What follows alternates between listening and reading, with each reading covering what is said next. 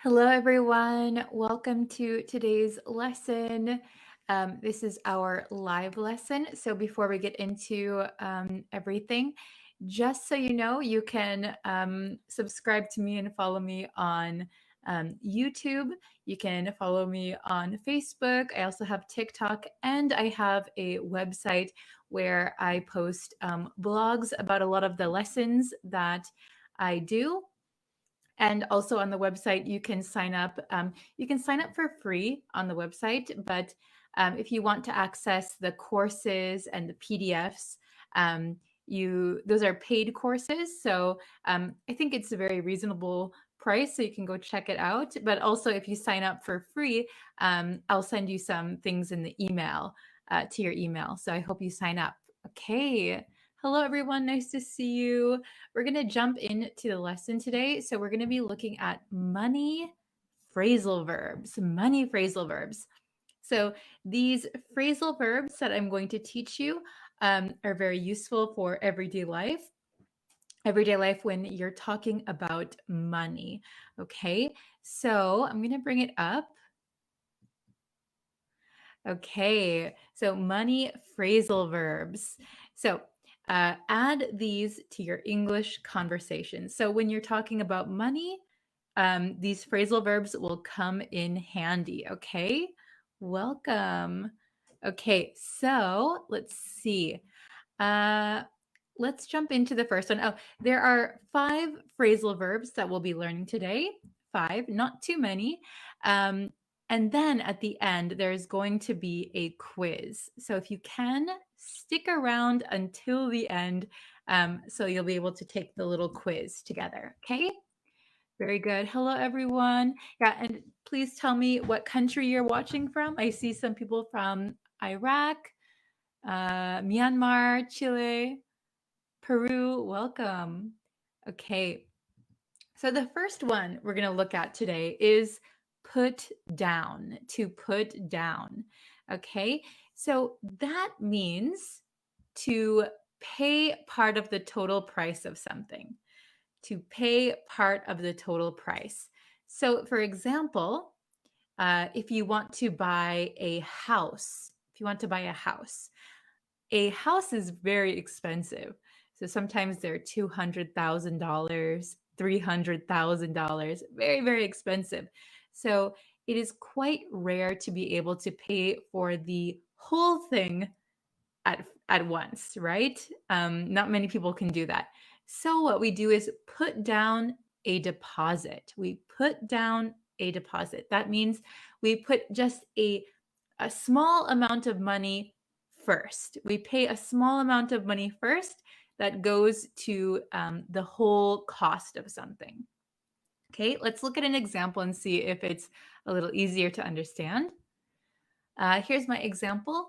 I put down a $15,000 deposit on the house.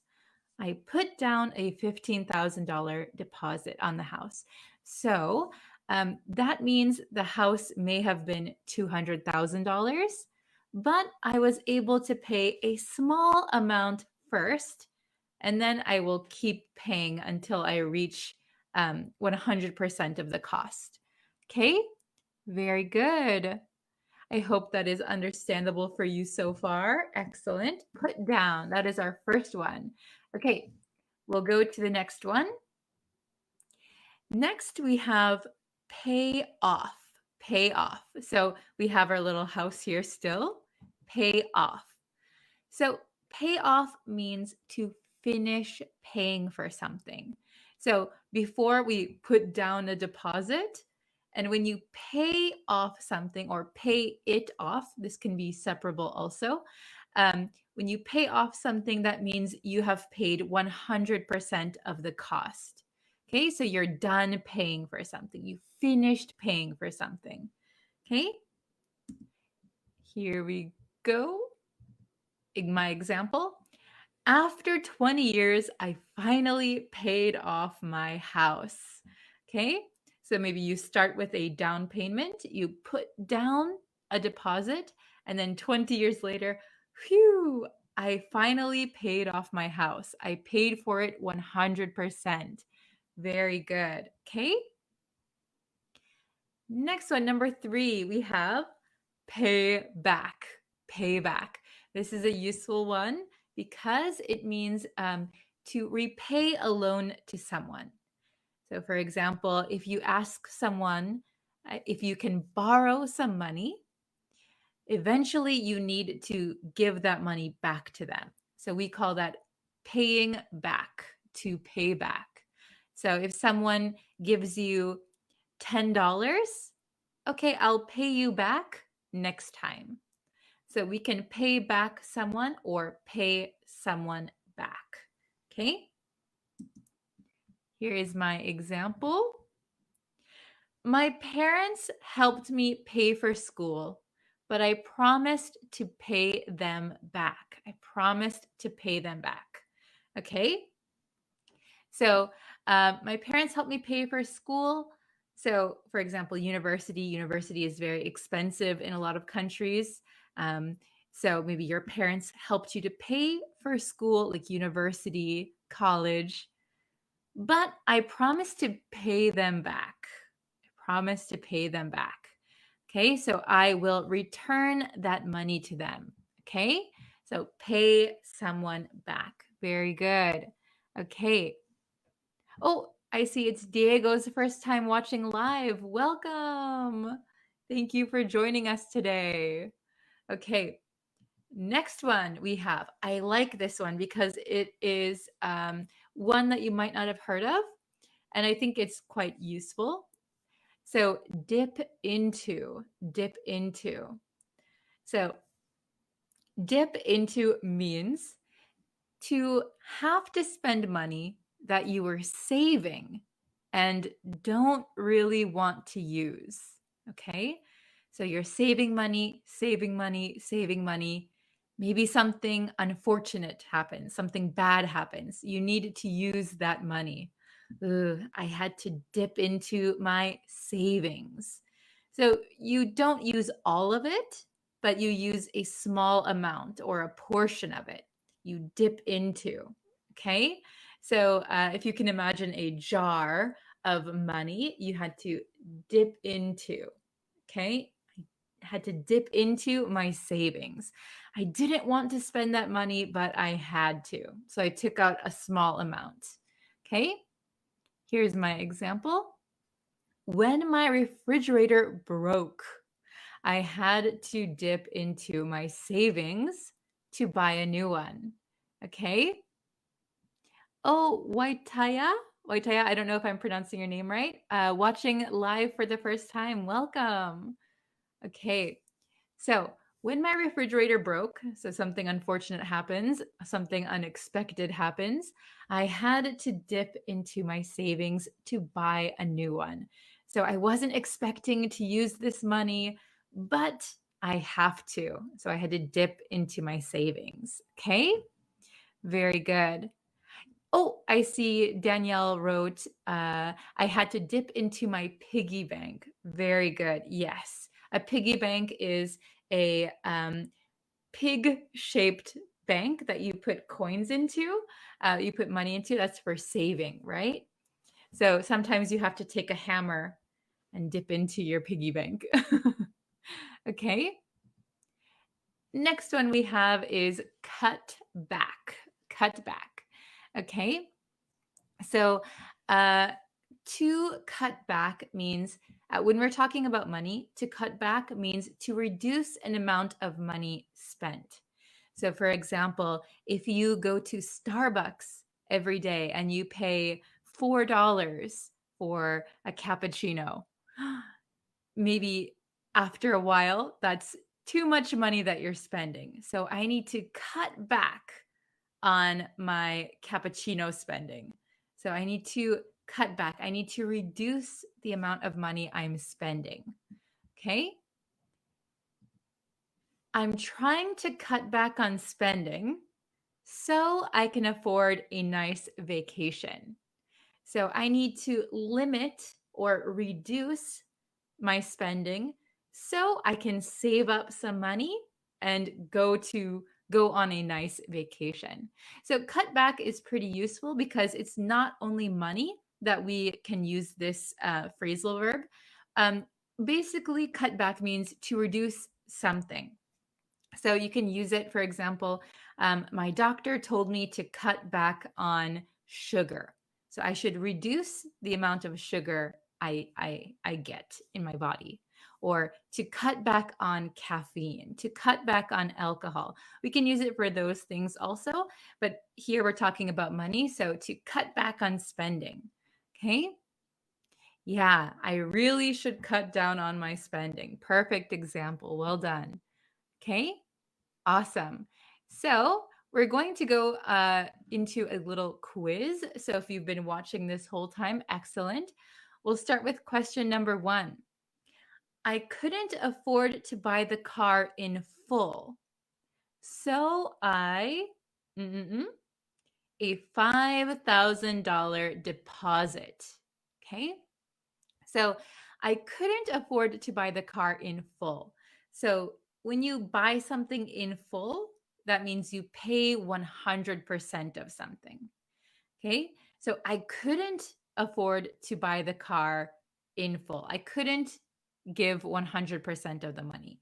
So a $5,000 deposit. We have payback, dip into, or put down. Which one do you think? Okay. So I see Danielle said put down. Very good. Somebody else said C. Wonderful. Okay. Put down. Excellent. So I think you guys got it. You guys are all so smart. So the correct answer is C. Put down. Very good. Okay, I couldn't afford to buy the car in full, so I put down a $5,000 deposit. When we use put down, usually we say deposit. Put down a deposit. Okay, excellent. Question number 2. I had to my savings to cover my medical expenses. So, medical expenses means the money that you have to pay for maybe being in the hospital, or you had to have an operation, a surgery. Okay, I had to my savings to cover my medical expenses. So we have payback, dip into, or pay off. Question number 2. What do you think? A, B, or C? A, B, or C? I had to pay back my savings. I had to dip into my savings. I had to pay off my savings. What do you think? Oh, very good. I see lots of people getting the correct answer in the comments. Awesome. Okay, so the correct answer is dip into. So if you suddenly get sick, if you suddenly, have to go to the hospital, maybe medical expenses can add up. So sometimes it's very expensive and unexpected. So I was saving my money. I didn't want to spend it, but I have to dip into. I have to take some money from my savings and pay the medical expenses. I had to dip into my savings. It's kind of something you don't really want to do. You don't want to spend that money. Okay, very good. Okay, question number 3. If you take out a loan, you will need to, we have A, pay it back, B, cut it back, or C, put it down. So this one is a separable phrasal verb.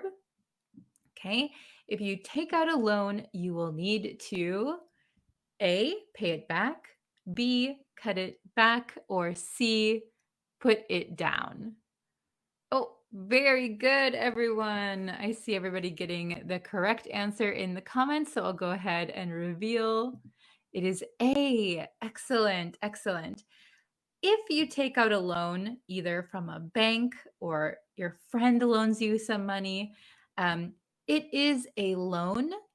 That means you are expected to pay it back, right? You didn't get that money for free. You will have to pay it back. You will have to repay whoever gave you the loan. Very good. Okay. Question number 4. I'm still my student loans. So student loans are the loan that you take out in order to pay for your school. So like in the United States, university is very expensive. Most university students took out a student loan, and that is how they're paying for school. So after they graduate and get a job, they have to start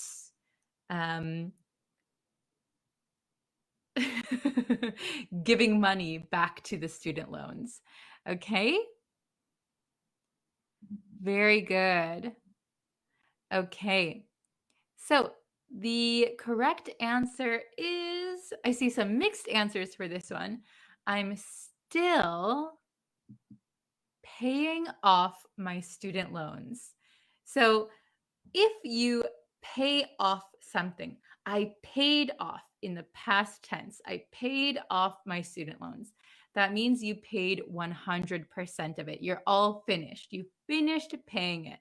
But in this sentence, I'm still paying off my student loans. So money is still going to the student loans. Gradually, over time, I'm paying it off. Okay? I'm still paying off my student loans. Very good. That's a little tricky. Very good. Oh, Farah. Farah, hello. Welcome. It's the first time watching live. Very good. Welcome. Okay. Last question. If you want to save money, the first thing you need to do is on spending. Okay? Very good. If you want to save money, the first thing you need to do is on spending. Okay? So we have dip into on spending, pay back on spending, cut down on spending. Which one do you think is correct? So if you want to save money, you don't want to spend money anymore, the first thing you needed to do is on spending. Okay, so I see a few different answers in the chat. So I will reveal the answer. The correct answer is cut down. Cut down. If you want to save money, the first thing you need to do is cut down on spending. So this means reduce, cut down.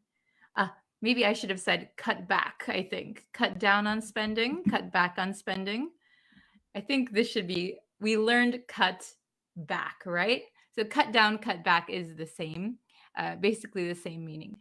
If you want to save money, the first thing you need to do is cut down on spending. We can also say cut back on spending. Okay? So it means to reduce the amount of money that you're spending. Okay? Very good. So if you have any questions, feel free to ask me in the chat. Also, I'm sending my link for my website in the chat. So if you would like to, you can sign up for free. A PDF should be sent pretty soon, I would say within the week, to all of my students who have signed up for the mailing list. So if you would like to get a free PDF, you can sign up. That will be sent out pretty soon. It's all done and ready to go. You can also check out my blogs on there, and I will have courses and PDFs that you can access as well. Very good. Okay, so just so you know, you can sign up for free at breezeenglishstudio.com. Okay, breezeenglishstudio.com.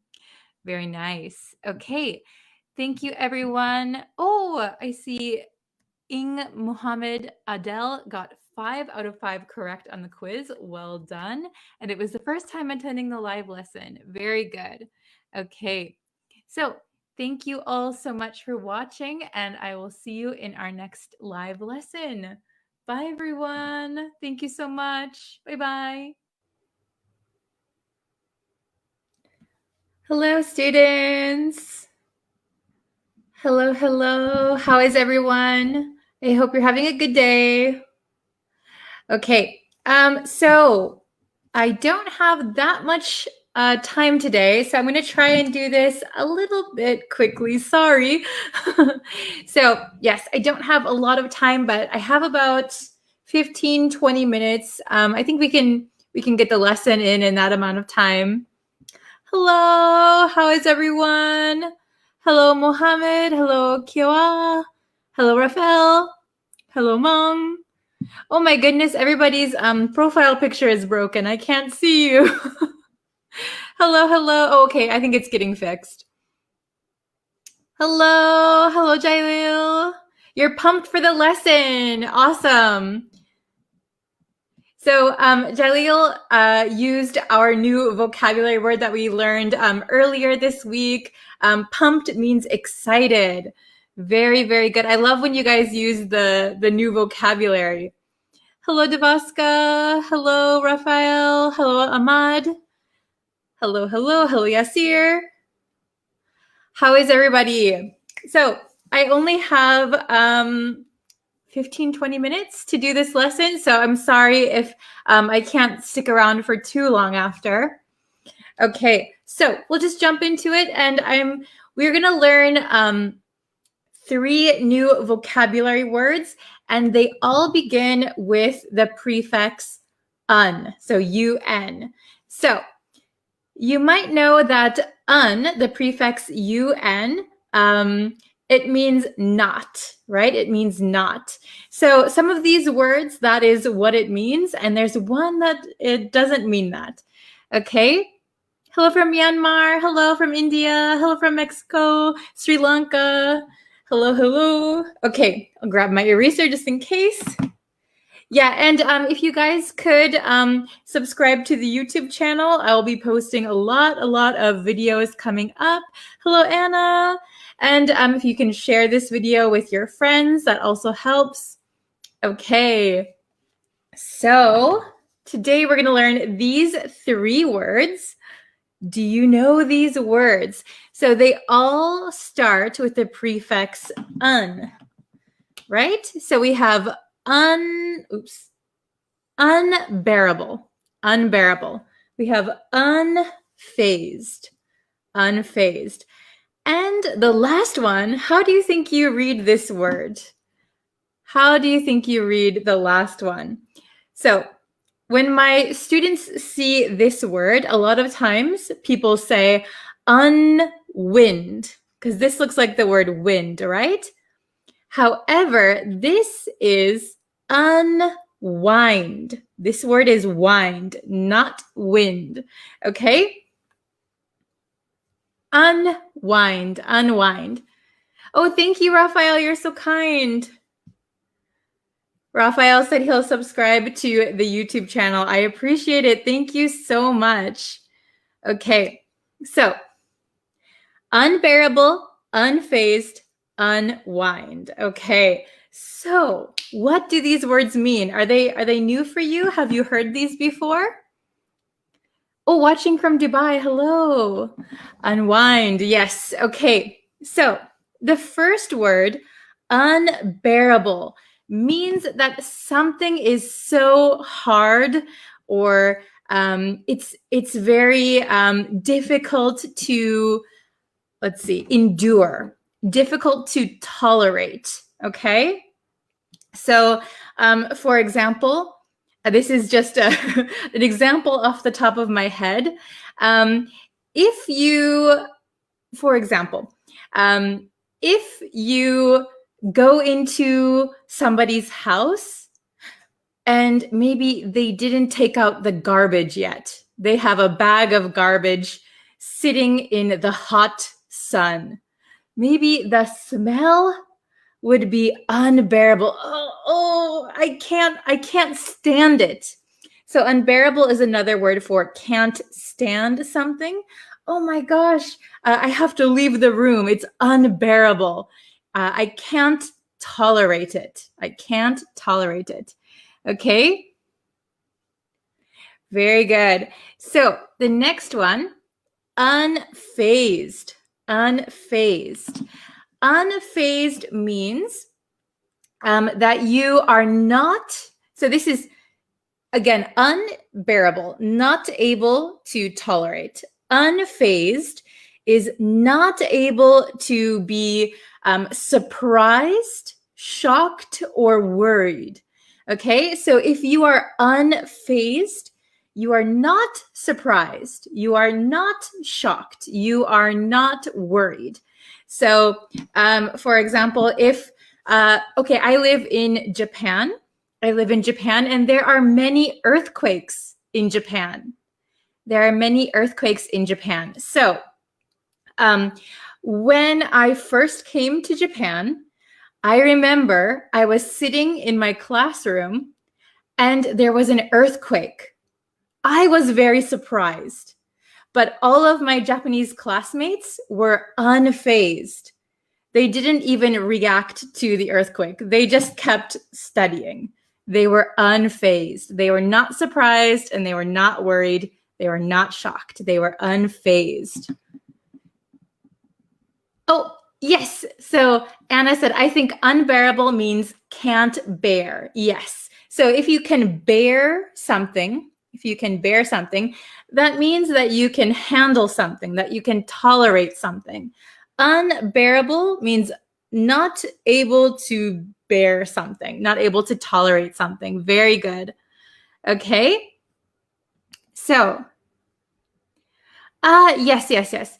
Unfazed is not confused. Yes, you are not confused and you are not worried, you're not shocked, you're not surprised. Okay, you are unfazed. Very good. And the last one is unwind. So unwind has two meanings. Okay, I'm going to show you the first meaning. The first meaning is, so if you do this, you are winding, like I'm winding a cable around my finger. And then I can unwind it, right? Wind, unwind. However, there is another way that we use unwind that I'm going to use today. So, oh, I see some Japanese in the chat. Arigatou gozaimasu. Okay, so unwind, what we're going to use today is, it means relax. So if you had a long day at work, you had a busy day at work, you can unwind by watching TV. So relaxing. So maybe all day at work, you were very stressed, you were very busy, so your body is very tight, and then we can unwind, relax, okay? So, very good. Oh, yes, he was poking me, poke, again and again. That was unbearable for me. Very good. I couldn't stand it. Okay, very good. Unfazed. So I think I know how to read your name now. Tet Win, is that how you say it? Unfazed is normal. Yes, unfazed means you are kind of calm. Your demeanor does not change. So it's like no reaction. Okay, let's see. Yes, unwind can mean untie. Very good. Okay, awesome. Good. Okay, very good. So let's go to the questions. So let me see my time. Oh my gosh.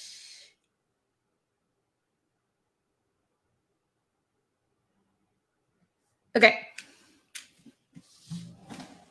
So I have about 15 minutes. Okay, so all right. So, and I have the parts of speech here because I know some students want to know the parts of speech a little bit more clearly. So we have unbearable, not able to be endured or tolerated. This is an adjective. Then we have unfazed, not confused, worried, or shocked. This is also an adjective. And we have unwind, not unwind, unwind. Relax after a period of work or tension. This is a verb. So to unwind. Okay? So let's go over these questions. We have 6 questions. Okay? So number 1, the summer heat is, what do you think? The summer heat is, oh, I don't like it. It's too hot. It's too hot. Okay. The summer heat is, oh my gosh, I can't stand it. Oh, very good. Anna, Arafiat, very good. Okay, I see some different answers. Pablo, very good. Tima Haifa? Tima, very good. Ibiza, Devaska. Okay, so the summer heat is too hot. I can't stand it. So the answer is, let me open my marker. The answer is,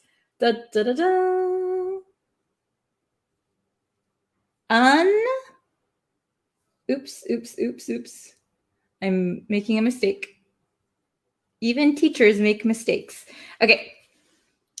The summer heat is unbearable. It's unbearable. It's too hot. I can't stand it. I can't tolerate it. Okay. Number 2, I like to, with a glass of wine. So I know probably some students don't drink. Some students do drink, but I like to with a glass of wine. Okay. Oh, very good, Pa. Very good, Anita, Anna, Devaska. Very good. So if you have a long and stressful day, maybe some people like to relax with a glass of wine, or we could say unwind. Unwind. Okay, I like to unwind with a glass of wine. Very good. Okay, oh, very good, Tuan, very good. Salem, Hussein, Royal, very good. Okay, number 3. She seemed, by her sudden success. She seemed by her sudden success. So usually, if someone suddenly becomes very successful, they would be very surprised, right? They would be very shocked maybe. Did I become so successful so quickly? Oh, very good. Ayman, Miguel, Anna, Tima, Devaska, Choli, very good. Mong, okay. She seemed unfazed. So not phased, not confused. She seemed unfazed by her sudden success. Very good. How about number 4? What do you do to, after a long day of work? Now, this one's easy if you notice the grammar hint in here. What do you do to after a long day of work? Oh my gosh, I'm getting marker on me. Oh, very good. Nugan, Anna, very good. Hello, Mohammed. Awesome. Pablo, very good. Sanmyo, very good. So what do you do to unwind? Unwind. What do you do to unwind after a long day of work? So you had a hard, strenuous day at work. So please tell me in the comments, by the way, what do you do to unwind after a long day of work? Do you watch TV? Do you go on the internet? What do you do to unwind? Okay. Then number 5, the sadness of losing a loved one is, So what I mean by losing a loved one means, losing means if somebody dies or passes away. The sadness of losing a loved one, so it could be a family member or a close friend, The sadness of losing a loved one is very, very hard on your heart. Oh, very good, everybody. Awesome. So the sadness of losing a loved one is very hard to bear. So we would say it is unbearable. Unbearable. Very good. The sadness is unbearable. Very good, everybody. Okay. Oh, so Anita watches Netflix to unwind after work. Very good. And number 6, he was strong in his beliefs. So this means he had his beliefs and he was unwavering. He didn't change his beliefs. He was strong in his beliefs and by outside criticism. So this means he had very strong beliefs. So he had his beliefs, but even though there was outside people telling him, oh, your belief is wrong, or I think you should change your belief, he was very good, everybody. Nice job. Okay, so correct. The correct answer is he was strong in his beliefs and unfazed. Unfazed by outside criticism. So he was not worried or he was not confused. People told him, change your belief, but his belief was so strong, he didn't change his mind. He was unaffected. Very good. Okay, let me check my time real quick. Ooh, I've got to go pretty soon. So unbearable, unfazed, unwind. Okay, does anyone have any questions? Let's see.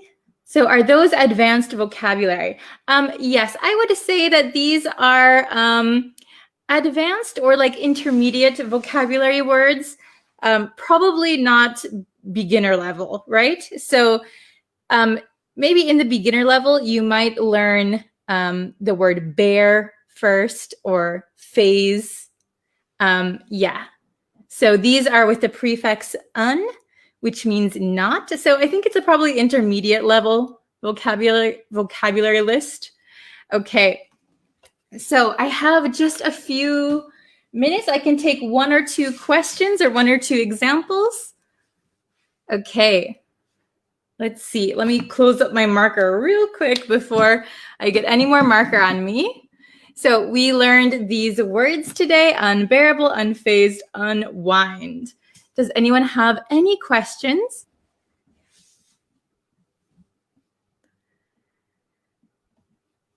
She seemed unfazed and seemed not phased. Are they the same? Yes. So if un means not, so you could say not phased, but I would recommend using unfazed. Unfazed. Okay. Oh, Frederick, nice question. What do you do to unwind after this English lesson? Unfortunately, I cannot unwind after this English lesson because I have another lesson right after this one. But at the end of the day, I will unwind by watching The Crown on Netflix. I'm loving that show. Okay.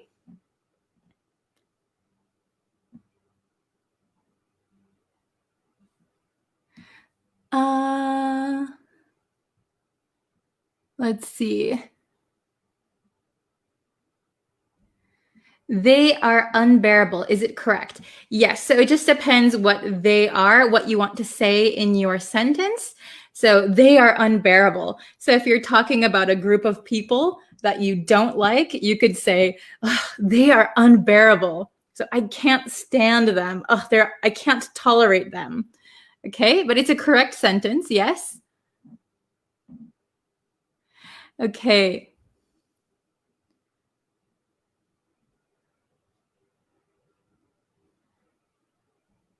I unwind by watching your tutorial. Oh, thank you. I'm glad you think it's relaxing. Okay. Ooh. Oh, you're welcome. My friend is unfazed when she saw a ghost. Yes. So I would just correct this sentence because you have my friend is unfazed and then when she saw a ghost.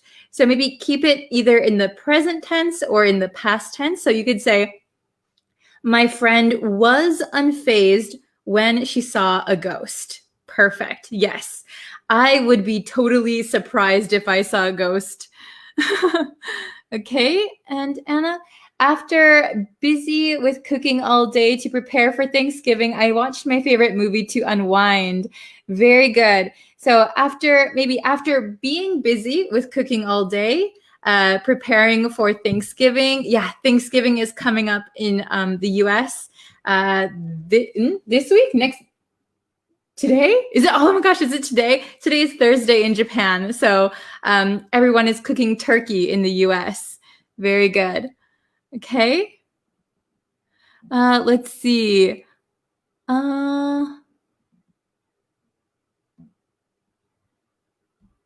What is the meaning of unbearable? So I'll say it one more time. Unbearable means unable to bear something, unable to tolerate something. Like you can't stand something. So usually it's something like negative. So the heat is unbearable, means it's too hot for me. Or the sadness was unbearable. I was too sad. Okay, I hope that answers your question. Okay, so sorry about that. I have to go now, but I hope you learned these 3 new words and I hope you can use them next time.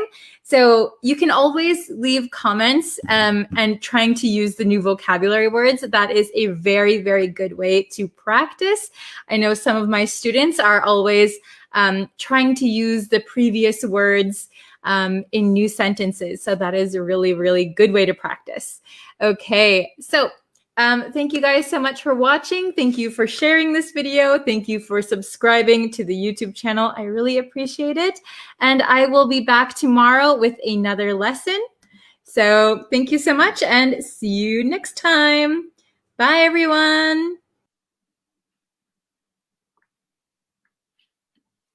Hi, everyone. I'm back with another lesson. So if you guys didn't catch it, I did a different live lesson earlier on YouTube. So I think the video is still processing now, so it'll be up in a little bit. But if you haven't yet, please subscribe to the YouTube channel. I'm posting there every single day. And I'll send you the link to...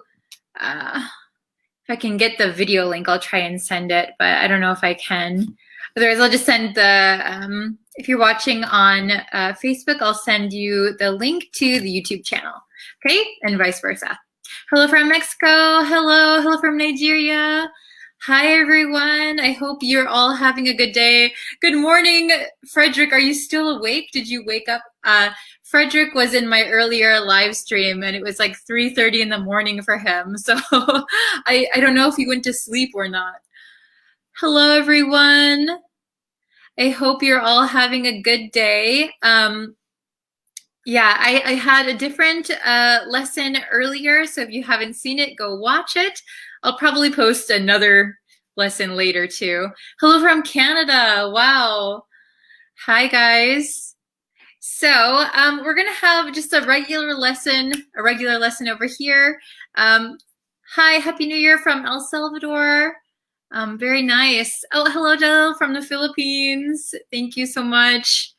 Okay. Oh, Anna, hello. It's been a while. Hi, everyone. Okay, so like I said, I was live earlier on YouTube. So if you haven't watched the newest live before this one, go check it out. Okay, we're going to just look at a common phrase that we use in English. Yeah, I hope that it's useful for you guys too. Oh, Happy New Year. Hello. Okay, so I was using this expression the other day and I realized that some students don't know what it means. So I thought I would explain it. Okay?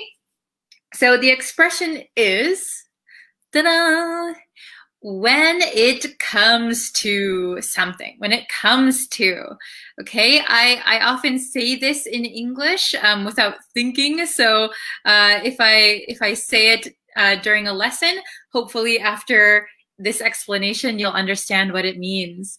Okay, when it comes to, does anyone know this expression already? Have you heard of this before, when it comes to something? Okay. Hello. Wow, there's a lot of people in the chat. Awesome. Thank you, everyone. Okay, so when it comes to something. So we use this phrase when we're making the topic of the sentence clear. Okay, so when it comes to an end, everyone will be crying. Oh no, it comes to an end. Okay, so let's see. I have it written out and I have some examples. So let's check what it says. Okay. So when it comes to, we use this expression to identify the specific topic that, excuse me, I almost had a hiccup. A specific topic that is being talked about. Okay. Oh, very good. When it comes to working hard, nobody works harder. Good job. Okay, so let's see. When it comes to, let's look at the first example, okay? The first example. When it comes to learning English, so the topic, we are identifying what we're talking about. So we're talking about learning English. When it comes to learning English, this book is the best, okay? This textbook is the best. Is it understandable? Oh, very good. Okay, so when it comes to learning English, this book is the best. All right, let's look at number 2. It's better to start earlier when it comes to studying for an exam. Okay, it's better to start earlier when it comes to studying for an exam. So, like, I don't know about you guys, but when I was younger, sometimes I would wait and wait and wait, and I would start studying just a day or two before my exam. So that is not good. So it's better to start earlier when it comes to studying for an exam. So don't wait. You should start earlier. You should start studying earlier. Okay?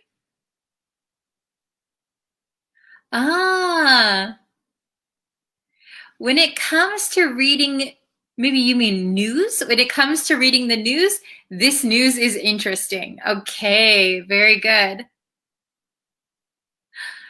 I missed lots of your classes due to tight schedule. Don't worry, I'll leave all of my lessons up so you can watch them anytime, no problem. Okay? When it comes to work, no joke at all. So maybe when it comes to work, no jokes are allowed at all. Very good. Okay? So let's look at number 3. When it comes to weight loss, ooh, weight loss, it's a hot topic, right? When it comes to weight loss, faster isn't always better, okay? So the topic we're talking about is weight loss. When it comes to weight loss, faster isn't always better. So maybe if we want to lose weight, we want to lose it very, very fast, right? We want to go on a strict diet. We want to lose all the weight we gained. However, sometimes when you lose weight quickly, you gain back more even quicker, right? So when it comes to weight loss, faster isn't always better, right? Slowly lose weight so that you can keep the weight off, right? Okay. Oh, very, very good, everyone. This is good. When it comes to virus precautions, washing hands with soap is the most useful way. Very good, very effective, right?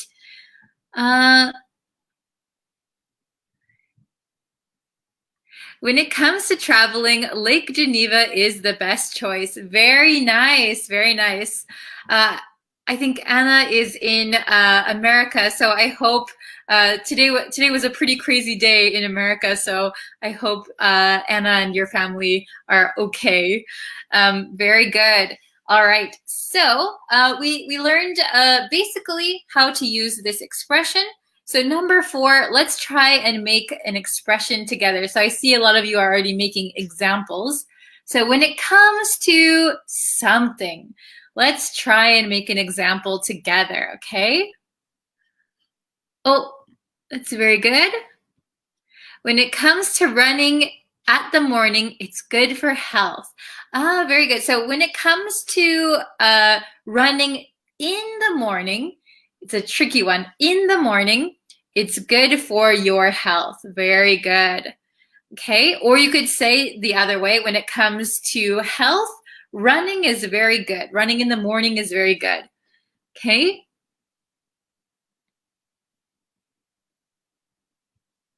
When it comes to learning English, Miss Bree's teaching is the best. Oh, thank you. And you have a very good grammatically correct sentence. Awesome.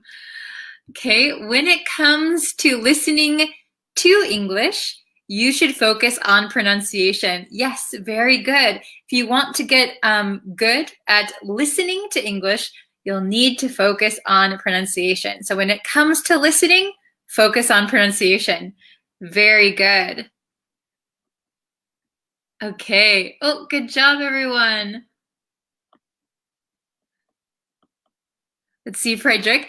When it comes to cooking Italian, the real authentic way, watch the videos of Vincenzo's Plate on YouTube. Oh, I don't even know how to pronounce that, and I'm part Italian. Uh-oh. Vincenzo's. Very good, Frederick. Okay. When it comes to studying English, so we're going to make it a gerund. When it comes to studying English, practice is key. Very good. Aloha from the Philippines. Hello. Let's see. It's better to read in silent when it comes to reviewing your notes. Very good. Excellent. Excellent sentence. Good job. Okay. Let's see. I think I saw some more. Yeah. When it comes to love, parents are the first to deserve our love. Very good. So I would point out one thing to help your sentence. So when in English, when we have like if you say love, it's kind of repetitive, right? So usually we would replace one of those. So when it comes to love, parents are the first to deserve it would be a very good sentence. Okay? Excellent. When it comes to learning English, we'll need to make it a gerund. When it comes to learning English, don't miss a single video of Breeze. Oh, thank you so much. Let's see.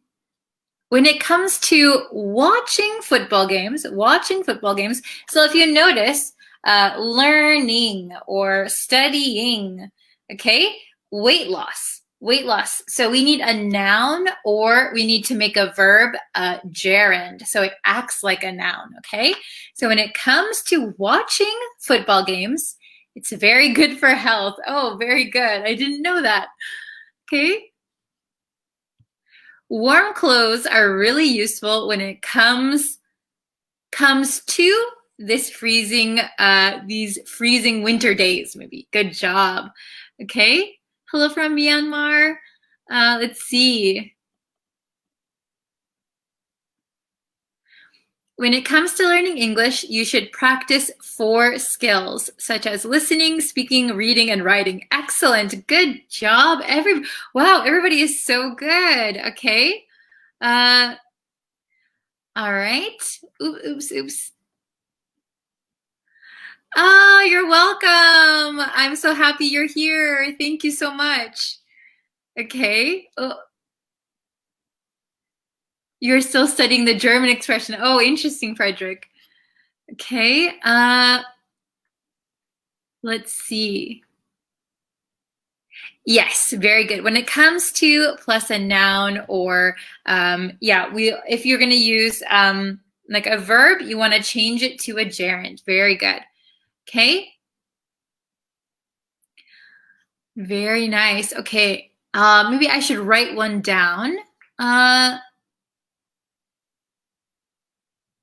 Oh, very good. Okay, so I see a lot of good sentences. Let's see. When it comes to when it comes to our health, let's see, can you guys help me make the rest of this sentence? When it comes to our health, what should we put here? What is good or important or necessary? When it comes to our health, something. Okay. Oh, you're watching from Cape Town. Excellent. Oh, when it comes to spending money on bills, I get nervous. Yes, very good. Me too. Oh, this is very good. We need to drink so much water. Oh, very good. So when it comes to our health, we could just say whoa, I spelled we so wrong. Oh, my head is going crazy. Maybe let's say when it comes to our health, we should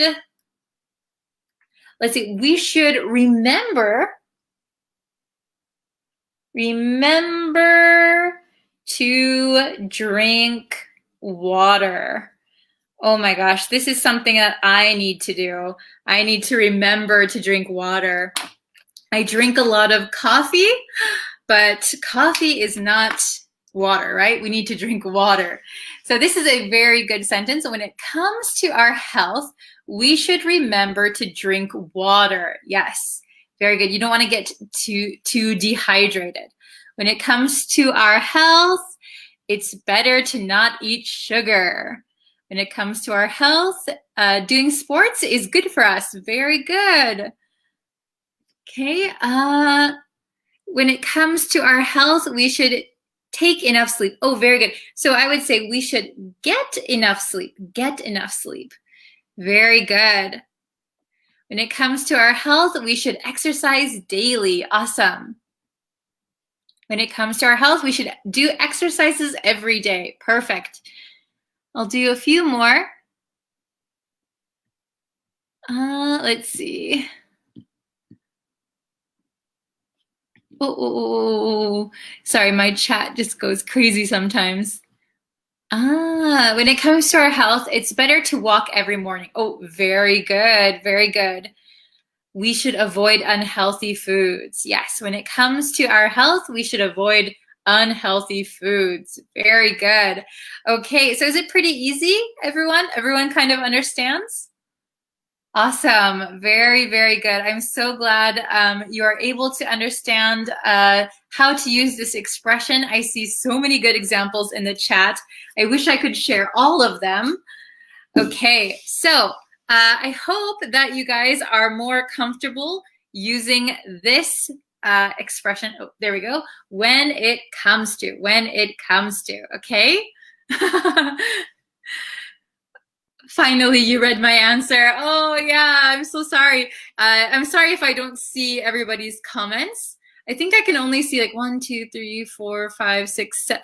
At one time, I can only see about 7 comments. So they're always kind of getting scrolled up. So I have to kind of scroll up to catch them.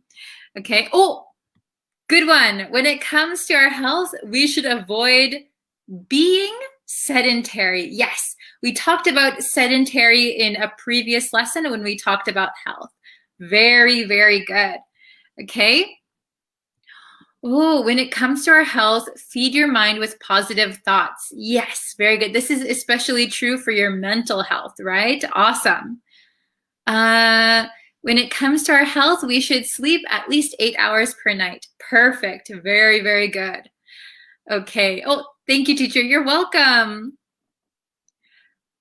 When it comes to English lessons, I love Miss Bree's lessons the most. Oh, thank you so much. That makes me so happy. You guys give me so much motivation to keep making lessons. So thank you.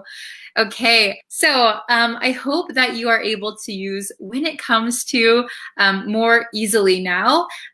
If you have any questions or you want to make some more examples, you can leave them in the comments and I will be sure to look at them.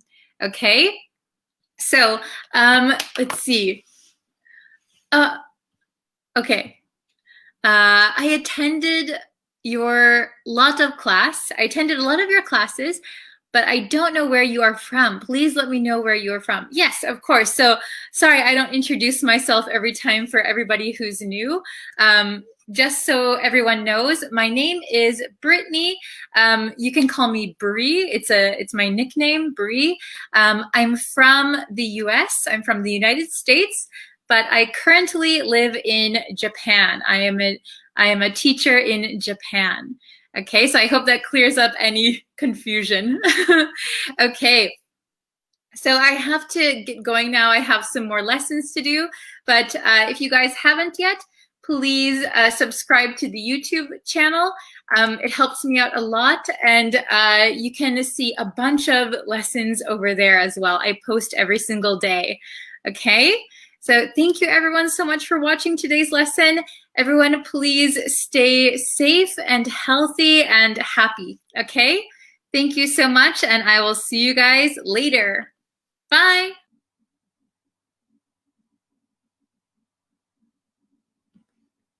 Hello, students. Are we live? I think we are. Okay. Hello, everyone. Welcome to today's English lesson. We're going to be learning about where to place adverbs in a sentence.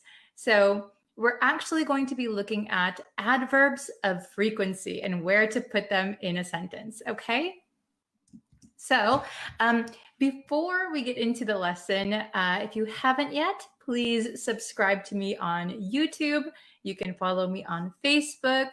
And if you turn on notifications, you should be getting notifications when I go live, okay? And you can also follow me on TikTok. Hello, welcome. Hello from Yemen. Wow. Okay, yeah, and don't forget to tell me where you're watching from.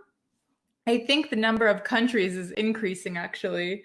Hello from Lebanon, Chad. Hello, welcome. It's nice to see you guys. Are you having a wonderful day today? Okay, so we're going to be looking at adverbs of frequency, okay, and where we put them in a sentence. So I'm going to share my screen with you. Oh, hello from Mexico and Peru, Morocco.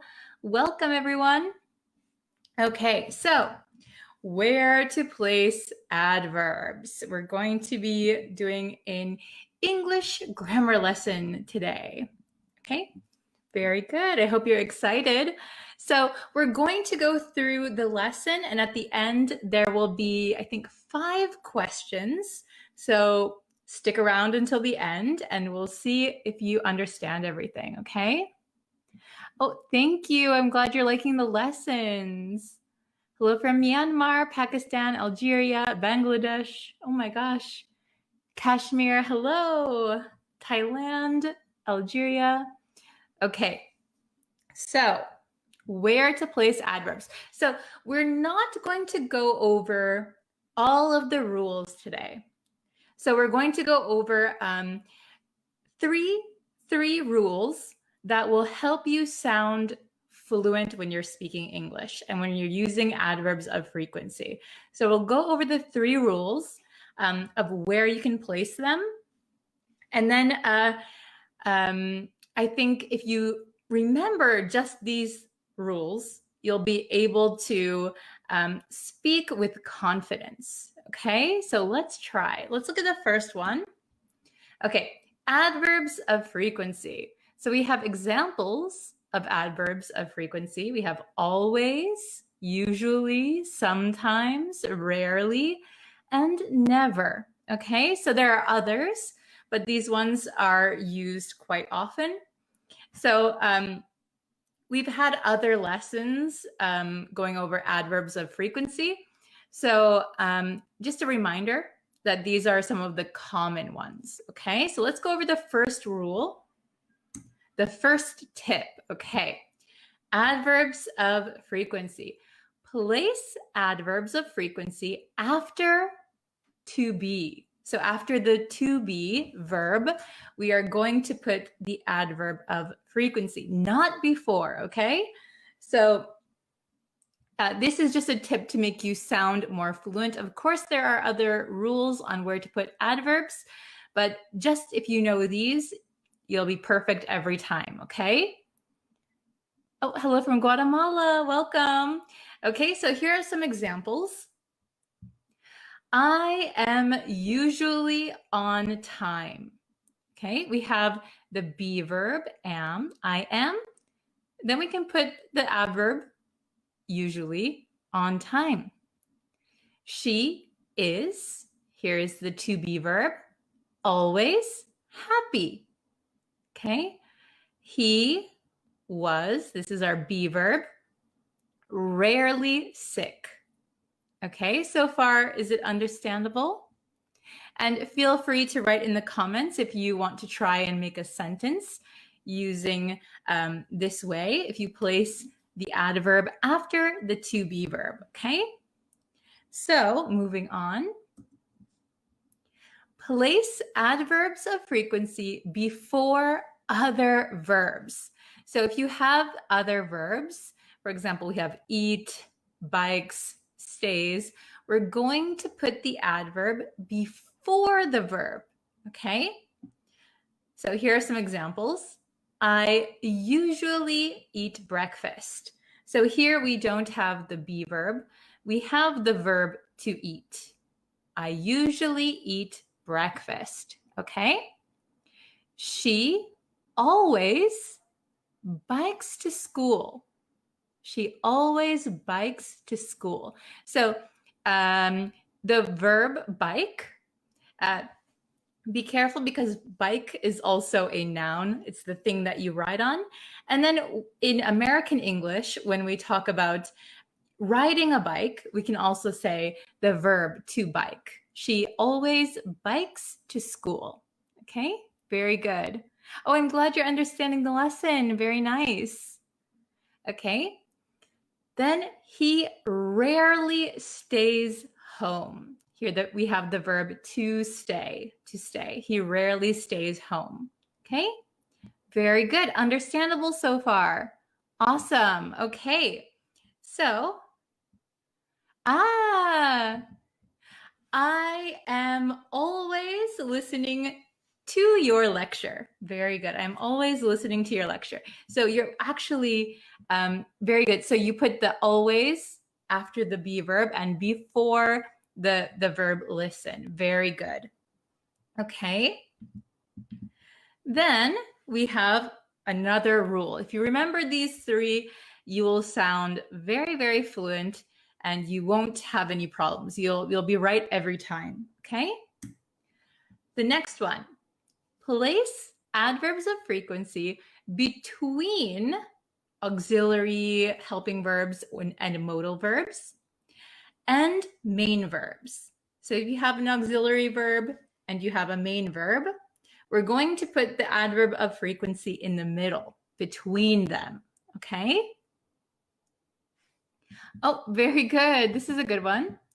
I always brush my teeth in the morning. Perfect. I always brush. Very good. Very good. Okay. Then, okay, we'll look at these examples. I can usually run for 1 hour. How long can you usually run? I can usually run without getting tired for 1 hour. Okay, so we have can, I can. Then we have the adverb of frequency, and then we have our main verb, run. Okay, so this is the pattern that we'll be using. I can usually run for 1 hour. Okay, she would, we have would here. She would always visit me. Okay, would here. And then we're going to have the adverb of frequency and then visit. This is our main verb. Okay, very good. Then the last one, it should, here we have should. It should rarely take more than 10 minutes. It should rarely take more than 10 minutes. Okay, so we have our subject, auxiliary or modal verb, helping verb, then the adverb of frequency, and then we're going to have our main verb. So here it comes in the middle, between, okay? Very good. Let's see if you guys have some. I frequently watch your videos. Oh, thank you. I rarely go to the bazaar. Excellent. Let's see. Oh, I'm glad you're liking the lessons. Thank you.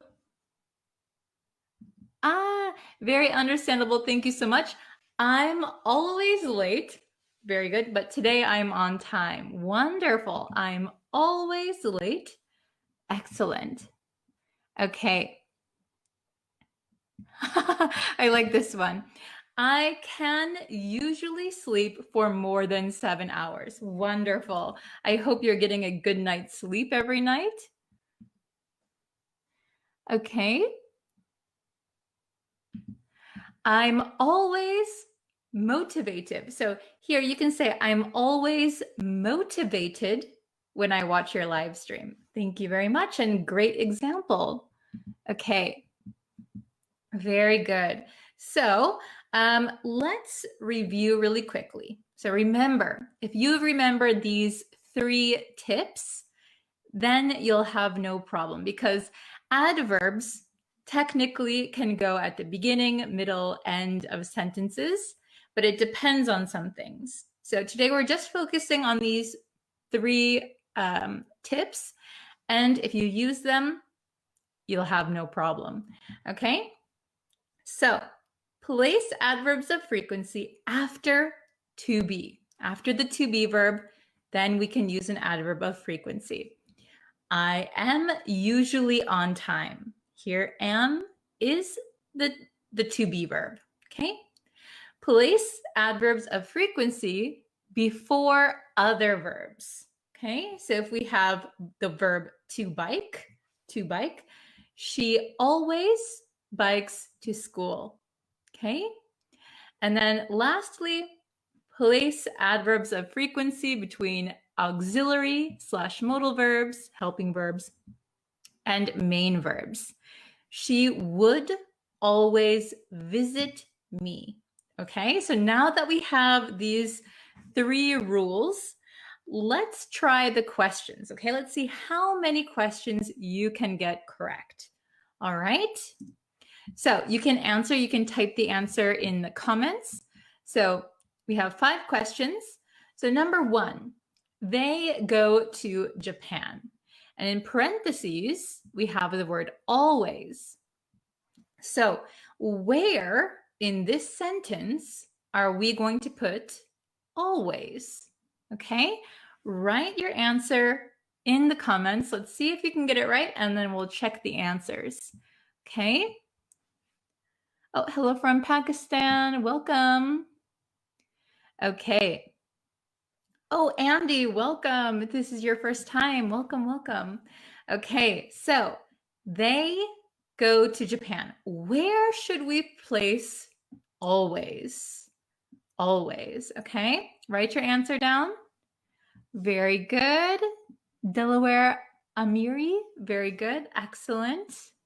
Javier, good job. Very good. This one's an easy one. Okay, number 1. They always go to Japan. So if we have just the verb to go, we're going to place it before. They always go to Japan. Okay? Excellent. Number 2, I drink beer. And in parentheses, we have sometimes. Where are we going to put the adverb of frequency? Okay? Where, if we just follow the rules that we learned today, where would we put sometimes? Excellent, Martine. Very good. Yes, Nival, you're correct. Okay, so if we follow the rules that we learned today, I sometimes drink beer. Now, if you said sometimes I drink beer, you are also correct, but we're just going to look at these 3 specific rules today because depending on the adverb and depending on the sentence, the placement might change. Okay, so if we're just following these rules, I sometimes drink beer. Very good. Number 3, he is hungry. And in parentheses, we have always, always. Where should we put always if we're following our 3 rules? Oh, very good, Martine. He is always hungry. Nice job. He is always hungry. So if you see here, they always go. He is always hungry. Very good. If you follow the rules, you'll be perfect, okay? Number 4, she would drive to work. Now, we have in parentheses, never, never. Where can we put never? Okay? So, write your answer in the comments. Oh, very good. I see lots of correct answers. You guys are so good. You're on the ball. Okay. Very good. She would never drive to work. Oh, Devashka, hello, welcome. She would never. Excellent, excellent. Okay, so we would say she would never drive to work. Very good. If you got that one correct, excellent, excellent. Okay, so I know some people put sometimes here in the front. Sometimes I drink beer. That is correct. But if we did the same thing with never, never she would drive to work, that would be incorrect. So if you follow the 3 tips that I gave you today, you won't have any mistakes, okay? Number 5, we should speak politely. We should speak politely. So we have always. Where would we put always? Excellent, very good. We should always speak politely. We should always speak politely. We should always speak politely. Very good, everybody. Nice job. Okay, so we have we should always speak politely. Very good. Excellent. Okay. I think somebody had a question about drive or drives. So I think you're talking about number 4. So if we said she never drives to work, that would be correct. But we have the word would here. She would never drive to work. Okay, then we don't place an S here. All right, very good. Okay, so yes, we should always speak politely. Very good. So you guys did a wonderful job. Let me bring back, there we go. Okay, so good job, everyone. I think everybody did a very, very good job. Please let me know if you have some other questions. Oh, I'm so glad. This practice is really awesome. Very good. I'm glad to hear that. Okay. So if you want to make some example sentences, you can do so in the comments. Or if you have some questions, of course, you can also leave those in the comments as well. Thank you guys so much for watching. If you would like to know when I post new lessons and when I go live, you can subscribe to me on YouTube, follow me on Facebook. You can turn on notifications in both of those places, and you should be able to get a notification once I go live. All right. Okay. Please teach me punctuation. Good topic. Okay. So if you guys want some punctuation lessons, please comment that also. I'll try and do those for you. Very good. Okay. So thank you very much, and I will see you in my next lesson very, very soon. Thank you guys so much for watching. Take care. Bye.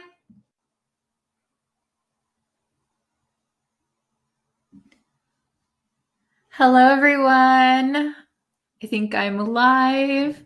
How are you guys today? I hope you're having a wonderful day. I am way late to post today's lesson, so I'm really, really sorry about that. If you'd like to be notified about when I go live, when I post new lessons, you can subscribe to the YouTube channel, of course. And if you turn on notifications, you'll know when I go live. And when on Facebook too, when I go live, you can like me on Facebook and you can turn on notifications, and that way you'll know when I'm live. Hello, everyone who's joining. Hello, hello. How are you? Hello from Afghanistan. Hi. So thank you guys so much for joining me today. We're going to be looking at the word worth today, worth. So it was requested by one of my students. Thank you very much, Ali. So if you guys have a lesson suggestion, feel free to put it in the comments. I always check the comments for lesson suggestions, so you can always do that. Hello from Egypt. Hello, hello. So yes, we're going to be looking at the word worth today. So worth has a variety of uses, right? So we can use the word worth different ways, okay? So basically it boils down to the value of something. So basically worth means value. But there are different values, not just monetary values. So we're going to look at those today. Hello from Sri Lanka, Kurdistan, Myanmar. Hello, Turkey, Sudan. Welcome. Okay, we're going to jump into the lesson. So I'm going to share my screen. Okay, so you can see worth. What does it mean? How do we use it? Okay. So, like I said, there's a variety of different ways to use worth. So we're going to look at each one. So first off, this is the worth that I think most people understand. So having a particular value, and it's when we're talking about money. So a value, right? Basically worth means value. So if I said this watch is worth $10,000. Wow, that's an expensive watch. So a watch is worth $10,000. So this means that the value of the watch is $10,000. So if you wanted to sell the watch, you could get $10,000. Okay. We can use it in a question form. How much is this property worth? How much is this property worth? So if you're looking to buy a piece of land or sell a piece of land, you need to know the value of it. So how much is this property worth? What is the value, monetary value of this property? Okay, everyone understands this one so far? Very good. Okay, so that's an easy one. Let's look at the next one. Very, very similar. We're still talking about money. So this means having a particular amount of money. So this is usually when we're talking about a person. So a person has a particular amount of money. We can use the word worth. Okay, Tom Hanks, he's a very famous actor. Tom Hanks is worth $350 million. Whoa, that's so much. So that means that he probably has $350 million. That is how much he's worth. Okay, so he's a very famous actor. He's done many movies. So he has a lot of money. He is worth a lot of money. Okay, she must be worth a few million bucks. So this one, I put bucks in here just to change it up a little bit. So if you know what bucks are, bucks means dollars. So this is kind of a casual way to say dollars in English. Okay, so a few million bucks means a few million dollars. So she, I don't know who she is, but she must be very famous. She must work really hard. She must be worth a few million bucks. So she must have a few million dollars. Very good. Are you following me so far? Everyone understand? Okay. Hello, hello. Hello from Sudan. Okay. Now let's go on to a different meaning. Okay. So this meaning still has to do with money, but it's a little bit different. So something is reasonable or something has a good value for the price of it, the price of something, okay? So taking a taxi was around $15, but it was worth it because I was exhausted. So we're talking about money, but we're talking about money in the sense that it's reasonable or it's a good price. It's a good value.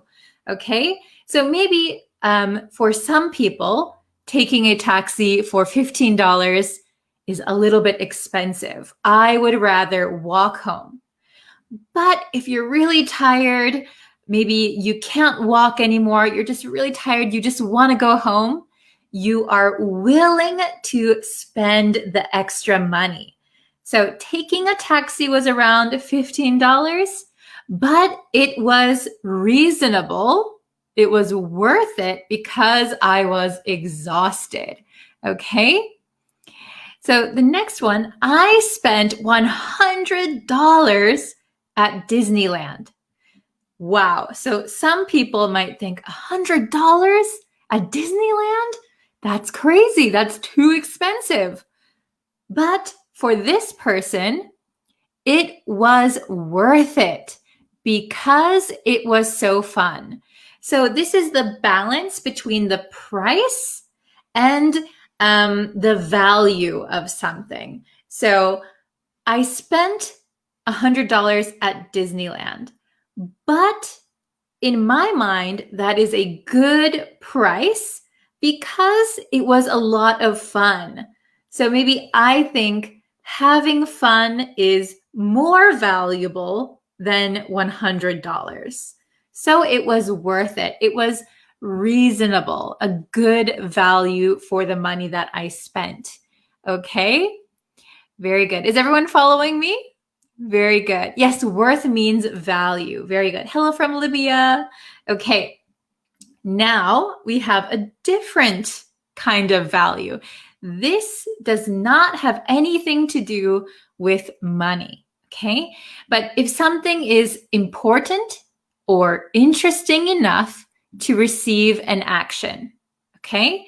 So this new movie is worth a watch, okay? So this watch, I said a watch. I'm using watch as a noun. So don't worry, to watch is also okay. But here we're using a noun. This new movie is worth a watch. So that means that it's interesting or important enough for you to watch it. Okay? This new movie is worth a watch. It has nothing to do with money. Nothing to do with money. Okay? Hokkaido is in Japan. Hokkaido is far from Tokyo, but it's worth a visit. Okay? It's worth a visit. Even though it's really, really far, I highly recommend visiting Hokkaido. So Hokkaido is far from Tokyo, but it's worth a visit. It's very important or interesting enough to receive the action of a visit. Okay? Does that make sense to everyone? Very good. Okay, so we're moving on to the next one. Okay, so this is very similar to the last one. Notice in this one that I used a noun, a visit, a watch. So here we have be important or useful enough to have or to do, okay? Important or useful enough to have or do, okay? This book is worth reading. This book is worth reading. We could also use this book is worth a read.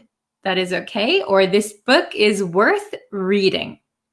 Okay. The second example, it's worth having a backup plan if your acting career falls through. It's worth having a backup plan if your acting career falls through. So let's take a look at this sentence. Some words might be new.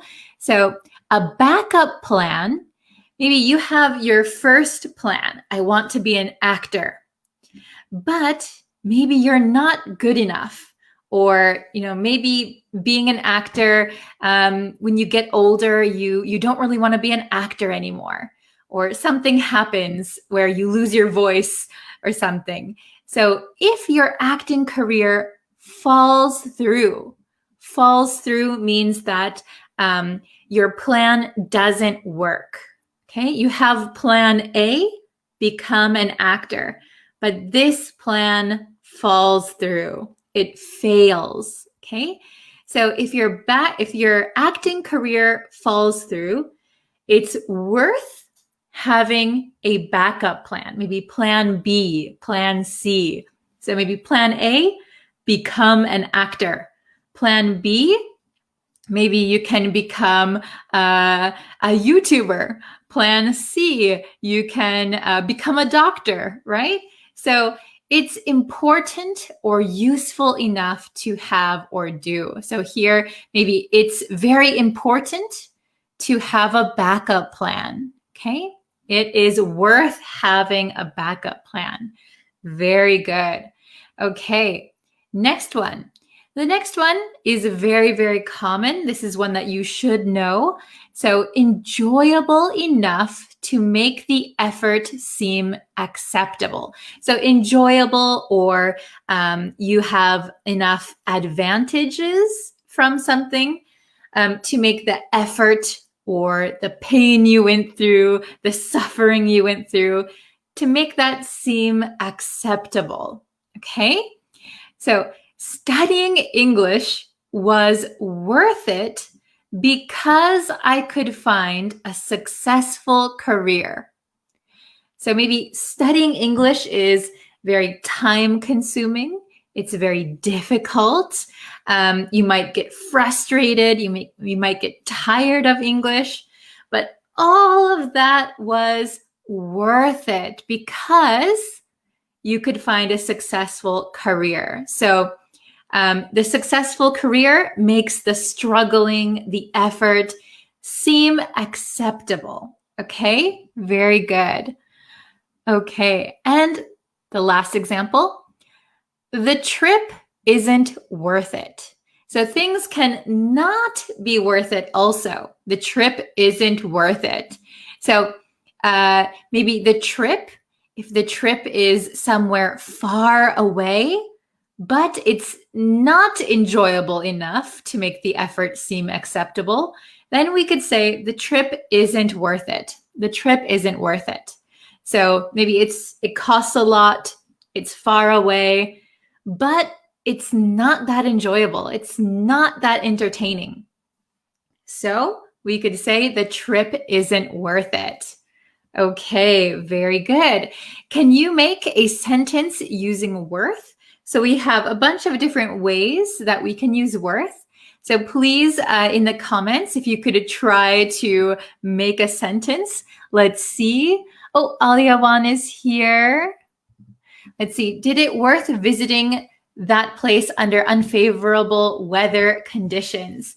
So I would change your sentence a little bit. I would say, was it worth visiting that place? Was it worth visiting that place under unfavorable weather conditions? Very good. So even if the weather is bad, is it worth visiting? So is it enjoyable enough to visit? Is it important enough to visit, even if the weather is bad? Okay, very good. This movie is worth to see. Very good. So I would say this movie, so if it's one movie, this movie is worth seeing, ing, or this movie is worth a watch. This movie is worth watching. Okay, very good. Thank you so much for the information. You're welcome. I hope it was helpful for you. Okay. Very good. Let's see.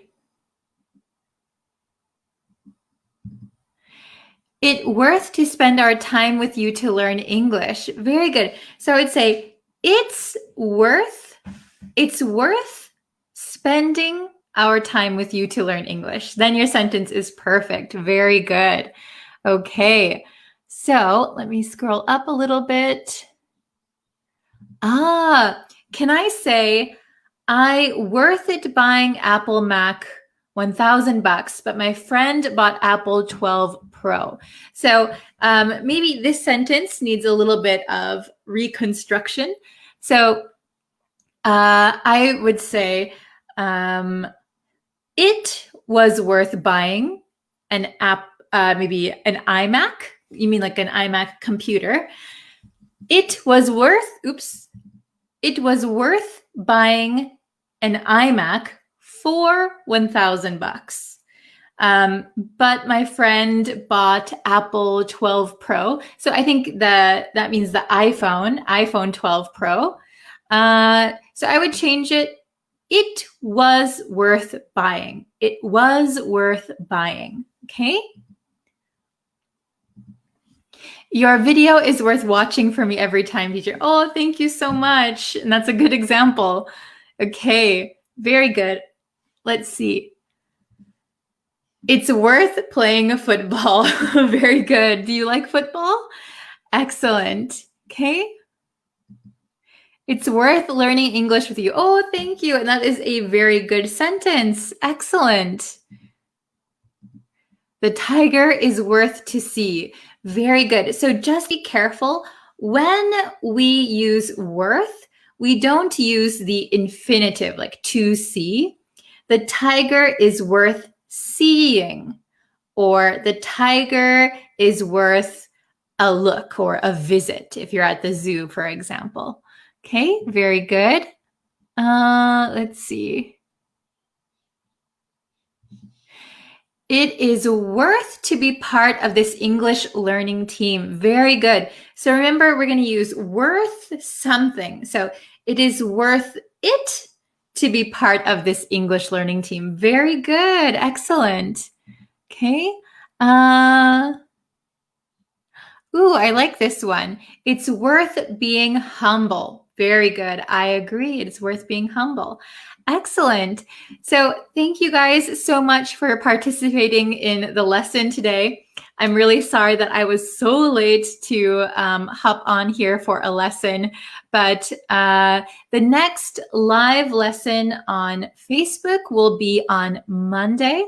The next YouTube lesson will be in a few hours later today. So if you want to subscribe, you'll be able to know when the new lessons are available. Okay, thank you so much again for watching. I hope you liked the lesson, and don't forget to leave your example sentences in the comments below. Okay, thank you so much, everyone, and I will see you for our next lesson in a little while on YouTube. Bye, everyone. Thank you. Hello, students. Hello, everyone. Welcome to our lesson today. We are going to be taking a test on would, could, or should. So we're going to test on those three today. If you need to review before you take the test, you can go over to the would, could, should grammar lesson. It is on YouTube, so I'm putting it in the chat if you can find it. It'll be linked somewhere.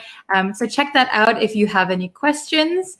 But yes, before we get into the lesson, if you could please subscribe to the YouTube channel.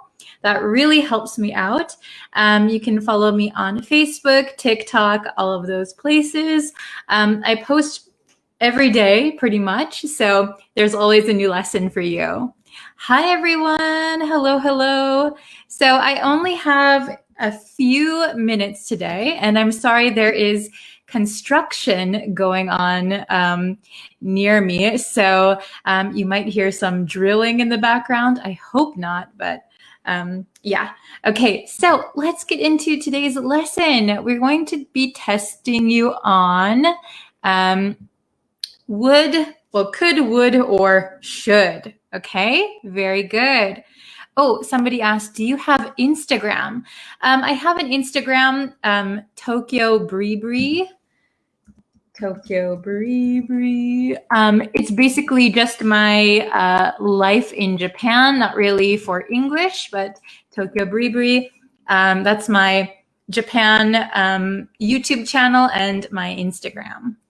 Okay. So let's see how many questions you can get right. I only have about 10 minutes left, so let's try. Could, would, or should. Let's start the test, okay? So question number 1. If you want to pass the exam, you wait until the last day to study. That's my advice. So would we say you couldn't wait until the last day to study? You shouldn't wait until the last day to study, or you wouldn't wait until the last day to study? A, B, or C? Couldn't, shouldn't, or wouldn't? Which one do you think is correct? Oh, Nimali, thank you for your answer. De Sylvia, thank you. Oh, hello from Sudan. Hello from Syria, Palestine. Hello. Oh, very good. I see a bunch of good answers. Okay. Very good, Fatima. Excellent. Marcello. Okay, so the answer to question number 1 is shouldn't. Very good. So we use should or shouldn't when we want to give stronger advice or like our opinion. You should do this, you shouldn't do that. Okay, if you want to pass the exam, you shouldn't wait until the last day to study. That's my advice. Okay, so advice is the key word here too. Okay, very good. All right, question number 2.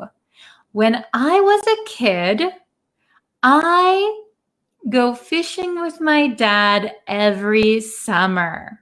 I think this one might be a little bit tricky, okay? When I was a kid, I could go fishing with my dad every summer. I should go fishing with my dad every summer. Or I would go fishing with my dad every summer. Okay, very good. So I see a lot of answers.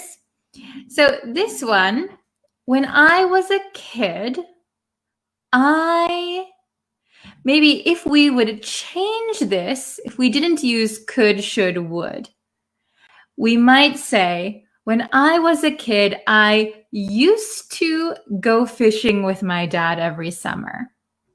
That's a big hint. I used to go fishing with my dad every summer.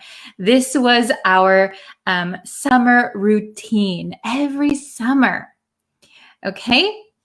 So the correct answer, the best answer is would. When I was a kid, I would go fishing with my dad every summer. So if you got that one right, congratulations. That was a really, really tricky one. Okay, so when I was a kid, I would go fishing. So we can use would similarly to how we use used to. Okay, so when we're talking about things we did in the past, kind of regularly, we can use would. So here, when I was a kid, I would go fishing with my dad every summer. Very good. Question number 3. Okay, again, we have, when I was a kid, I do cartwheels, but I don't think I can do them now. When I was a kid, I do cartwheels. Do you know what cartwheels are? So it's kind of like a little bit of a gymnastics, because you can maybe get a running start and flip over, your hands are on the ground, and then you're on your feet again. You look kind of like a windmill. Okay, so when I was a kid, I do cartwheels, but I don't think I can do them now. Maybe I'm too old. Okay, very good. Okay, let's see. The answer to number 3 is could. Very good. When I was a kid, I could do cartwheels. That means I had the ability to do cartwheels. Okay, so you can see here, this is kind of our hint, but I don't think I can do them now.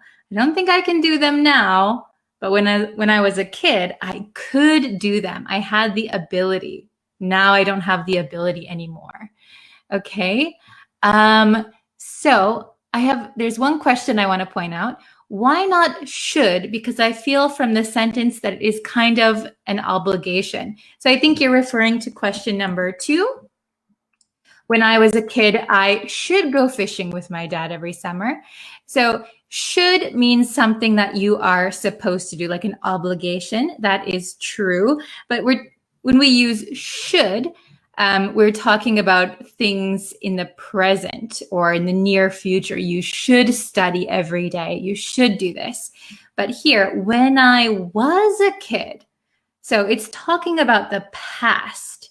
So we wouldn't use should in this case. So the correct answer would be would. Very good. Okay, let's look at question number 4. Excuse me. You help me with my assignment? Excuse me. You help me with my assignment? Do you think the answer is could you help me? Should you help me? Or would you help me? Which one is the best answer? Let's see in the comments. Oh, very good. Oh, you're welcome, Tima. Okay, so, oops, I think I didn't turn off your comment, sorry. Okay. Oh, hello from Egypt, very good. So I see lots of different answers. Oh, Tedwin, hello, Valdemar, very good. Okay, so I see a lot of people saying could, some people saying would. The correct answer is, there are two correct answers. Very good. So, excuse me, could you help me with my assignment? Or, excuse me, would you help me with my assignment? Both of these are acceptable. Both of these are good answers. So could you help me? Would you help me? These are both polite and they're about the same nuance. Could you help me? Would you help me? So we can also say if we're closer to someone, can you help me? Will you help me? That's a little bit more informal. But if you want to be polite, could you help me? Would you help me? Both answers. Very good. Okay, let's look at the last question. Oh, I only have a few minutes. Okay, don't let children play with matches. So matches are those, you go, and then you can light a candle. You can light something. It has fire, right? So don't let children play with matches. They start a fire. Okay? Don't let children play with matches. They start a fire. They could start a fire. They should start a fire. They would start a fire. Which one do you think is the best answer? Really quick, I'll answer a question while I wait for you to write your answers. How do you pronounce excuse me, excuse me, excuse me? Okay, that's how we pronounce it, excuse me. Very good. Okay, so the last one, the correct answer is, thank you for writing in the chat, could. Don't let children play with matches. They could start a fire. So this means there is a possibility to start a fire. Okay? So if you say they should start a fire, it means you want them to start a fire. They should start a fire. Well, then why are we saying don't let children play with matches? So it doesn't make sense. They would start a fire sounds very certain. So maybe it's 50-50 or 70-30. So could would be the best answer. There is a possibility. It's not 100% they would start a fire, but there is a possibility. They could start a fire. So it is dangerous. So don't let them play with matches. Very good. Very good, everyone. So if you have any questions on would, could, or should, please check out my video. I'm leaving it in the comments. So if you go on to the my YouTube homepage, and you type in could, would, or should, you should be able to find it. Okay. Thank you so much for watching today. I hope you share this video, like it, and subscribe, turn on notifications. That really, really helps me out. I'm so sorry I have to go, but I will see you very, very soon. I'll post another video on YouTube later today. All right. Thank you guys so much and see you very soon. Bye, everyone. Hello, students. Hello, hello. How is everybody? Oh, really quick. Let me just see. I'm going to put something in the chat. Oh, let's see if I can do it. Hello, hello, hello. Okay, so I'm just going to share in the chat the YouTube channel in case anyone is not subscribed yet, because I will be posting a lot of lessons over there coming up. So, oops, let me just, okay. I'm going to post. So, oh, hello, everyone. Hello, everyone. Hello from Philippines. Hello, hello. Hello, Gerardo. Hello, Hector. Hello, Wasim. Hello, Jidanang. Hello, hello, hello, everyone. Hello, Ravi. Yes, Bert, it is very live. Bert said, is it really live? Yes, it is live. I'm live right now. Hello. So I'm going to put in the chat the YouTube channel. So if you guys are not subscribed to the YouTube channel, please subscribe if you can, because I will be posting a lot more over on the YouTube channel coming up, and I'll be doing a lot of live videos also. So yeah, if you can, share it with your friends. Hello, Omer. I've been doing well. Hello, Christian. Hello, hello. How is everybody doing? I feel very warm inside my house right now. I think the sun is like coming through and it's making me feel very, very warm. Okay. Okay. So, really quick, I'll answer a question from Devaska. So coming up and near, are they the same? Really quick, I'll answer this question. So they can be similar. So if something is coming up, it means like an event in the future is soon. Soon. It is coming up. Near could also mean about location and place. Like I put my bag near the door. That is a physically near, physically close. Okay, so coming up you cannot use in that sense. Okay, you could say like the event is nearing. It is nearing the event.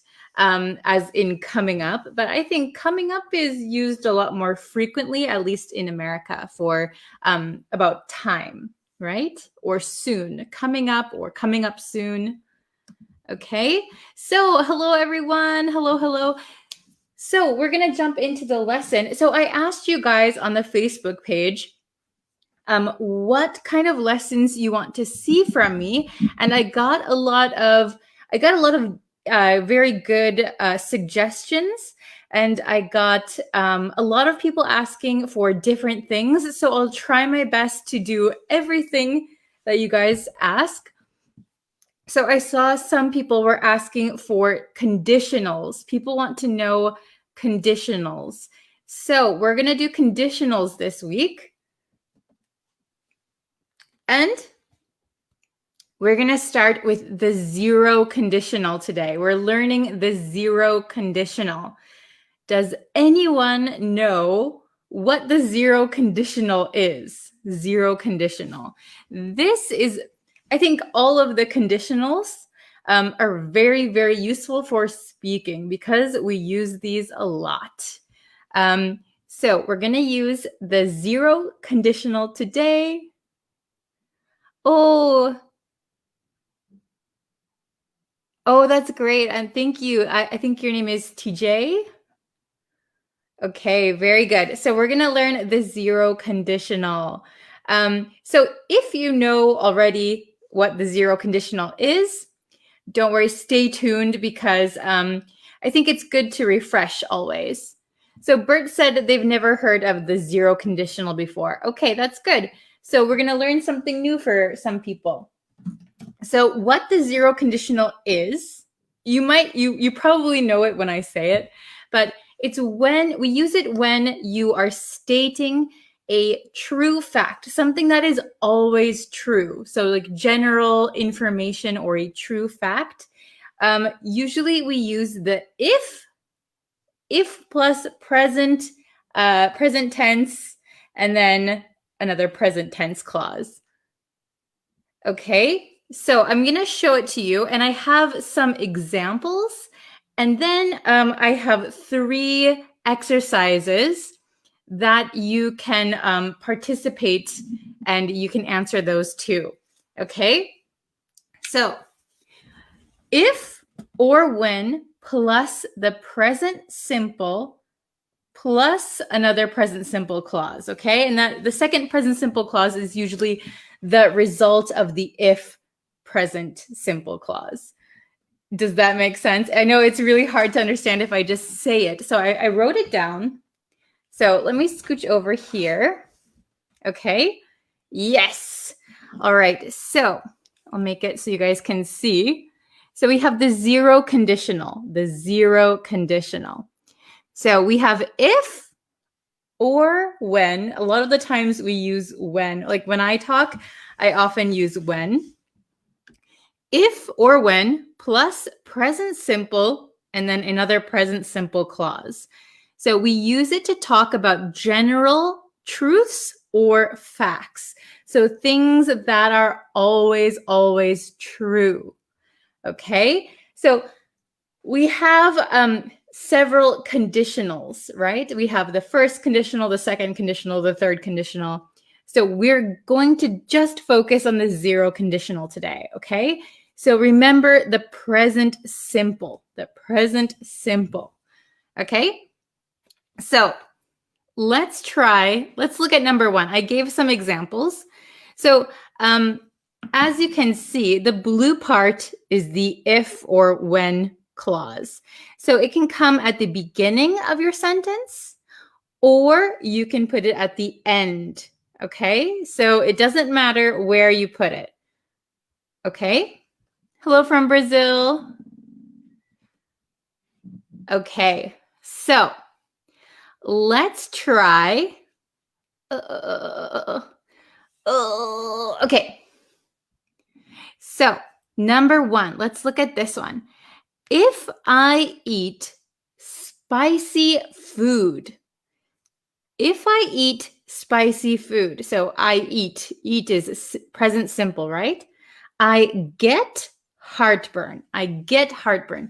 Do you guys know what heartburn is? So for different people, different things trigger it, right? But it's when you eat something and then you kind of have the acid coming back from your stomach and then it kind of burns right here after you eat something. So for some people, if I eat spicy food, I get heartburn. Oh, right? Do you guys get heartburn? If so, what do you eat that gives you heartburn? So if I eat spicy food, I get heartburn. I love spicy food, though. I love it. Okay. Hello. Welcome. Okay. Let's try number two. I miss the bus. If I wake up late. Okay. I miss the bus if I wake up late. So here, the if clause is coming at the end. That is totally fine. We could switch it. We could say, if I wake up late, I miss the bus. So this is always true. So this person, I miss the bus if I wake up late. Okay.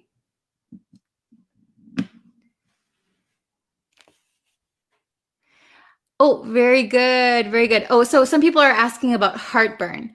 So heartburn means like if you eat something spicy, or for some people, if you eat chocolate, or for some people, red wine. When you eat something and then maybe your stomach, I think it's your stomach acid that comes back up a little bit and it burns here. Not everyone gets heartburn. I don't get heartburn, but some people get heartburn when they eat spicy food. Hello from Philippines. Okay, so like here, you could say I get heartburn if I eat spicy food. Or if I eat spicy food, I get heartburn. I miss the bus if I wake up late. If I wake up late, I miss the bus. Both are okay. Oh, this is a good one. Plants die if you don't water them. Very, very good. Yes. I'll put it up on the screen. Plants die if you don't water them. Very, very good. Okay. The next one, number 3. So we can also use when. We can also use when. So I often use when I use the zero conditional. When I get hungry, or if I get hungry, my stomach hurts. Oh, when I get hungry, my stomach hurts, right? Or my stomach hurts when I get hungry. My stomach hurts if I get hungry. Okay? Let's look at number 4 and then we'll do the exercises. I feel dizzy when I stand up too fast. I feel dizzy when I stand up too fast. Or when I stand up too fast, I feel dizzy. Okay? So, for example, if it's something that always happens to you. Oh, okay. Good question, Devaska. I'll answer it in just a second. When something is always true, you can use this. If it is not always true, so for example, when you go to the park, take your shoes. I don't know. When you go to the park, take your shoes. That is not always a true statement, right? You're saying, in that case, when you go to the park, don't forget your shoes. So be careful about that. So this is something that is a fact, general truth or fact. Okay. Let me answer Devaska's question. So the pronunciation of when and when, are they the same? So, okay, let me put this down for a second while I answer. So I am from Wisconsin in the US. I'm from Wisconsin. So my pronunciation of when and when are the same. However, if you go to other parts of the country or other parts of Canada, you'll hear people say when and when. When and when. However, my natural accent is to say when and when. So it's quite difficult, right? Okay. Okay, so do you guys understand the zero conditional so far? Do you guys understand it? Okay. Oh, very, very good. Yes. If she works hard, she succeeds. Very good. Okay. If she works hard, she succeeds. Okay. So if she doesn't work hard, she doesn't succeed. If she works hard, she succeeds. Very, very good. So remember that it needs to be a true statement and we need present simple, okay? Oh, don't worry if you're just coming in. I just went over some examples. We're learning the zero conditional, okay?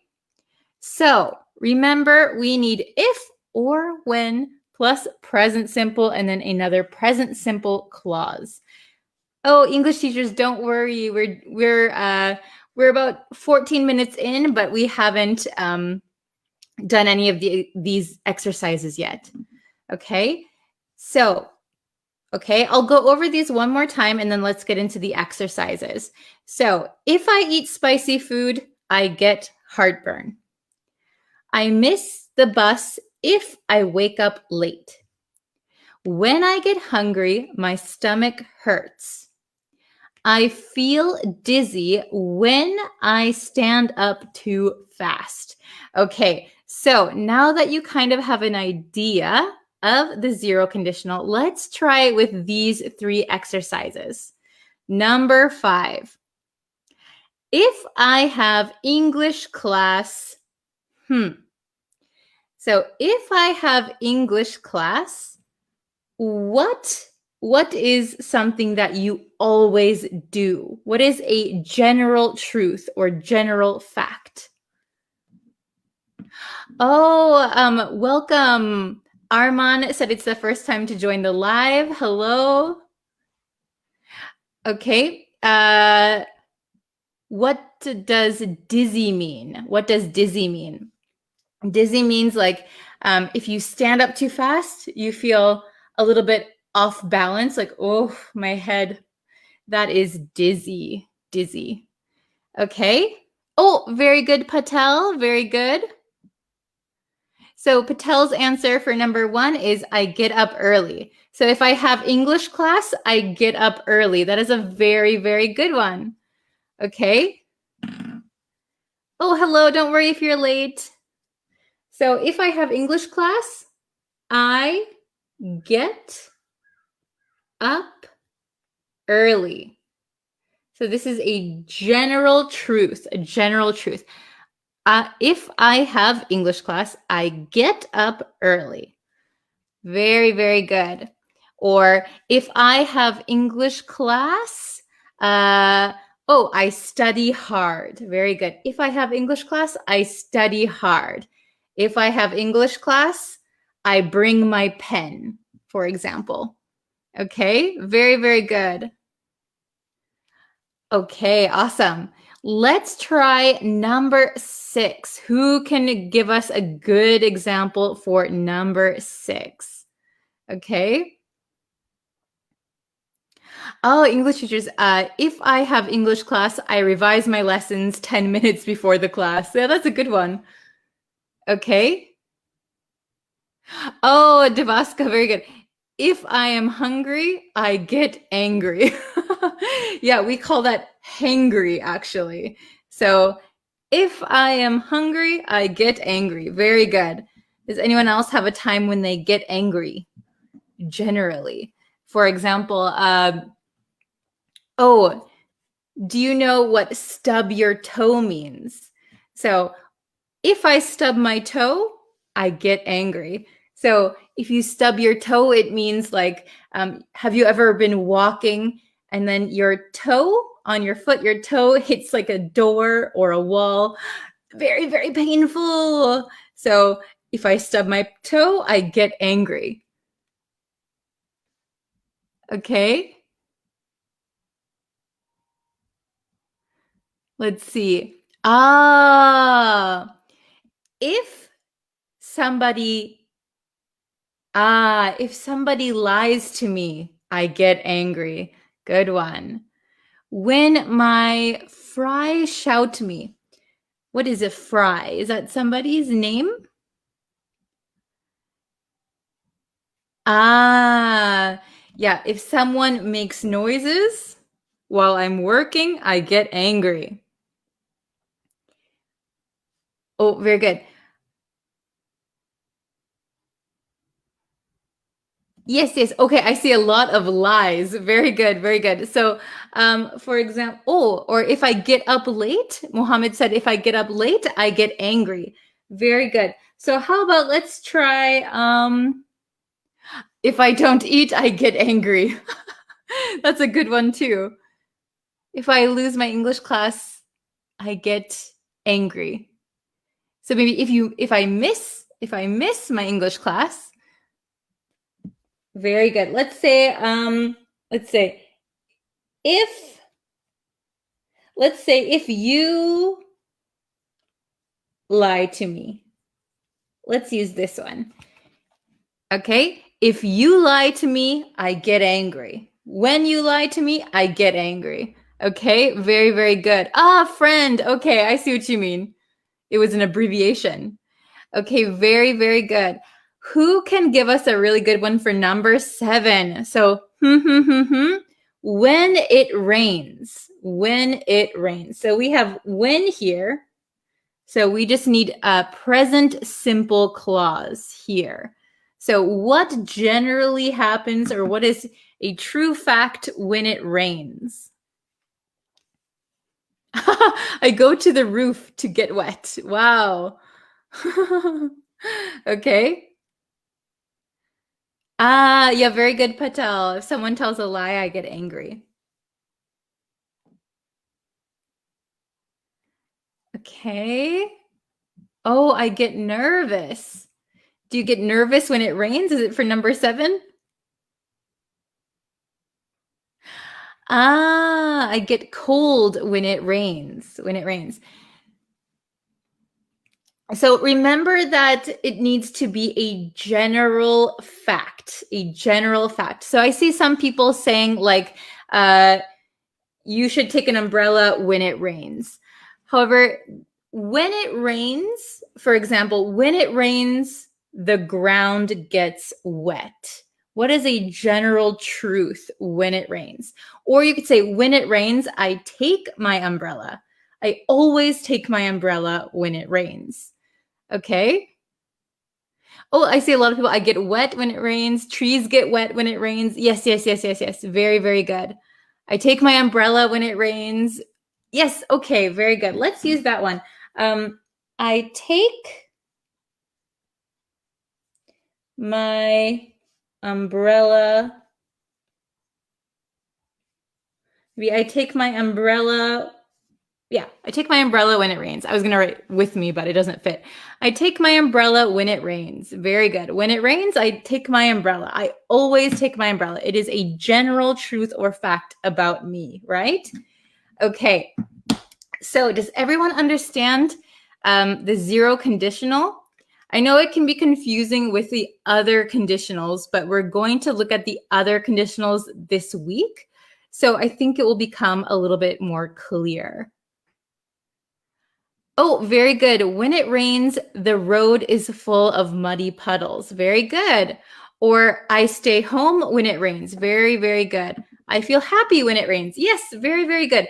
Okay, so if you guys have some good examples, I can put them on the screen, okay?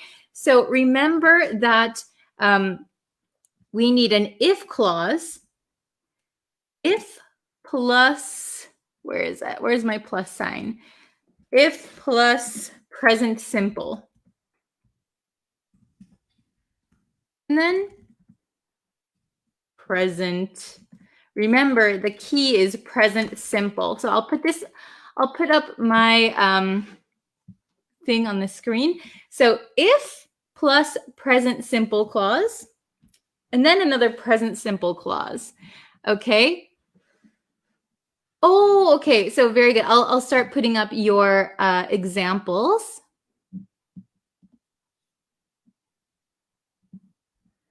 Okay.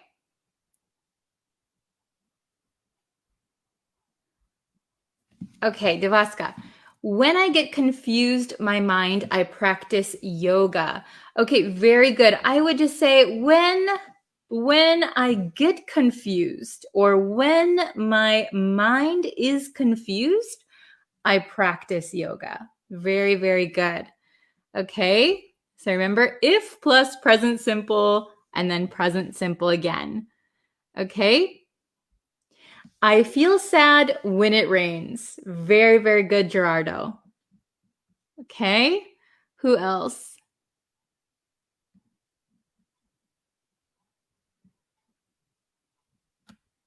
Oh, okay, very good. If I feel sick, I take some medicine. Okay, very, very good. If I watch your videos, I learn English. Yeah, very good. Okay, let's see. Let's see. Ah, okay, very good. If I see a snake, I run away. Yes, yes, very, very good. If I see a snake, I run away. Okay, we can do maybe one or two more. Let's see. Remember, we need present simple. Present simple. Ah, okay, okay.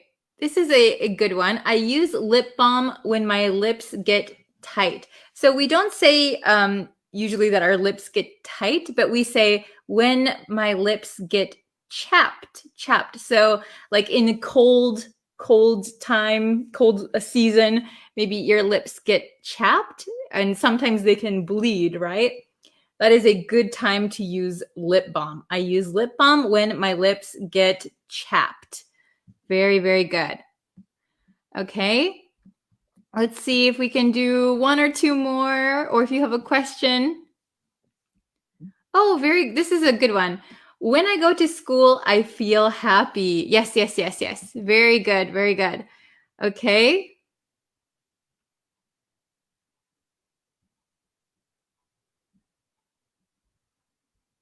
Oh, okay, very, very good. Let's see, let's see. I feel happy when I smell fresh air. Very good. I feel happy when I smell fresh air. If I go to somewhere, I take a phone. Okay, this is a good example. I'm going to just correct it a little bit. So we don't need to when we say somewhere, okay? So if I go somewhere, I take a phone. Or you could say I take my phone. If you say I take a phone, maybe it's any phone is okay. So if I go somewhere, I take my phone. Okay, very, very good. Let's do one more.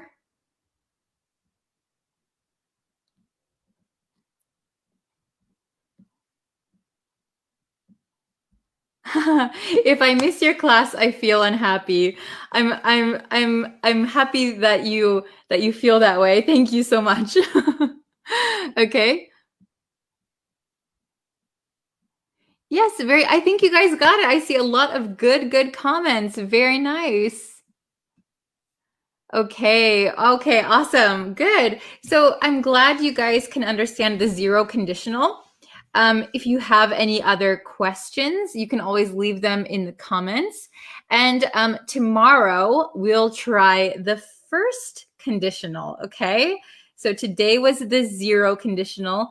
Tomorrow is going to be the first conditional, okay? So I think if we compare zero conditional and the first conditional, it'll make more sense. Okay, so I hope to see you guys tomorrow.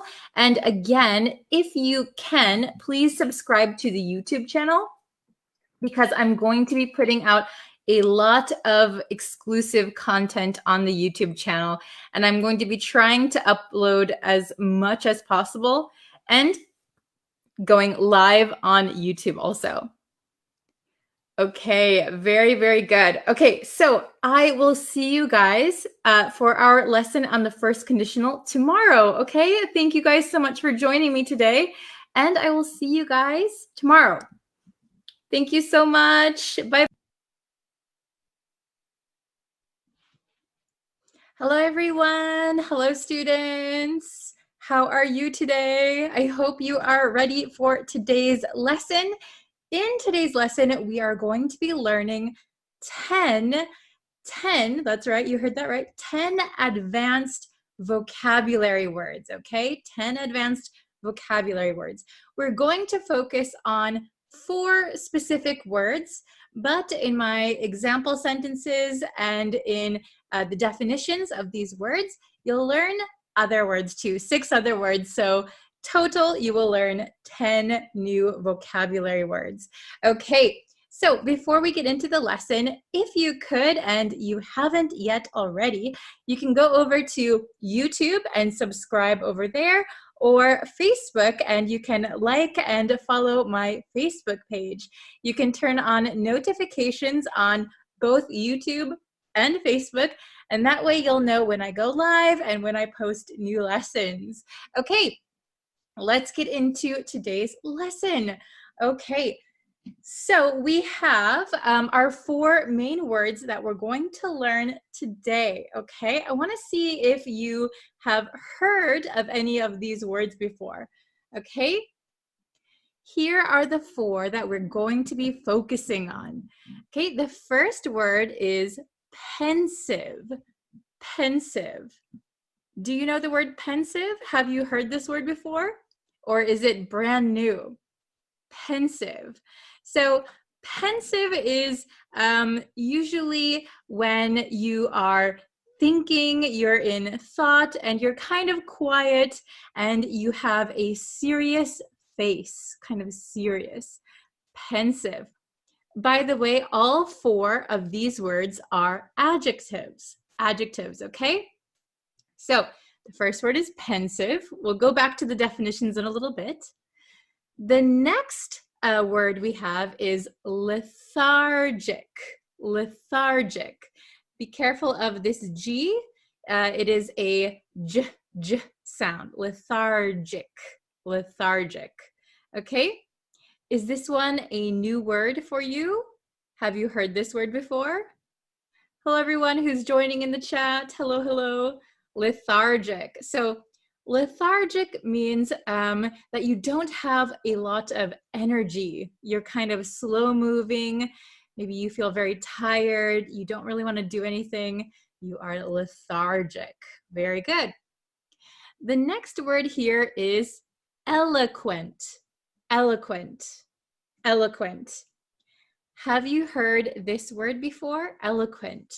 So if it is a new word for you, eloquent describes someone who is very good at talking.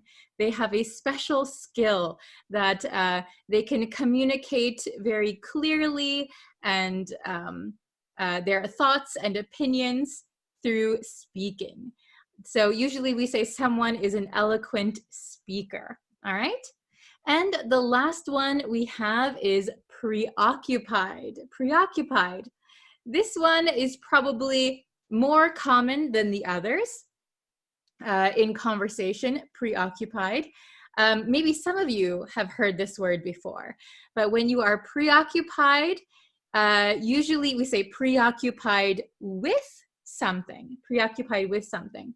So if you are preoccupied, that means even though you are, for example, you are studying English, you're watching my lesson, but maybe your mind is somewhere else. You are worried or thinking too much about something else, okay? Very good, preoccupied. All right, let's look at the definitions a little bit more in depth, okay? So here they are. Okay, so I had to write really small because there's lots of words that we're learning today. Okay, so the first definition we're going to look at is pensive.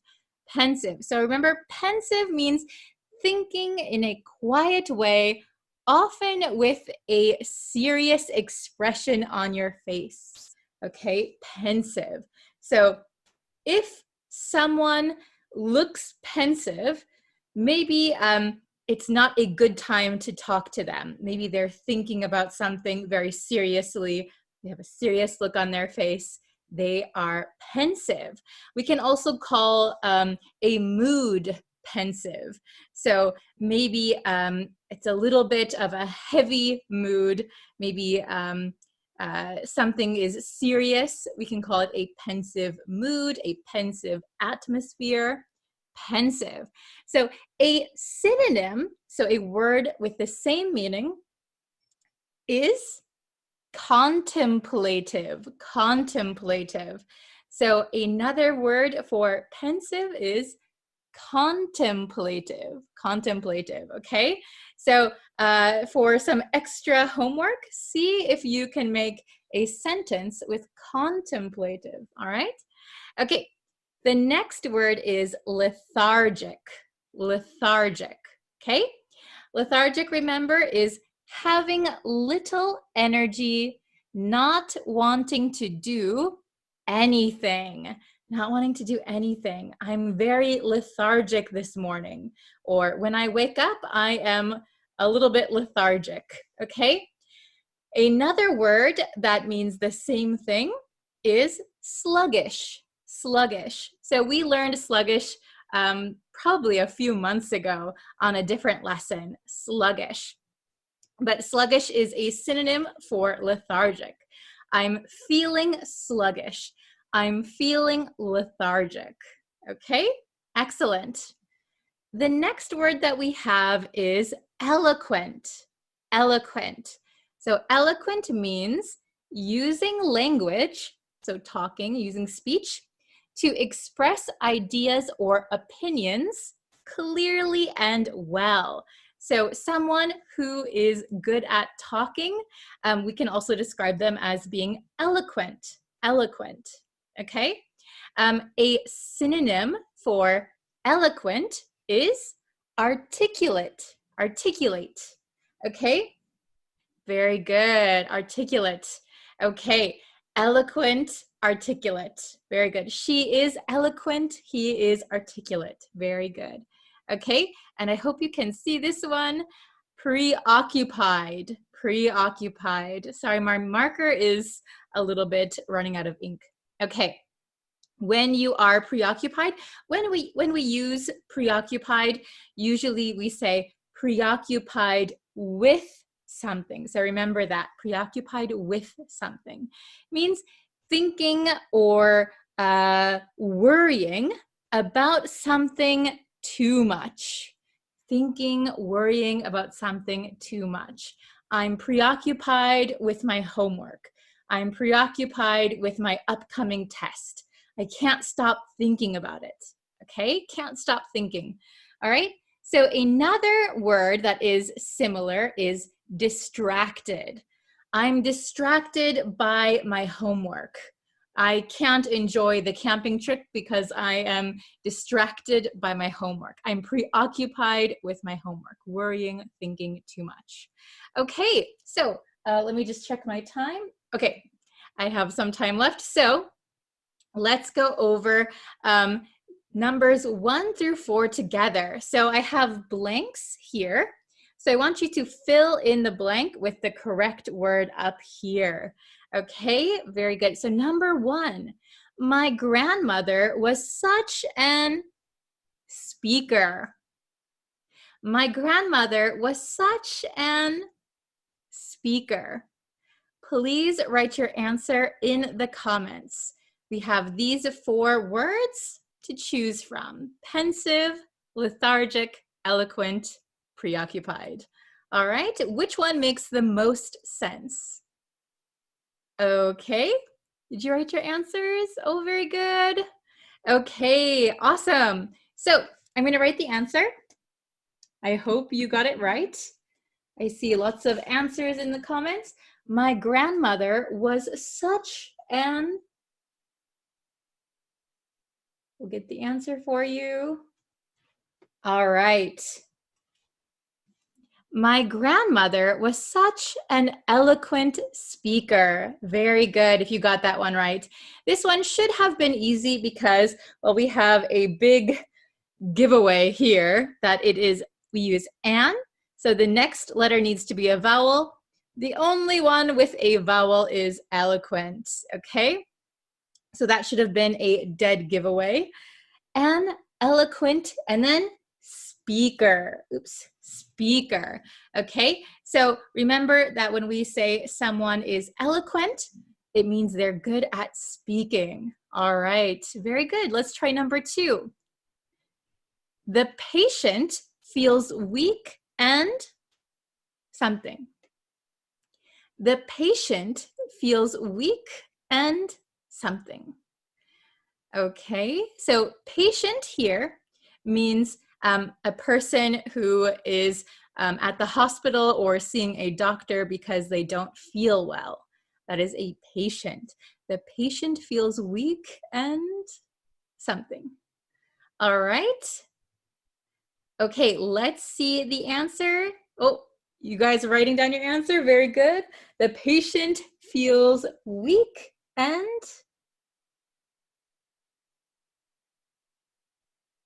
Can you pronounce this word? Lethargic. Remember, this is a j sound. Lethargic. Okay? The patient feels weak and lethargic. They have no energy. They feel very weak. Okay? Excellent. I see a lot of people got that one right. Very good. Okay, let's try number 3. While at work, the man was with his home life. So I have home life underlined in green. Home life means your relationships and your life at home, home life. So maybe concerning your wife or husband or children or parents, whoever you live with, your house, maybe you're moving, maybe your relationships with people are good or bad. That is your home life, home life. Okay? So number 3, what do you think is the correct answer? While at work, so he's supposed to be working, the man was with his home life. Okay. Yes, I see some answers. Very good. Excellent. Okay, so the correct answer, I'll write it for you, is, you have a few more seconds if you didn't write your answer yet. Okay, awesome. So the correct answer should be preoccupied, preoccupied. While at work, the man was preoccupied with, so remember, we usually say preoccupied with something, preoccupied with his home life, okay? So even though he's at work, he can't stop thinking or worrying about his home life, okay? Maybe his children got in trouble at school, or they didn't get good grades, or maybe his wife fought with him in the morning or something. Okay, he's preoccupied. He can't stop thinking or worrying about it. All right, and the last one, she became standoffish and, she became standoffish and, which one do you think is correct? All right, which advanced vocabulary word? Okay, so by the way, standoffish is probably a new word for you. That's why I underlined it. If someone is standoffish, standoffish, that means that they are a little bit cold or distant, maybe a little bit unfriendly. So if your friend suddenly becomes standoffish, maybe there's a problem. So maybe they're not telling you something, but maybe they are angry at you, or there is some kind of problem. They become cold and distant and not friendly. Okay, she became standoffish, and the correct answer is, did you write it down? Very good. Pensive. I think everyone got that one right. Very good. She became standoffish and pensive. So she became a little cold and distant, and then maybe thinking in a very quiet way with a serious face. So maybe something happened, something's wrong. We should ask her what happened.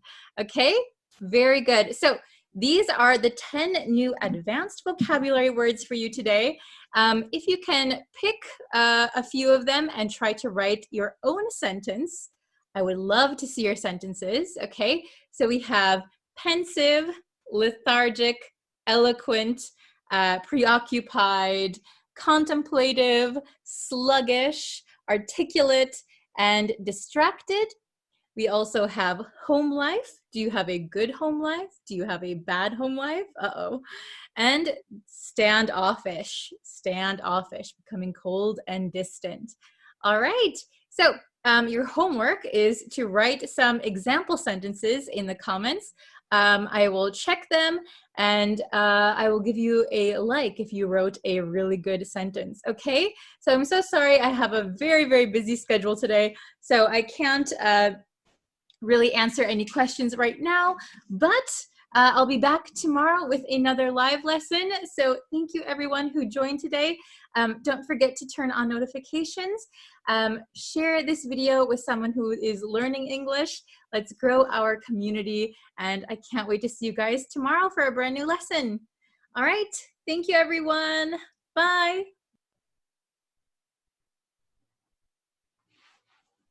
Hello, students. Hello, hello. Thank you for joining me today. Before we get into today's lesson, if you could, if you haven't yet already, please go over to the YouTube page, and there will be a red subscribe button. If you click the red subscribe button on YouTube, or if you click it on Facebook, you'll be able to know when I go live and when I post new lessons. So thank you very much to everyone who has subscribed already. I really appreciate it. I'm trying to come up with new lessons every single day, so I hope you subscribe. Okay, don't forget to like this video, share it with a friend who's also learning English, and let's grow our English learning community. Okay, so today's lesson was requested by one of my amazing students, Ali Awan. Hello. Ali suggested a lesson on lay versus lie. Lay versus lie. So we're going to get into these. They're very, very confusing, aren't they? Don't worry if you get confused with lay and lie. Even native speakers often get confused, and a lot of native speakers often use the wrong form of the verbs, okay? So don't worry, I'm here to help you. You'll be able to understand it hopefully at the end of this lesson. Okay, so lay versus lie. Let's look at the big whiteboard I have, okay? So let's take a look.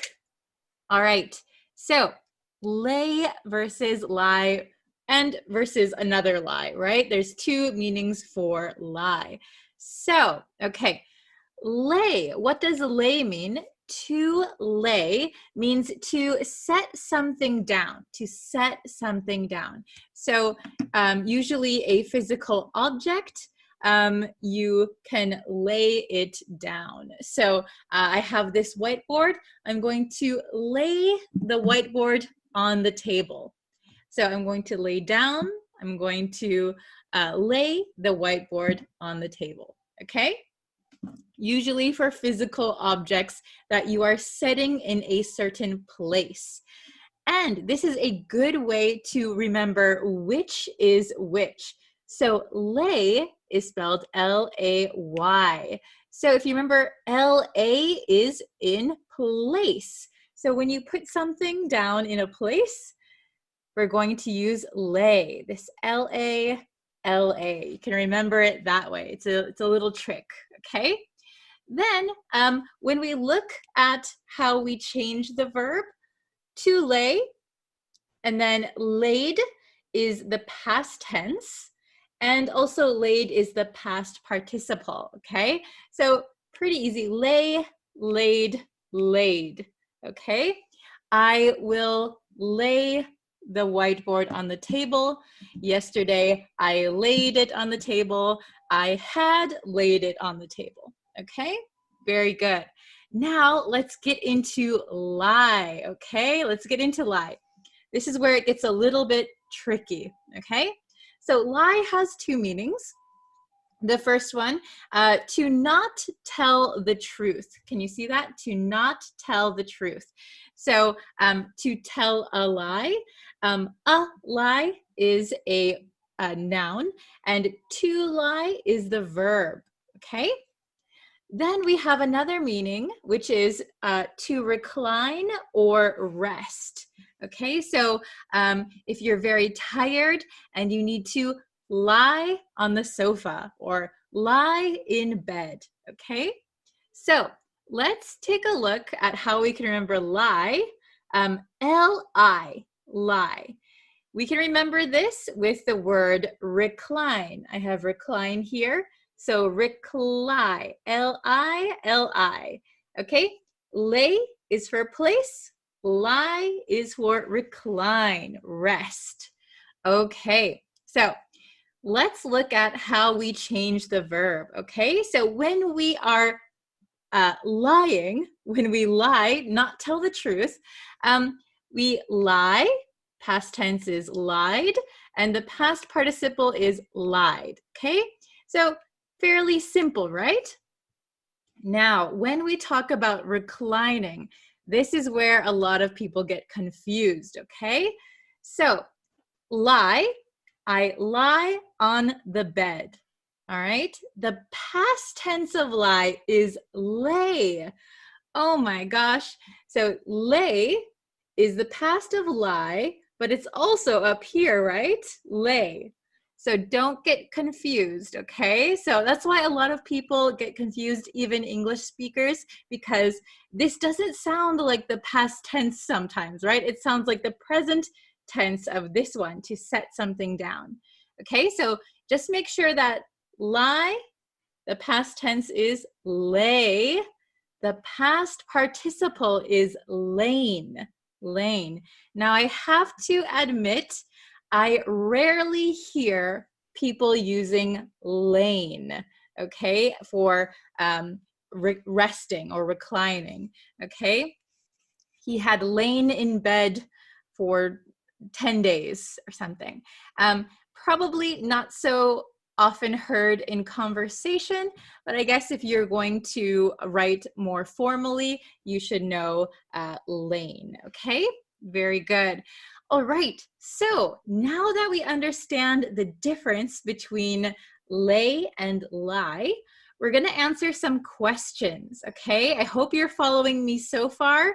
You can always write questions in the comments. I'll try and answer them as best I can. Okay, so number 1, let's try it together. You can, your bag down over there. You can, your bag down over there. What are we gonna use? Lay, lie, laid, lied, lain.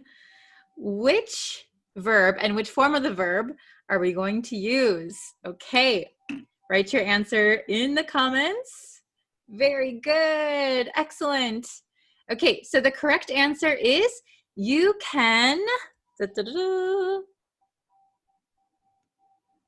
lay, lay. You can lay your bag down over there. So remember, lay is for place, to set an object down in a place. Very good. So we're talking about a bag. You can put your bag down over there. You can lay your bag down over there. Very good. Okay, number 2. I can't believe you to me yesterday. Wow, you didn't tell the truth. I can't believe you to me yesterday. Yesterday. Big hint here, yesterday. Okay, write your answer in the comments. Let's see who can get it right. Oh, very good. I'll give you a few more seconds. I can't believe you to me yesterday. All right, be careful of spelling also. So this one, because we're talking about yesterday, we're gonna put it in the past tense. So I can't believe you lied to me yesterday. I can't believe you lied to me yesterday. Excellent, excellent, lied. So this is here, we're using this form, past tense. Okay, number 3, she down for a nap a few hours ago. A few hours ago. She down for a nap a few hours ago.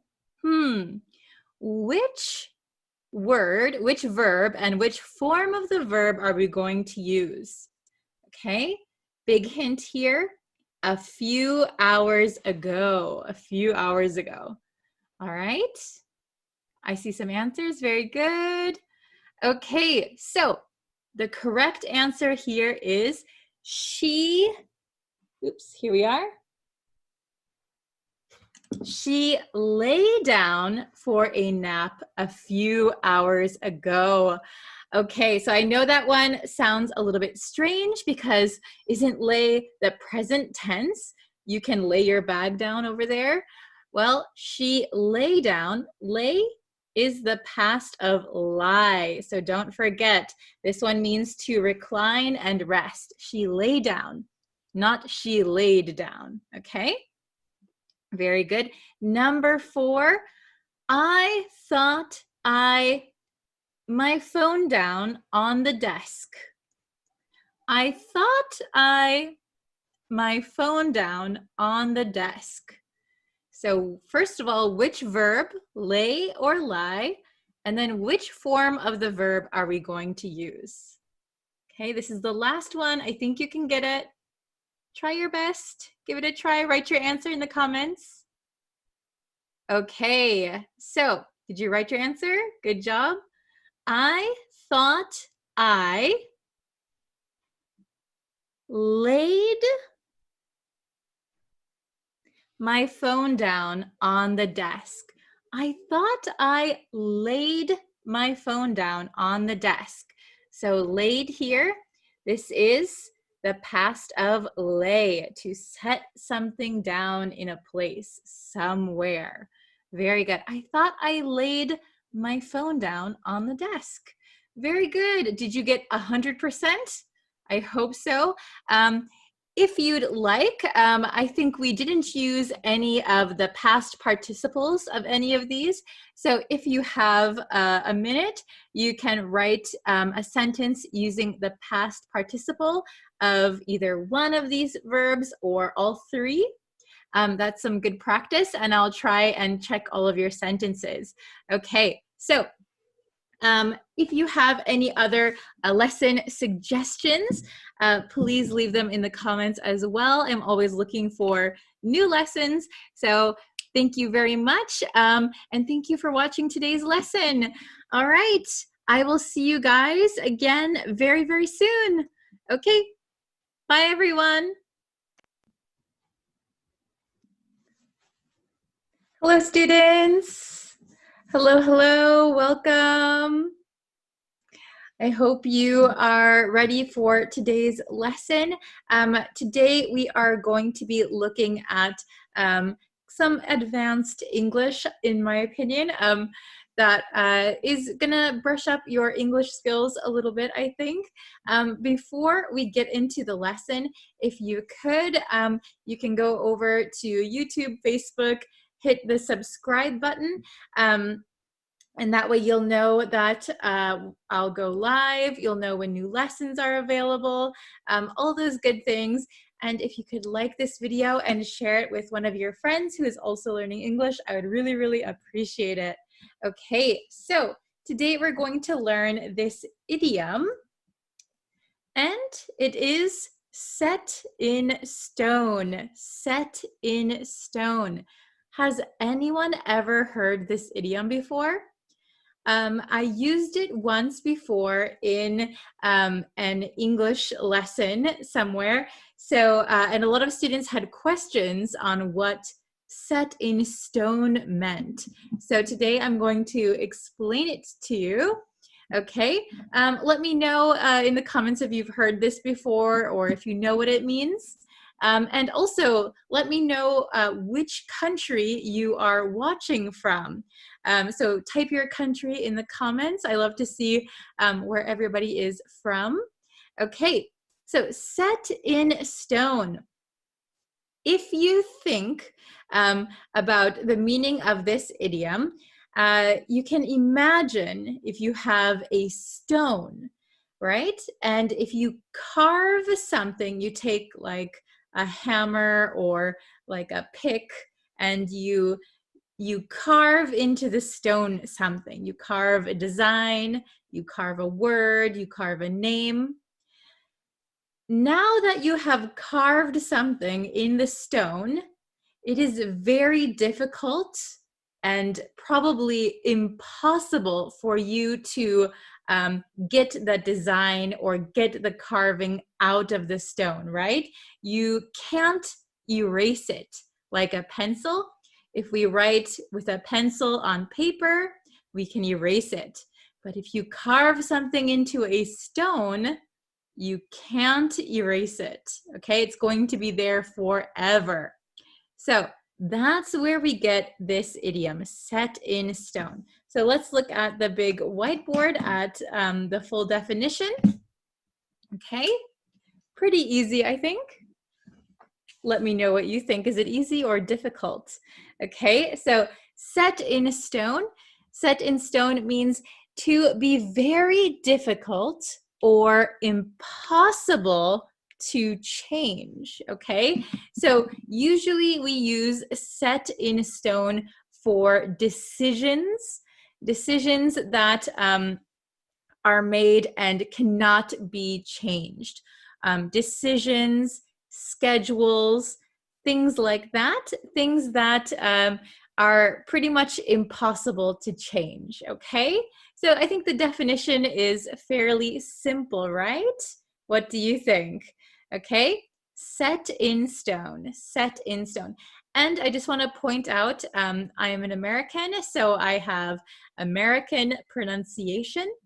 when we pronounce set in stone, as a native speaker, at a natural speed, I would say set in stone, set in stone, set in stone.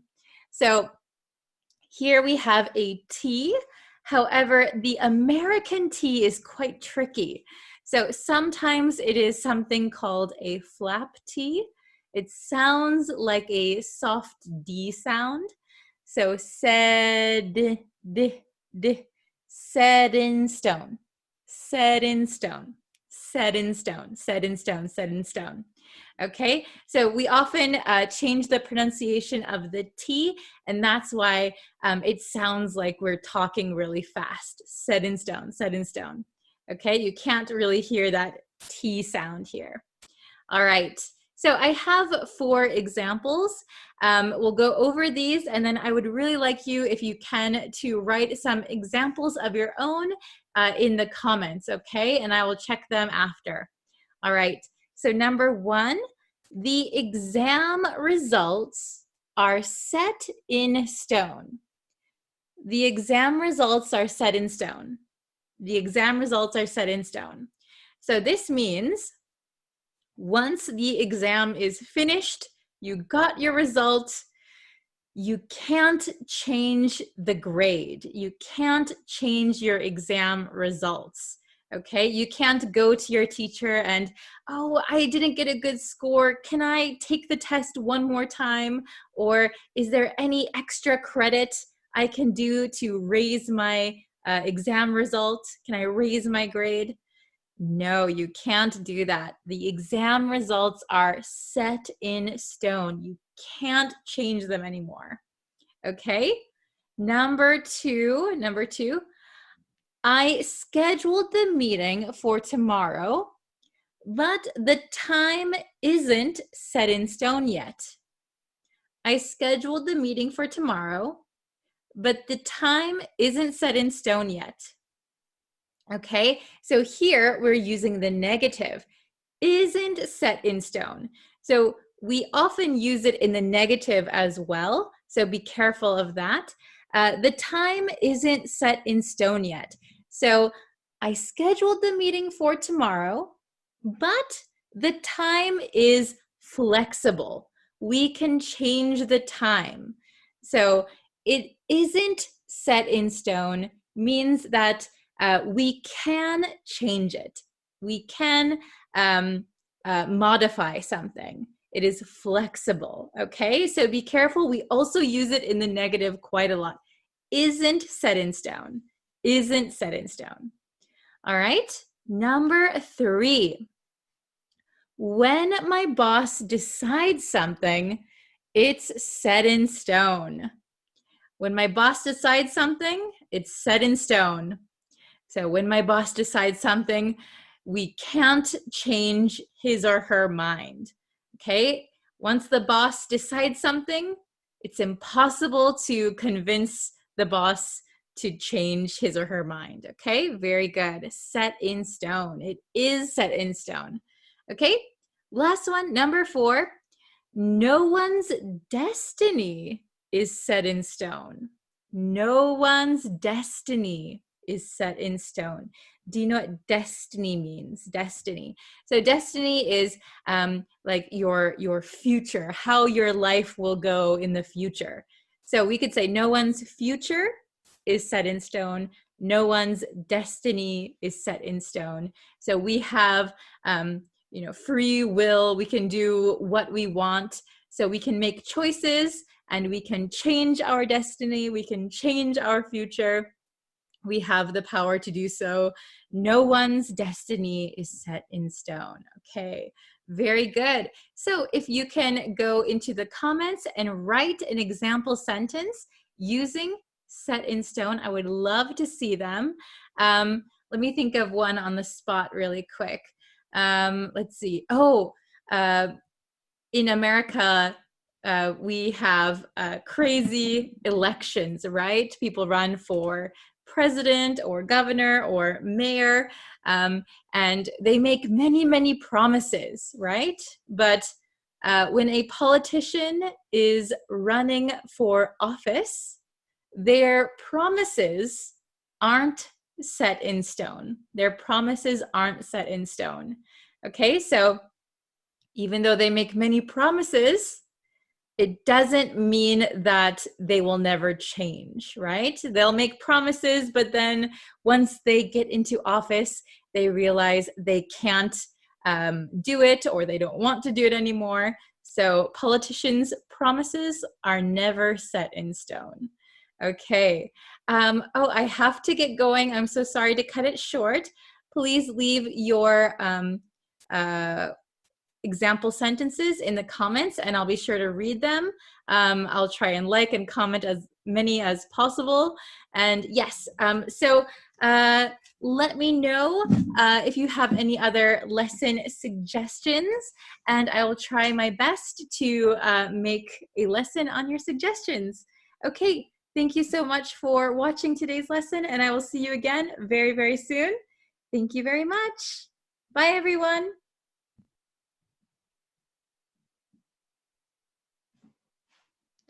Hello, everyone. Hello, students. How are you today? Before we get into today's lesson, if you haven't yet already, you can subscribe to me on YouTube, and or you can subscribe to me on Facebook. You can like and follow the Facebook page and turn on notifications. If you turn on notifications on YouTube and Facebook, that way you'll know when I go live, when I post new lessons, great things like that. Okay, so thank you guys so much for joining me today. Today we're going to have a vocabulary lesson.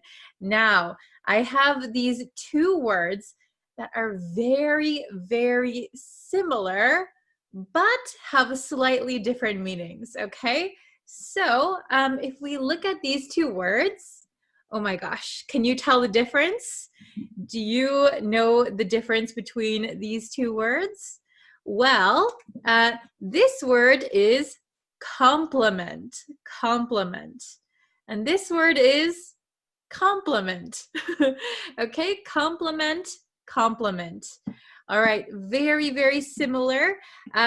Originally, they come from the same, I think it's Latin word, but I'm going to just point out that this word has an E after the L, an E, compliment, and this one has an I, okay? That is the only difference in spelling, okay? And when we say these words, both of these words become complement, complement. When we talk very quickly, complement, complement, okay?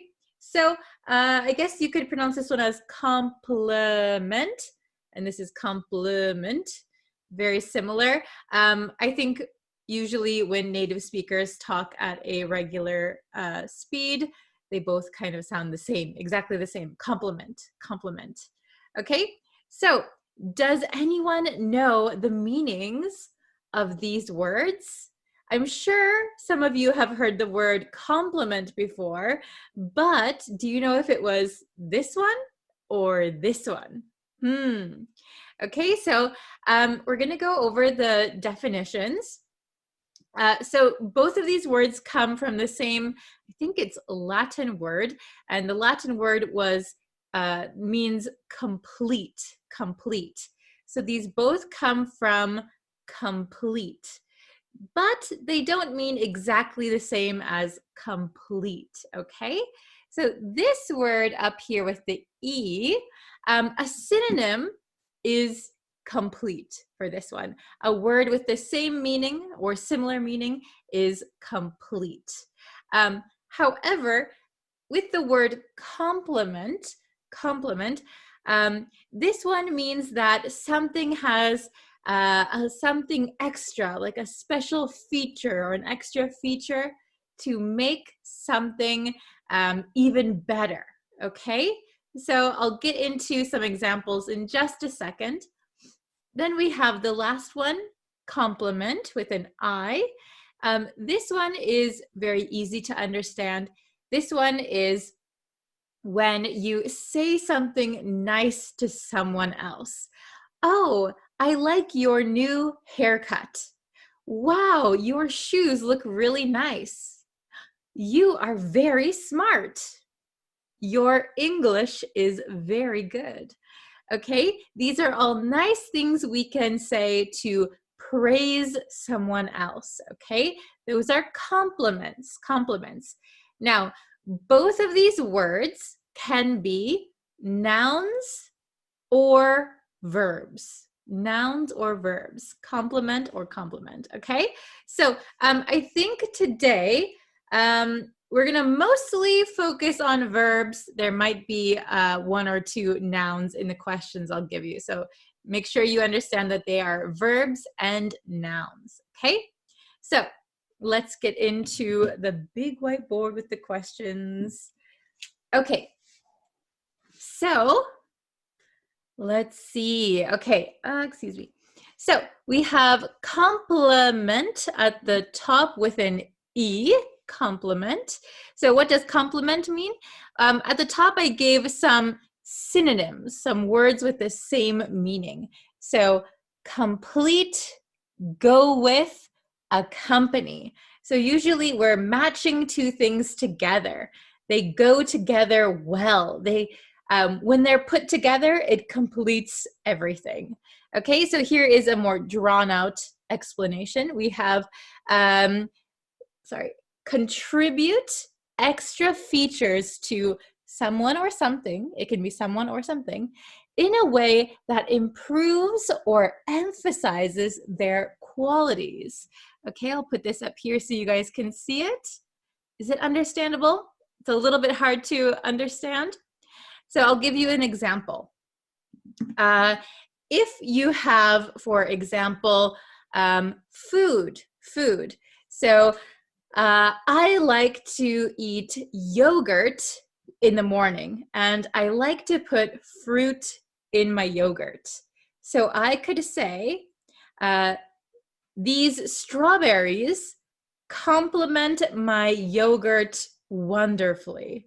So they go together and it enhances it. It makes it better. So yogurt is good by itself. Strawberries are good by themselves. If you combine them together, it kind of completes my morning breakfast and it's even better. It's been improved or emphasized, okay? So complement means two things come together to complete something in a very good way that's better than separately, okay? Then we have the word compliment with an I. This means a polite expression of praise or admiration. Wow, you're so beautiful. Oh my gosh, he's so handsome. These are compliments, okay? So remember that both compliment and compliment can be nouns and verbs. All right, are you following me so far? Okay, if you have any questions, please put them in the comments. Also, let me know what country you are in and what country you're watching this from. I would love to see. I know we have lots of students from all over, so it's great to see what countries you're all from. Okay, so let's do these 4 questions together, okay? So let's try number 1 together. Number 1, everyone, Jane on her new dress. Everyone, Jane on her new dress. Now, I'm going to say, let's put this in the past tense, okay? Let's try to put this in the past tense. So whichever one you pick, you know it's going to be a verb. We're going to use the verb, and we're going to put it in the past, okay? Everyone, Jane on her new dress, okay? Did you write down your answers? Oh, very good. Okay, awesome. Awesome job. Okay, so everyone, we're going to put it in the past. We know the pronunciation, compliment.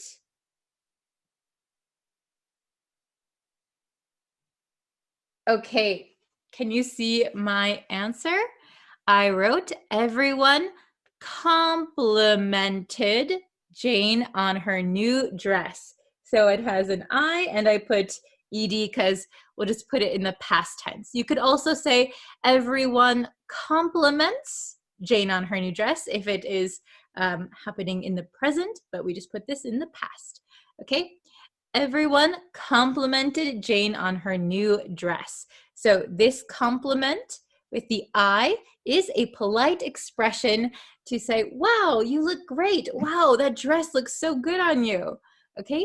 Everyone complimented her. All right. Number 2. Those shoes really your outfit. Those shoes really your outfit. Okay? Compliment or compliment?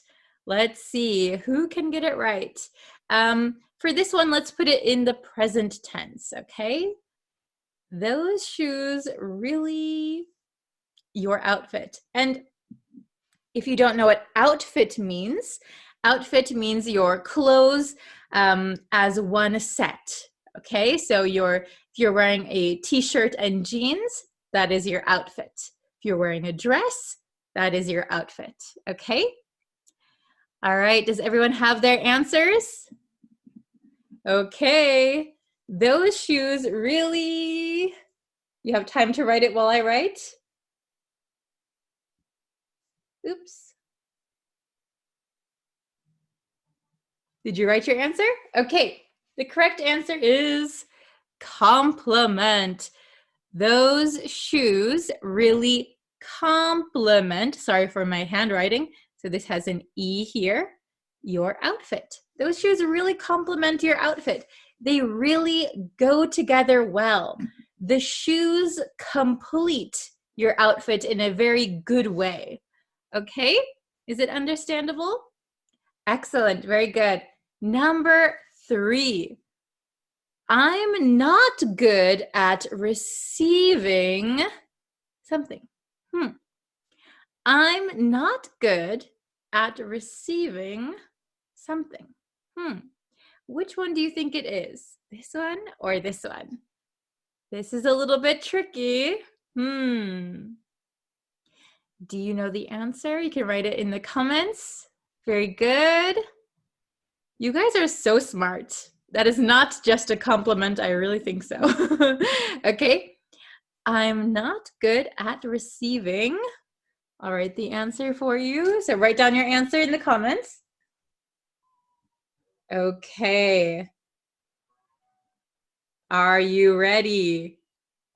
Da, da, da, da. Oh, what? Okay. Not that shocking, probably. I'm not good at receiving compliments. Compliments. So we have I here, compliments. Compliments. This means receiving praise, receiving nice words from people. So what this means, by the way, this is a noun here. We're using the noun compliment, compliments, many compliments. I'm not good at receiving many or any compliments, okay? So this sentence means that when someone says something nice to me, like, wow, you're so smart. Wow, you're really good at that. It's embarrassing and I don't know what to say, okay? Do you feel like that sometimes when someone gives you a compliment? Do you feel like you don't know what to say? Thank you. Or you feel a little bit shy or embarrassed? Sometimes in English, we say, I'm not good at receiving compliments, or I'm not good at taking compliments. I don't really believe them. I think they're just being nice. Okay? So sometimes we say this. All right. Last one, number 4. We have chocolate. Ooh, chocolate. I like chocolate. Chocolate and vanilla each other perfectly. Chocolate and vanilla each other perfectly. Okay, which one? Complement with an E or complement with an I? Which one do you think is correct? All right. Write your answer in the comments. You have a few more seconds. Okay, very good, everyone. Nice job. Okay, so I'm going to write the answer. You have a few more seconds to write your answer down if you didn't do it yet. Okay, chocolate and vanilla.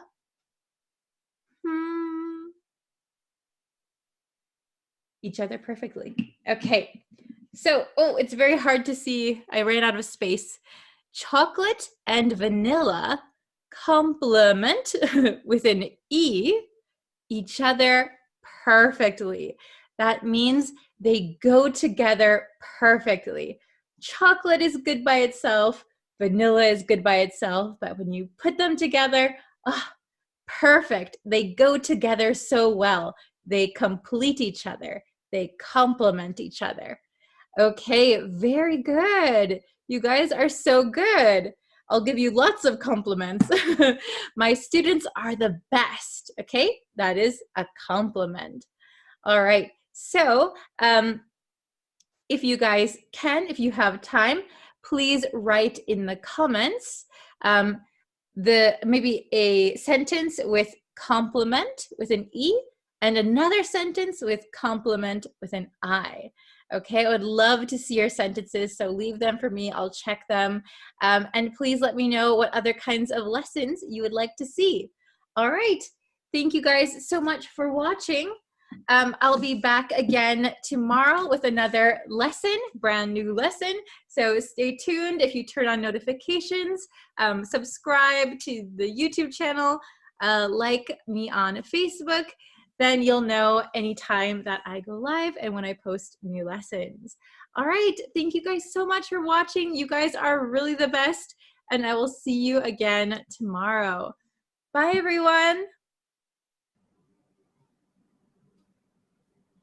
Hi, guys, I'm back.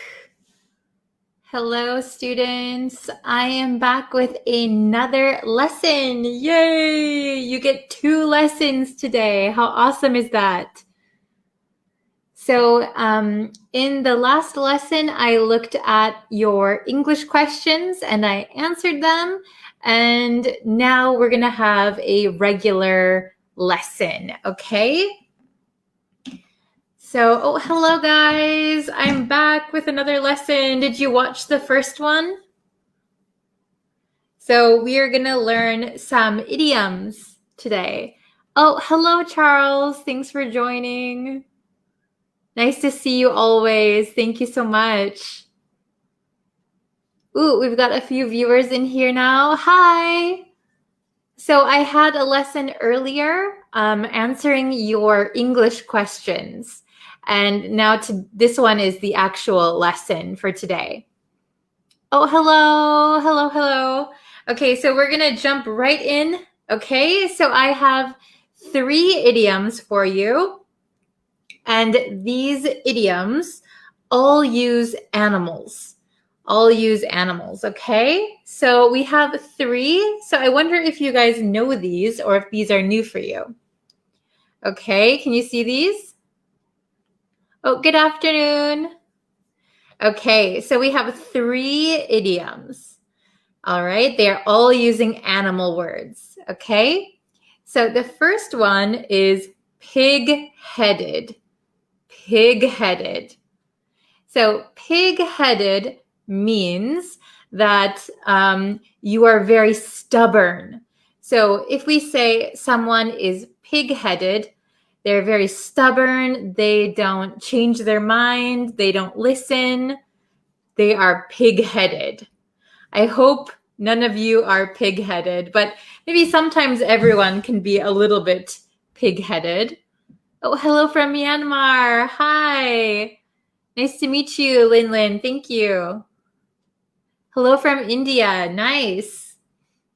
Okay, do you guys know any pig-headed people? Any stubborn people? So let's see. Let me think of a quick example. Oh, I know. When I was growing up, I had a friend who was very pig-headed. So even though we tried to teach the friend the rules of a new game, he never listened. So he was very pig-headed. He wouldn't listen to us. He was stubborn. He didn't want to hear what we had to say. He was pig-headed. So pig-headed is a negative way to describe somebody, okay? Very good. So the next one we're going to look at is quit cold turkey. Quit cold turkey. Can you see that? Quit cold turkey. Does anyone know what this means? This one's a little bit harder if you've never heard it before. Hello? Okay, so quit cold turkey. This might be a new one for you guys, but to quit something cold turkey, it means that you quit something right away. You stop, and then you never do it again. So, for example, I drink coffee every day. Every morning, I need some coffee. It's necessary, okay? But if I decided, okay, I can't have coffee anymore, I will stop drinking coffee from today. That means I quit cold turkey. Yes, suddenly. Oh, very good. Yes, quit cold turkey means to quit something suddenly. And the origin of this, it's not certain where this expression came from, but if you know turkey, the animal, so if you eat turkey, sometimes the turkey skin looks bumpy. And if you know what goosebumps are, I'll put this down for a second. So if you quit something, for example, if you quit tobacco or alcohol or what else? Coffee, maybe you will go through withdrawals. Your body feels like it needs it. So you might get goosebumps on your arms, and that looks like turkey skin. So that's one origin story for quit cold turkey. Okay? Yes. Okay. And the last one, wouldn't hurt a fly. Wouldn't hurt a fly. So this one means that somebody is so gentle or so kind that they wouldn't even hurt a fly. Usually, if you see a fly in your house, you might whack it with a fly swatter, right? But if you say, she wouldn't hurt a fly, he wouldn't hurt a fly, they're too kind, they're too nice, they're too gentle, they wouldn't even hurt a fly. Okay, so they wouldn't hurt people, let alone a fly. Okay, so we're gonna go over these one more time. Pig-headed means stubborn. They don't listen. It's a negative way to describe someone. Quit cold turkey means to quit something suddenly. Quit something that you're addicted to. Quit coffee, quit alcohol, quit smoking, okay? Then wouldn't hurt a fly. Wouldn't hurt a fly means somebody is so kind, so gentle, they wouldn't hurt a fly. They wouldn't hurt anyone, okay? So let's look at some examples. I have some exercises for you guys, as always. Oh, Malaysia. Actually, my cousin used to work in Malaysia, and his wife is from Malaysia. I wanted to go and visit him. It looks like a very nice country. Okay, so we have some questions here. Ooh, can you see? Okay, we have some questions. Ooh, Afghanistan, hello. I wonder what time it is there. It is about 4 o'clock here. I'm in Tokyo.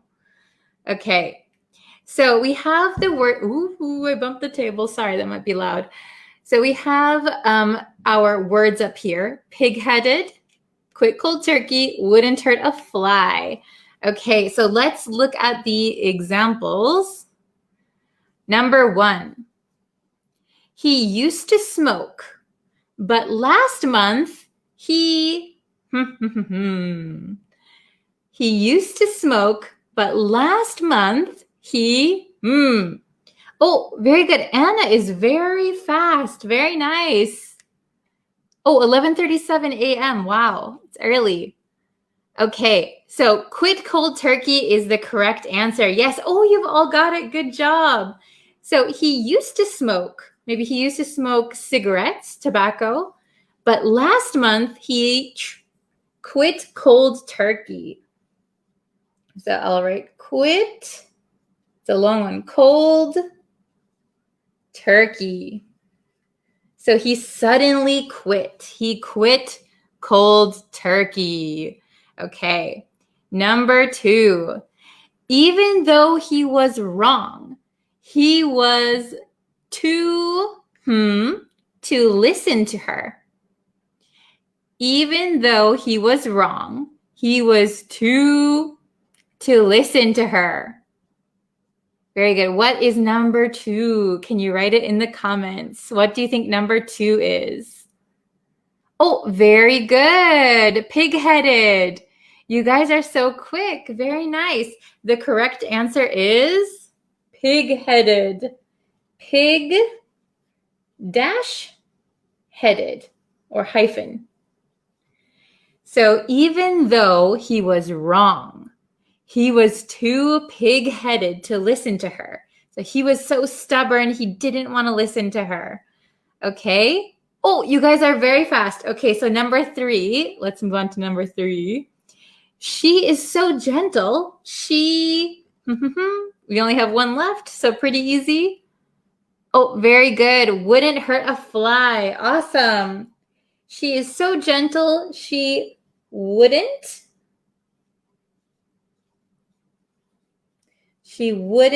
hurt a fly.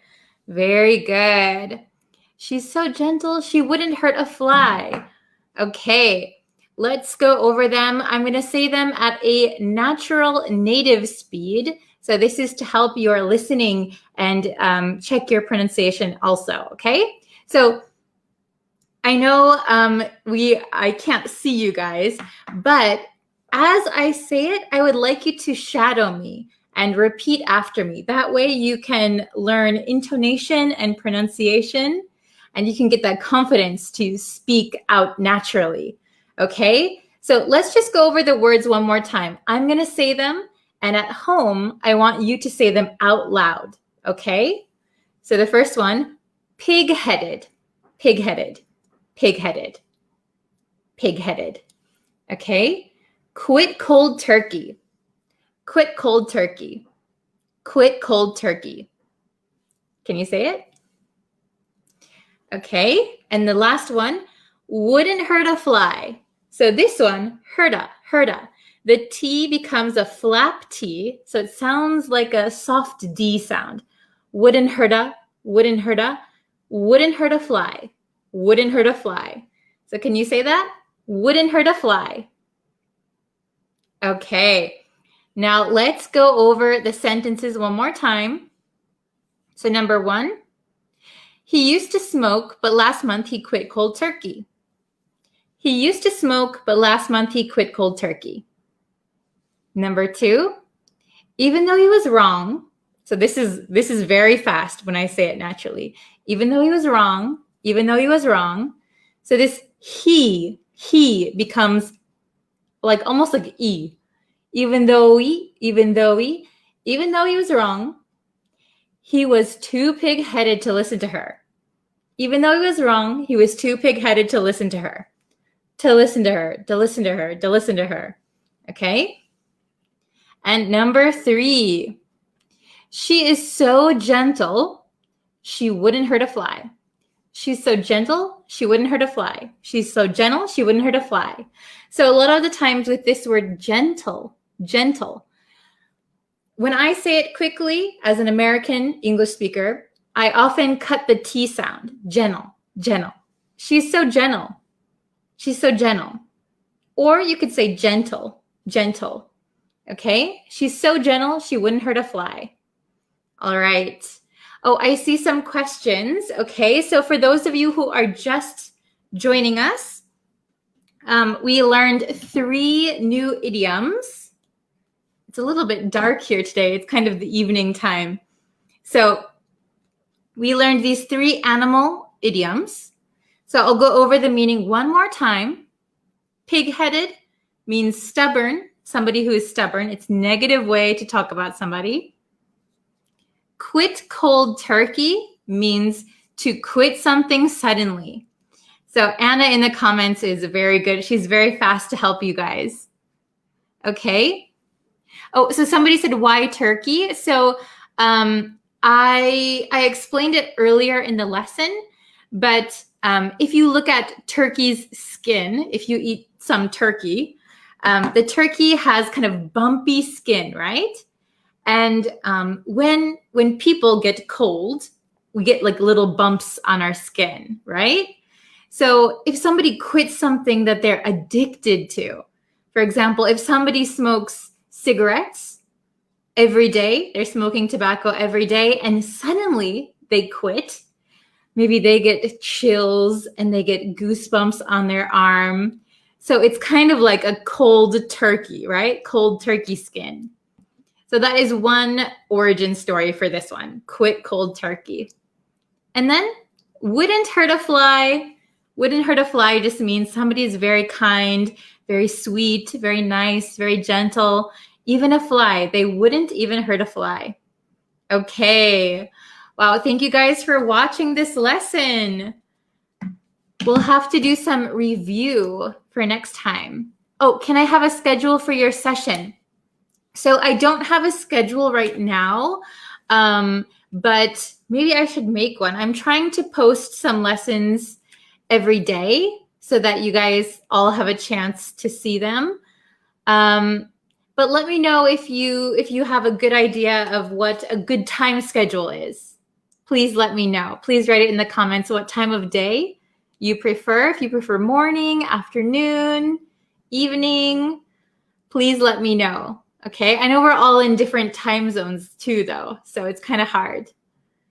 But okay, thank you guys so much for watching. I really appreciated all the nice comments and that you guys participate in the lessons. Also, if you could share this video or invite a friend to like this page, I would really appreciate it.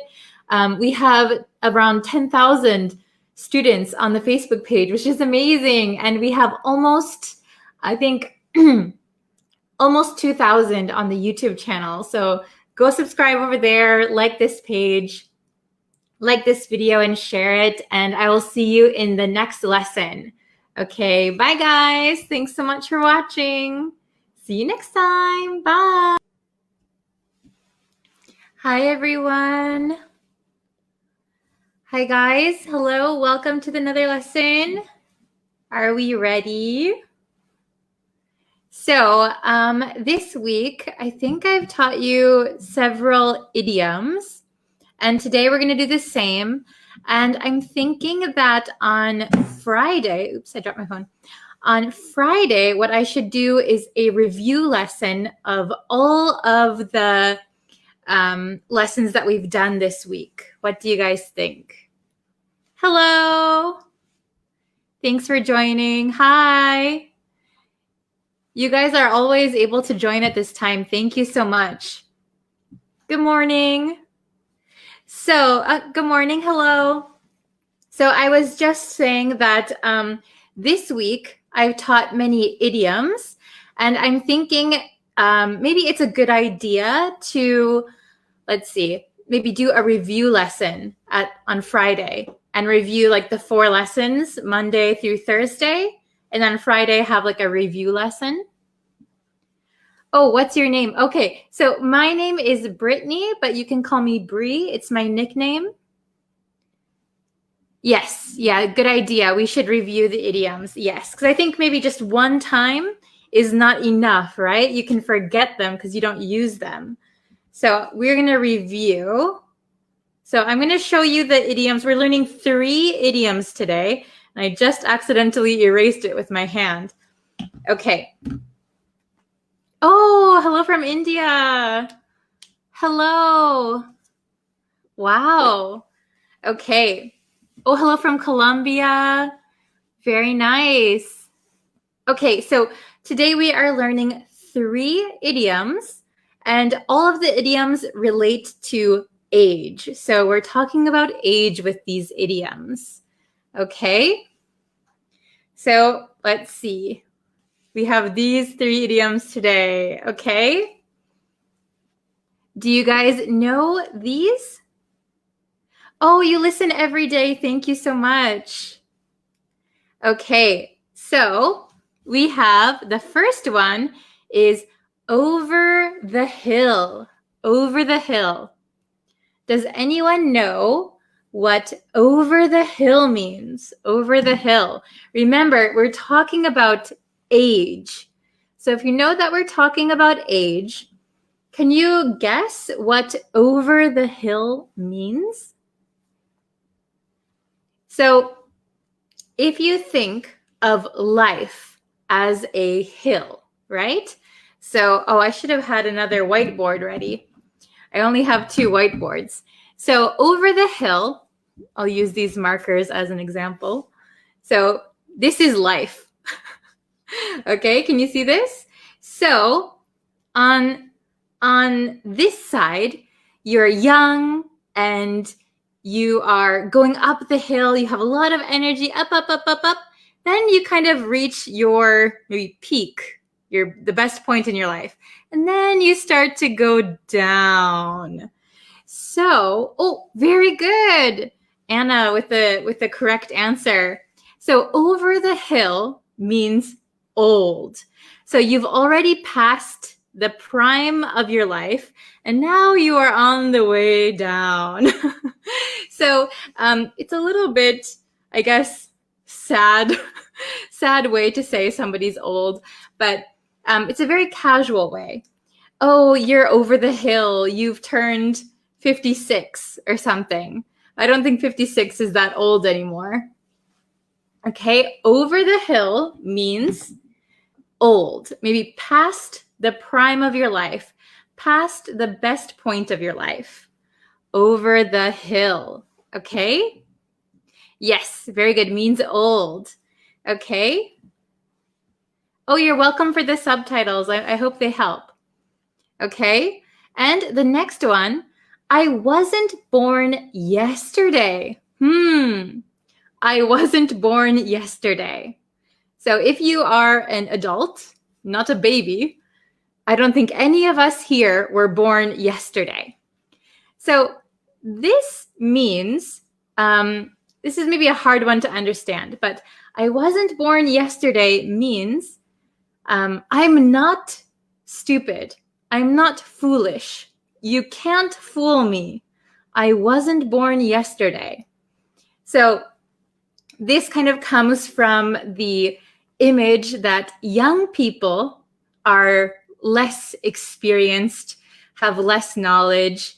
So a baby has the least amount of experience or knowledge, and you can kind of fool children, right? But if we are an adult and somebody tries to trick us, if somebody tries to fool us, we could say, hey, I wasn't born yesterday. You can't fool me.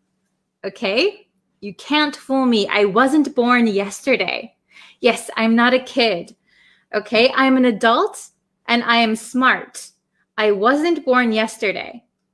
So if somebody says, for example, if I said, hey, did you guys see the sky today? Today, the sky is bright purple. All day, the sky is bright purple. Maybe that is very hard to believe, right? So you could say, I wasn't born yesterday. I don't believe what you're telling me. I wasn't born yesterday. Okay? And the very last one, maybe the easiest one of them all, this is young at heart. Young at heart. So when we say it very quickly, young at heart, young at heart, young at heart. Okay? Does anyone know what young at heart means? Does anyone know? Oh, hello from Bangladesh. Yes, very good. Good examples.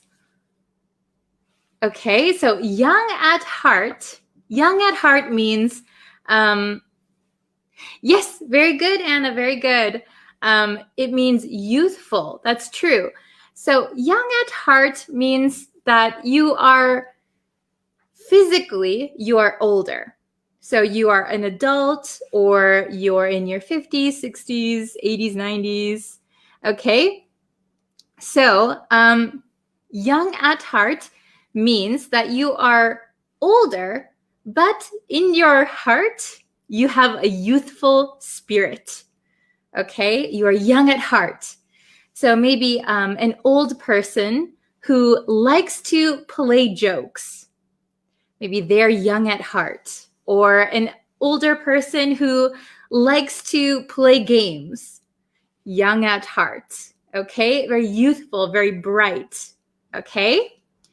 So, so alive.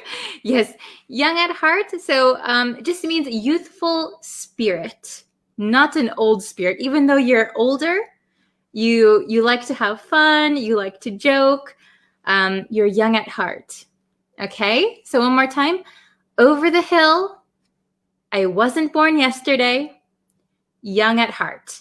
Okay, so let's go to my next whiteboard where we have the, let's see, the questions. Okay. Ooh, I wrote it this way today because I thought I could fit more on it, but I guess it doesn't really fit on the screen that well. Okay, let's look at the definitions one more time. So over the hill means old and past one's best. Past one's best. So you're over the peak of your life. Okay? I wasn't born yesterday means you can't fool me. You can't fool me. And young at heart means having a youthful outlook in spite of one's age. Okay, I'll put that up here really quick. Can you see? Okay, so now that we understand the meanings, let's try the exercises, all right? So we have 3 exercises, okay? So number 1, let's do it together. I'll read it. He tried to overcharge me. Oops. He tried to overcharge me, but he tried to overcharge me, but so if you don't know, overcharge means charge too much. So if I go to the store and I want to buy bread, and the bread says it's $1.50, $1.50. But the store clerk says, that'll be $3. I could say, hey, you're trying to overcharge me. It's too much money. Oh, very good. We have some answers. Tanvir and Anna, very good. I wasn't born yesterday. Very good. So I'll write that one here. I wasn't born, this is a long one, yesterday. It's kind of going off of my line, but that's okay. Okay, so he tried to overcharge me, but I wasn't born yesterday. So he couldn't trick me. He couldn't fool me. I said, hey, that's too much money. I know how much it costs. I wasn't born yesterday. Okay. Oh, very good. Everyone got the right answer. Okay. The number 2. You say that you're, but you're still as strong as ever. You say that you're, but you're still as strong as ever. So which one do you think it could be? So over the hill, I wasn't born yesterday, young at heart. You say that you're, but you're still as strong as ever. Oh, very good. Anna is very good. You say that you're over the hill. Over, oops, my marker is dying. Over the hill. So you say that you're over the hill. You say that you're too old, but you're still as strong as ever. You're not over the hill. You're still strong. Okay? Very good. Let's look at number 3, the last one. The last one's always the easiest, right? My grandma may be 93, but she's... My grandma may be 93, but she's... What do you think? Oh, very good. I don't know how to pronounce your name. Yasin? Yasin, very good. Young at heart. Good job. That's the last one we have left. So my grandma may be 93, but she's young at heart. She's very youthful. She has a youthful spirit. Okay? So I'm going to read them out one more time. Let me switch my marker to this one. Okay? He tried to overcharge me, but I wasn't born yesterday. He tried to overcharge me, but I wasn't born yesterday. Number 2, you say that you're over the hill, but you're still as strong as ever. You say that you're over the hill, but you're still as strong as ever. Okay? Then number 3, my grandma may be 93, but she's young at heart. My grandma may be 93, but she's young at heart. Okay, very good. So remember, these ones, here are the definitions one more time. Over the hill means old and past one's best. You're on the other side of the hill. I wasn't born yesterday. You can't fool me. Okay, I'm not a baby. I'm not a child. Young at heart, having a youthful outlook in spite of one's age. Here you are. Okay, so please remember these words. These 3 idioms all have to do with age. Okay? So as you know, we have many idioms in the English language. And I think a lot of them, people don't study so much. So I want you to remember these 3. And I want you to remember all of the idioms that we're learning this week. So on Friday, I will come back with another lesson and we will review. I won't teach you any new ones on Friday. We will review all of the ones that we've learned. Okay? I think that's going to be a better way to help you guys remember. Do you guys think that's a good idea? Oh, you're welcome. I like having lessons every day. It's really fun. Okay, so remember, this Friday, we're going to have a review lesson. So come prepared, okay? Oh, very good. Yes, that's a good example. Okay, so please remember these. We'll be back on Friday with a review lesson. Today is Wednesday, so Thursday, there'll be one more new lesson, and then Friday, the review, okay? Thank you very much. So I'll see you tomorrow with a new lesson. Okay. Thank you very much. If you could like this video and share it with a friend, that would be really helpful. If you're not subscribed to the YouTube channel, if you could go subscribe to that, that's also really helpful. And I will see you for our next lesson. Bye, everyone. Thank you so much. See you next time. Hello, everyone. Good morning. Okay, are you guys ready? It is Friday, so that means we are doing our weekly review lesson. So I hope that you studied. I hope that you came prepared for this. Just checking my mic. Okay. So all week we studied idioms that had the word up in them. Oh, hello. Thank you for coming. Are you guys ready for the review lesson? So all week we studied, we studied idioms that contain the word up. Oh, hello, Anna. Nice to see you again. So we learned 7 idioms. Okay, so we're going to go through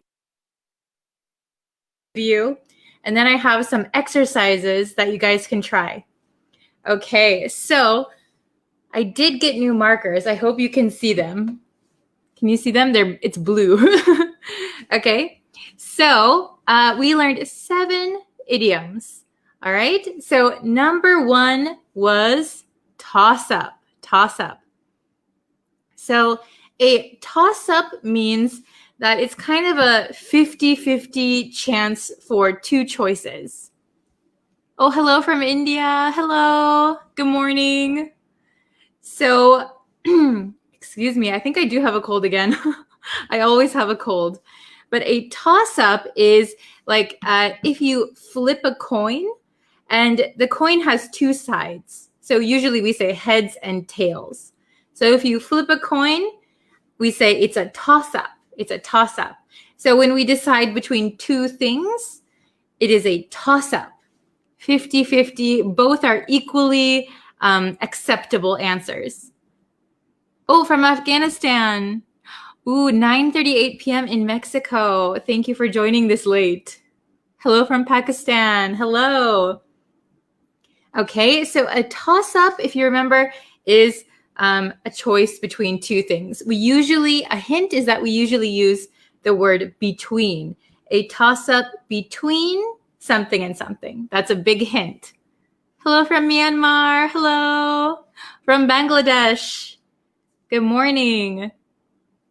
Okay, number 2 is up in the air. Up in the air. So up in the air means that nothing has been decided yet. It's up in the air. You don't know whether something will happen or won't happen, or maybe you have many choices. Nothing has been decided. Nothing has been determined. Oh, hello from Indonesia. Hello. Do I have online English classes? So far, I'm just doing like these free lessons like on Facebook and YouTube. Okay. So number 3 is screw up. Screw up. So screw up means making a mistake. I screwed up on my exam. I made a mistake. Hello from Bangladesh. You have a few people from Bangladesh, I think. Okay, so screw up is to make a mistake. And if you remember in the lesson where I taught screw up, I also mentioned royally screw up. That is a very American way to say I made a big mistake. I royally screwed up. Madagascar. Are you still in Japan? Yes, I'm still in Japan. Because of the pandemic right now, I can't really travel. I'm stuck. Ooh.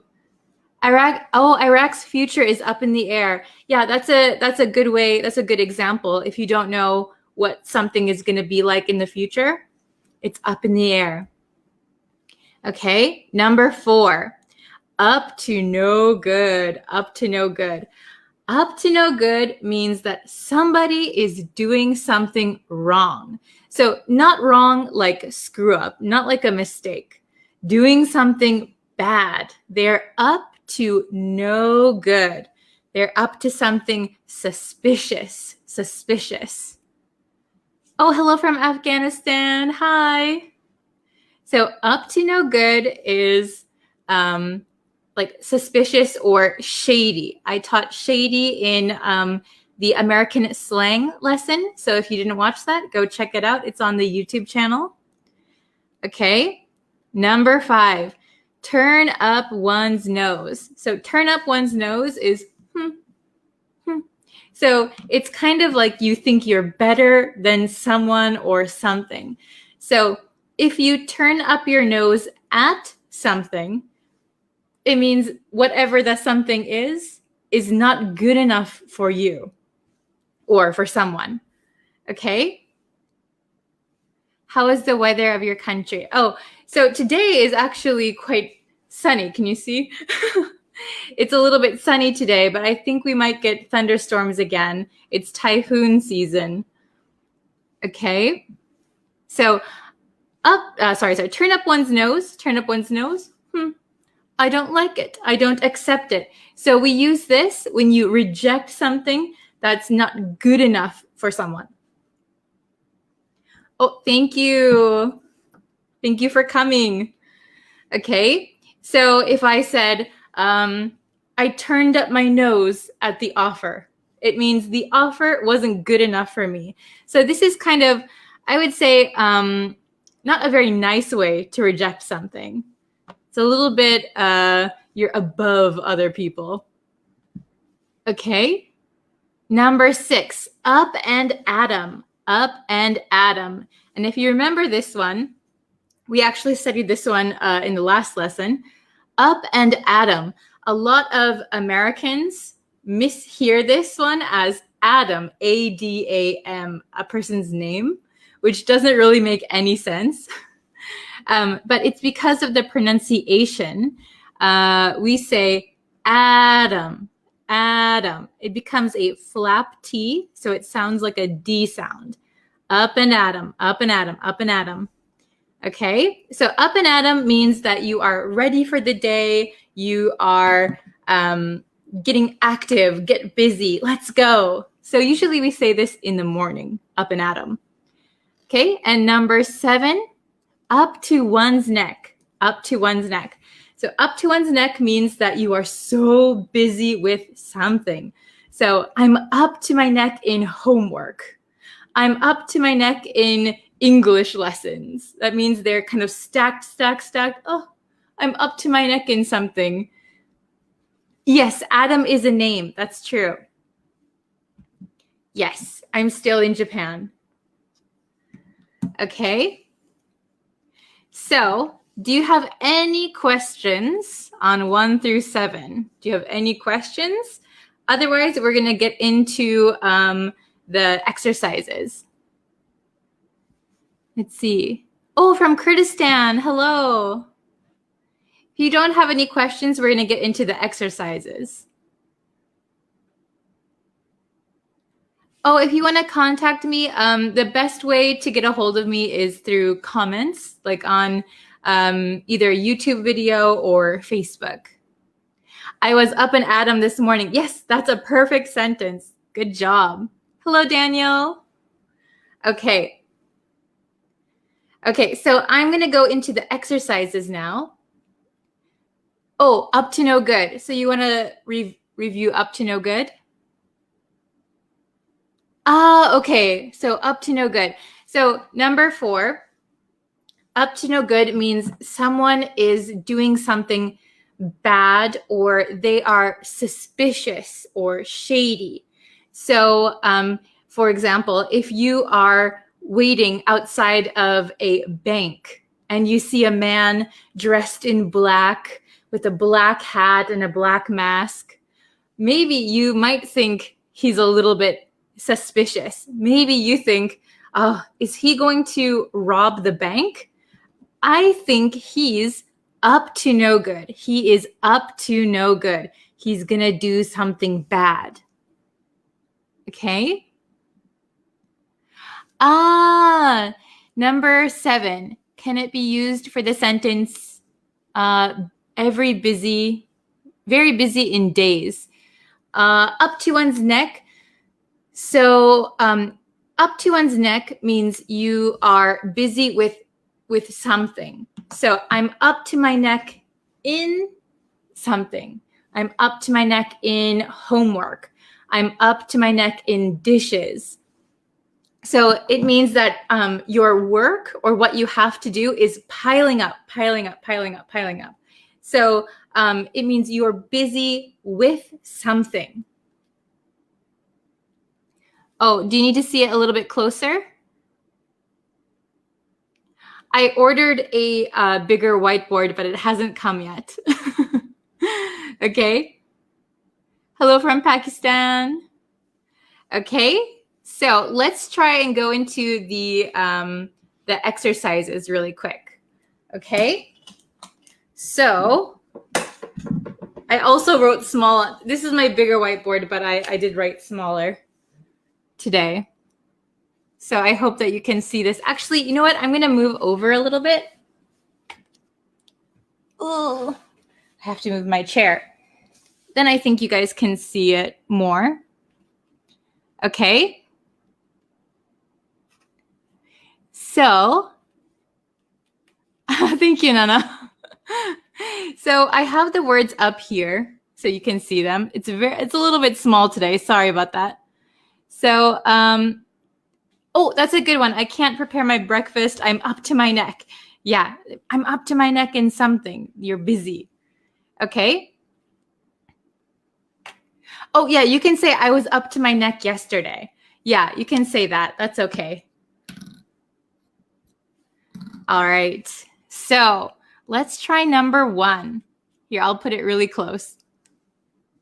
The boss at my proposal. The boss at my proposal. Which one do you think it is? I'll just be over here in the corner. The boss at my proposal. So if you're in a meeting or if you're at work and you give a proposal, a suggestion to your boss for business, but your boss rejects it. My boss, which one's this one? I don't like your proposal. Which one do you think that one is? My boss, Oh, I see some answers. No, not up and Adam, not toss up. The boss rejected. Big hint. Yes, very good. Very good, Anna. Okay, the boss turned up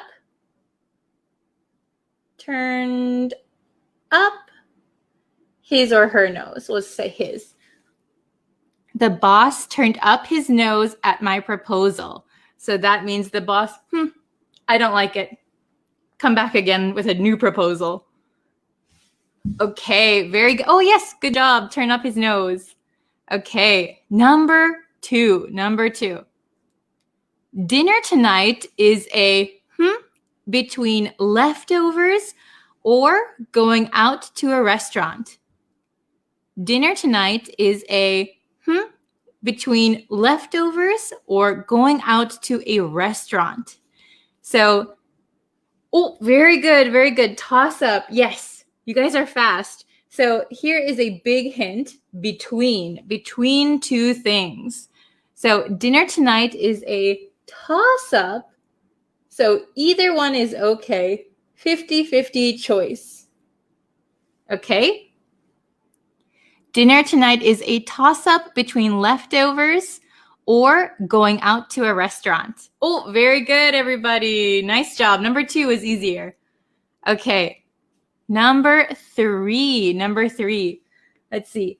The basketball player the play and lost the game. So lost is a big key here. It's a negative thing.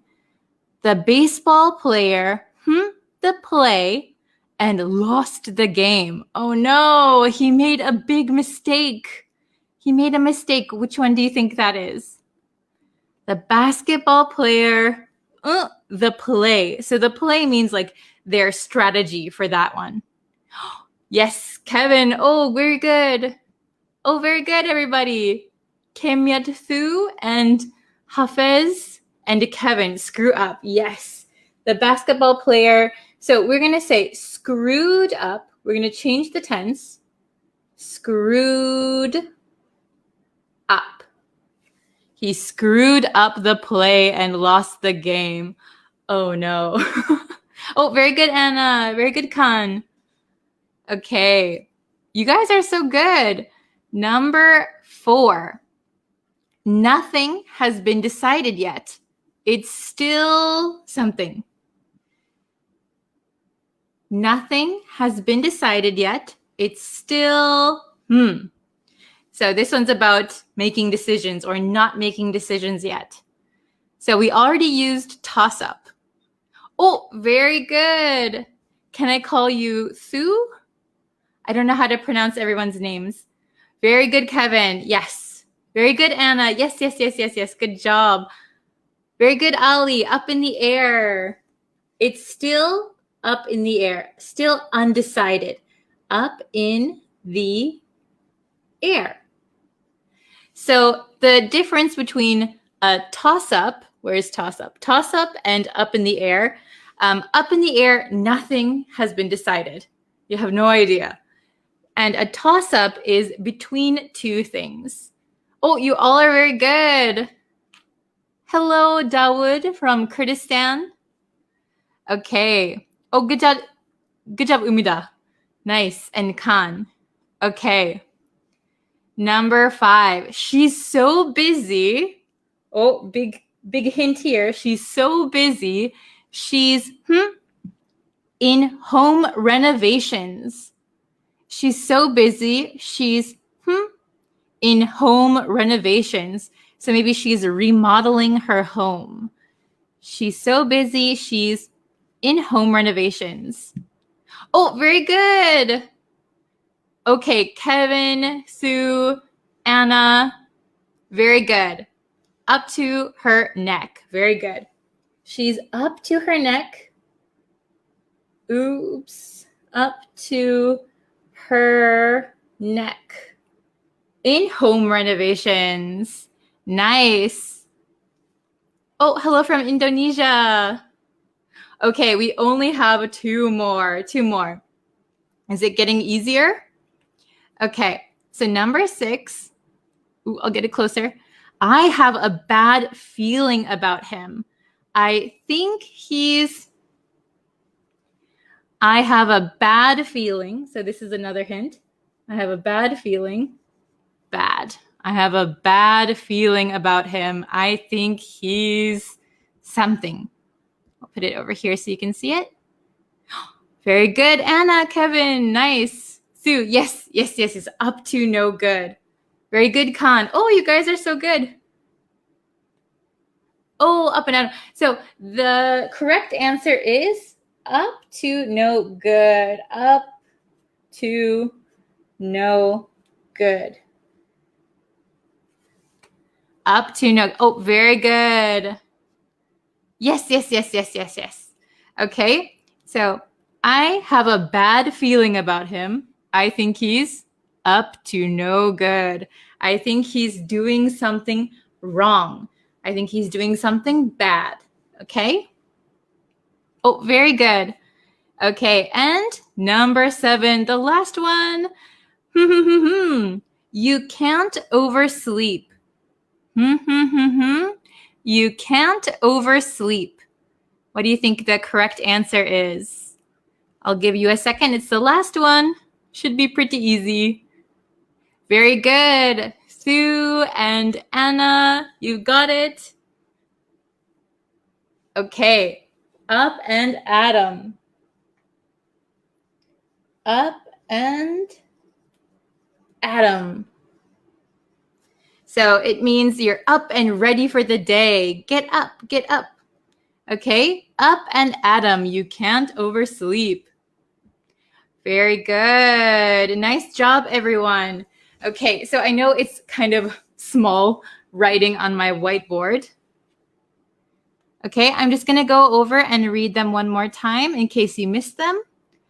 The boss turned up his nose at my proposal. He rejected it. Okay? Dinner tonight is a toss-up between leftovers or going out to a restaurant. It's a toss-up, 50-50. Both choices are okay. Both choices are possible. Okay? Number 3, The basketball player screwed up the play and lost the game. So he made a mistake. Okay. Number 4, nothing has been decided yet. It's still up in the air. Nothing has been decided. She's so busy. She's up to her neck in home renovations. She's up to her neck in home renovations. Okay? So she's so busy with home renovations. Number 6, I have a bad feeling about him. I think he's up to no good. He's not being a good person. He's doing something bad. And last one, number 7, up and at 'em. You can't oversleep. Up and at 'em. So get up, wake up, get active for the day. Up and at 'em. Okay, up and at 'em. You have Bree's English lesson. Okay, very good. So if you have any other questions, you can always leave them in the comments. I'll be happy to answer any questions you might have. But these were the 7 idioms that we studied this week, okay? So you can always go back and rewatch the older lessons anytime. They'll always be available. So you can go and catch up and rewatch these lessons if you need to. Okay, and I think, let's see, on Sunday, maybe around this time, I'm going to do another live stream, but on my YouTube channel for the first time. I'm going to live stream on my YouTube channel on Sunday. So if you're available, please feel free to join me over on the YouTube channel on this Sunday. Okay, I'll think of a good lesson for you guys. All right, thank you so much for stopping by, and thank you for participating. I always love seeing your comments. You guys are so smart and so good at English. Okay? Oh, my YouTube channel name is Bree's Practical English. So it's linked a few times on my Facebook page, so you can go check it out. Oh, thank you, Anna. Hope to see you Sunday. Thank you very much. Okay, so I will see you guys on Sunday. I'm looking forward to it. Thank you very much. See you on Sunday. Have a nice weekend. Bye, guys. Hello, everyone. Yes, we are live. Okay. So today is our review lesson. Yay! We are going to review everything that we learned this week. Are you excited? Okay, so we learned 8 words and how to use them this week. And they're simple, and I think you've already known these words, but we're clearing up some mistakes that I noticed with a lot of the students. Okay, hello, Erica. Thank you for joining us. We are gonna do our review lesson. I hope you watched all of the other lessons. Hello, Mahmoud. Is that how you say your name? Tuan, Asa, Cici, Junior, Suganya. Hello. Okay, very good. Thoazine, is that how you say your name? I'm so sorry, I always mispronounce everybody's names. I have to become more cultured so that I can tell your names on camera. But okay, so we're going to go over everything that we learned this week. Oh, I'm glad I pronounced it correctly. Hello from Nicaragua. Wow. Hello. Oh, I'm not going to undo my marker yet. This marker always runs out of ink really quick. So these are the words that we learned this week. But I know they're simple. They're very simple. But we're going to clear up and just review mistakes that I see a lot of students making. Okay? Hello from Myanmar. Oh, thank you, Erica. Okay. So if we look at these, we're going to go over them and I'm going to quickly review how we use them in the meaning, okay? So number 1 is annoyed. Annoyed. This is the feeling that a person or an animal, a living creature, can feel, right? This is a feeling. I feel annoyed, or I am annoyed, okay? Annoyed. So we don't say that. I'll give you a hint between these two. So annoyed is the feeling, and annoying is what causes this feeling. Does that make sense? Oh, hello from Myanmar, Philippines. Hello, Lin Lin. Okay. So annoyed is the feeling that we get when we are frustrated or feeling uncomfortable. Oh, I'm so annoyed. Annoying is what we describe the cause of being annoyed. So, my boss gave me a lot of extra work. He is annoying. I am annoyed. Okay? Very good. So now we'll do in pairs. Maybe that's easier. So number 3 and number 4, we have scared. I'll put it a little bit closer. We have scared and we have scary. Very similar to annoyed and annoying, right? In how we use them. Oh, hello from Cambodia. I want to visit Cambodia. I have a best friend who is Cambodian. Okay, so 3 is scared. This is the feeling that we get, like annoyed. Annoyed is our feeling. Scared is also our feeling. Ooh, I'm afraid. I'm scared. The thing that causes me to feel scared, we would say it is scary. So the ghost is scary. Okay? We wouldn't say I'm scary. I know a lot of students say I'm scary, but that means you are causing fear in other people. You are kind of like a scary thing, right? So you don't want to say I'm scary, unless that's what you mean.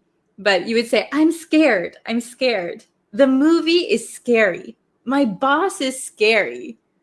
The clown is scary. I feel scared. Oh, hello from Pakistan, Indonesia, India. Oh my gosh, hello. Okay, so let's go to 5 and 6. 5 is fun and 6 is funny. So these are often getting mistook for the wrong one, right? So something is fun. Something is fun. And we don't count fun. Fun is uncountable. So we don't say, we had a fun, right? It was a fun. So we would say, I had fun. It was fun. Oh, Brazil here. Hello. Okay, so fun. It was fun. It is fun. I had fun. We never say I had a fun, okay? So you don't need to add a, okay? Fun. And funny has 2 meanings, remember? So funny is, ha ha ha, that was so funny. So something that makes you laugh. That is so funny. That joke was funny. And funny can also mean strange. So, ooh, you look a little bit funny. What happened? So you look a little bit strange or weird. Ooh, something smells funny, right? Something smells funny. So something smells strange, not right. Okay? Then number 7, number 8. This is probably the hardest to remember about pronunciation. So number 7 is advice. Advice. Advice. It has a C and it's pronounced like S sound. Advice. And then number 8, we have advise. Z. advise. Okay? So this is like more of a Z sound. Oh, okay, Erica's going to go do her schoolwork and be right back. Take your time. Don't worry, this lesson will be up forever. We have Afghanistan, Syria. Very good. Hello, Umida. Okay, so remember that advice is a noun and it is uncountable. So we don't say advices, we don't say an advice.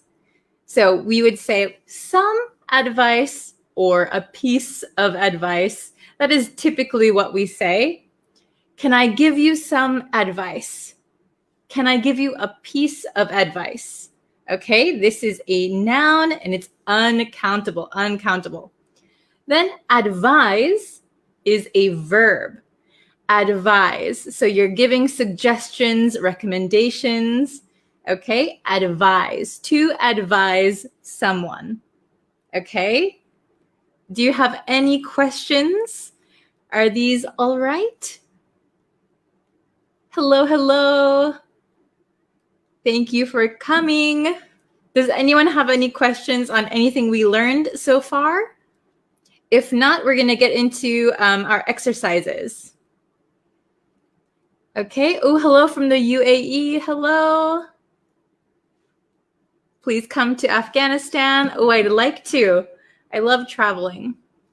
Maybe after the pandemic is over. Explain annoyed. Okay. So annoyed is the feeling that we get when we are like frustrated or uncomfortable. So let's see. When I was younger, my sister would often take my clothes, right? She would take my clothes and she would wear them. So I was always annoyed. I thought she was annoying. She was annoying. I felt annoyed. Hey, stop stealing my clothes. Okay, so it's when you're kind of frustrated or, uncomfortable. Okay. Oh, I'll remember forever. Fun is uncountable. Yes, you cannot count fun. It is uncountable. Very good. Okay. Oh, how to recognize uncountable nouns. That is something you might have to just memorize and learn through experience, I think. English makes it so complicated, right? Hello from Sudan. Okay, so is everyone okay? So annoyed is the feeling that someone gets. Annoying is describing the person or thing that is causing this feeling. Okay? Very good. So we're going to jump into the exercises, my favorite part, because that's where I really get to interact with you guys. Oh, okay. I'm really worried about my marker. It always dies. So, okay. I hope I don't erase anything with my fingers. Okay. So, as you can see here, I put the words up here. I hope you can see them. We have annoyed, annoying, scared, scary, fun, funny, advice, advise. Okay? Oh, the difference between advise and advice, one more. So advice is a noun and it is uncountable.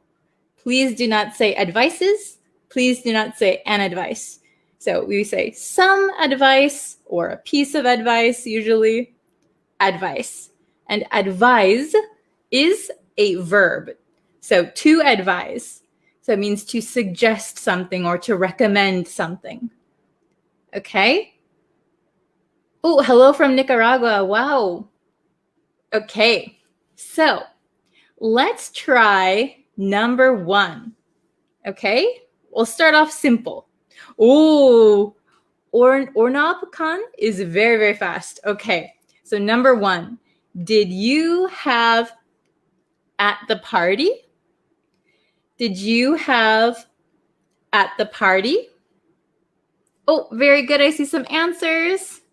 I'd love to go to Nicaragua. Okay, Hafez, Kemyat, Umida, very good. So the answer to number 1 I'll write it for you. Okay, the answer to number 1 is fun. Notice that there is no in front of fun. Did you have fun at the party? Did you have fun at the party? And we link this. Did you have? Did you have fun at the party? Okay. Oh, very good, everybody. So number 2, my boss keeps piling on work. I'm so, So my boss keeps piling on work. So more work. My boss keeps piling on work. I'm so, very good. Oh, I see a lot of correct answers. Yes. My boss keeps piling on work. I'm so, see, my pen is dying again. My marker. I'm so annoyed. Very good. Okay. I'm going to switch markers already. Okay. So, number 3, I'm having a problem. Could you give me something? Oh, I see a correct answer already. Okay. Oh, I see some people going to number 4 already. Very good. So number 3, I'm having a problem. Could you give me some? Very good. Could you give me some advice?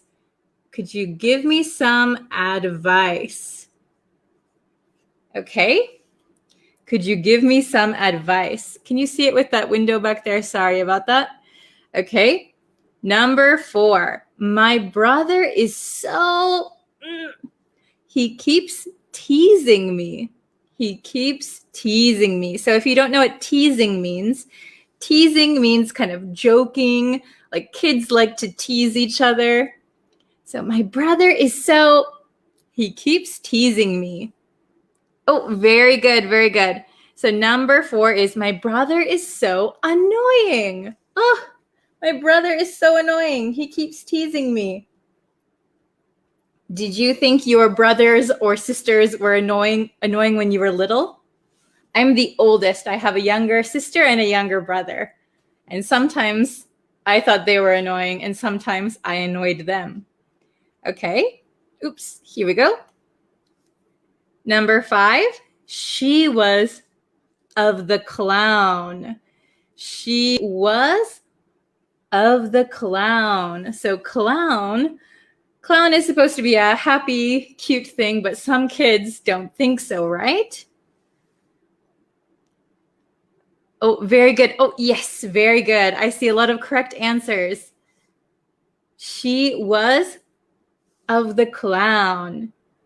Very good. She was scared of the clown. So remember, that is her feeling.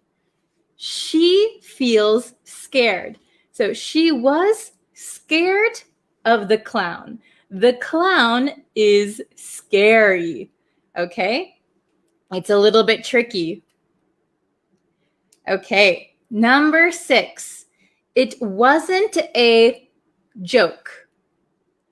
It wasn't a joke.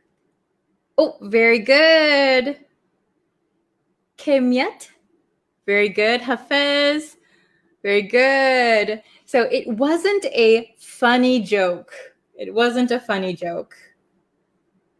So sometimes that happens, right? Somebody tells a joke, but it wasn't funny. Very good. It wasn't a funny joke. Okay. Number 7. That monster movie was pretty. And remember, pretty does not mean cute, right? Or beautiful. This pretty means very. Okay. Oh, I see some correct answers. Very good.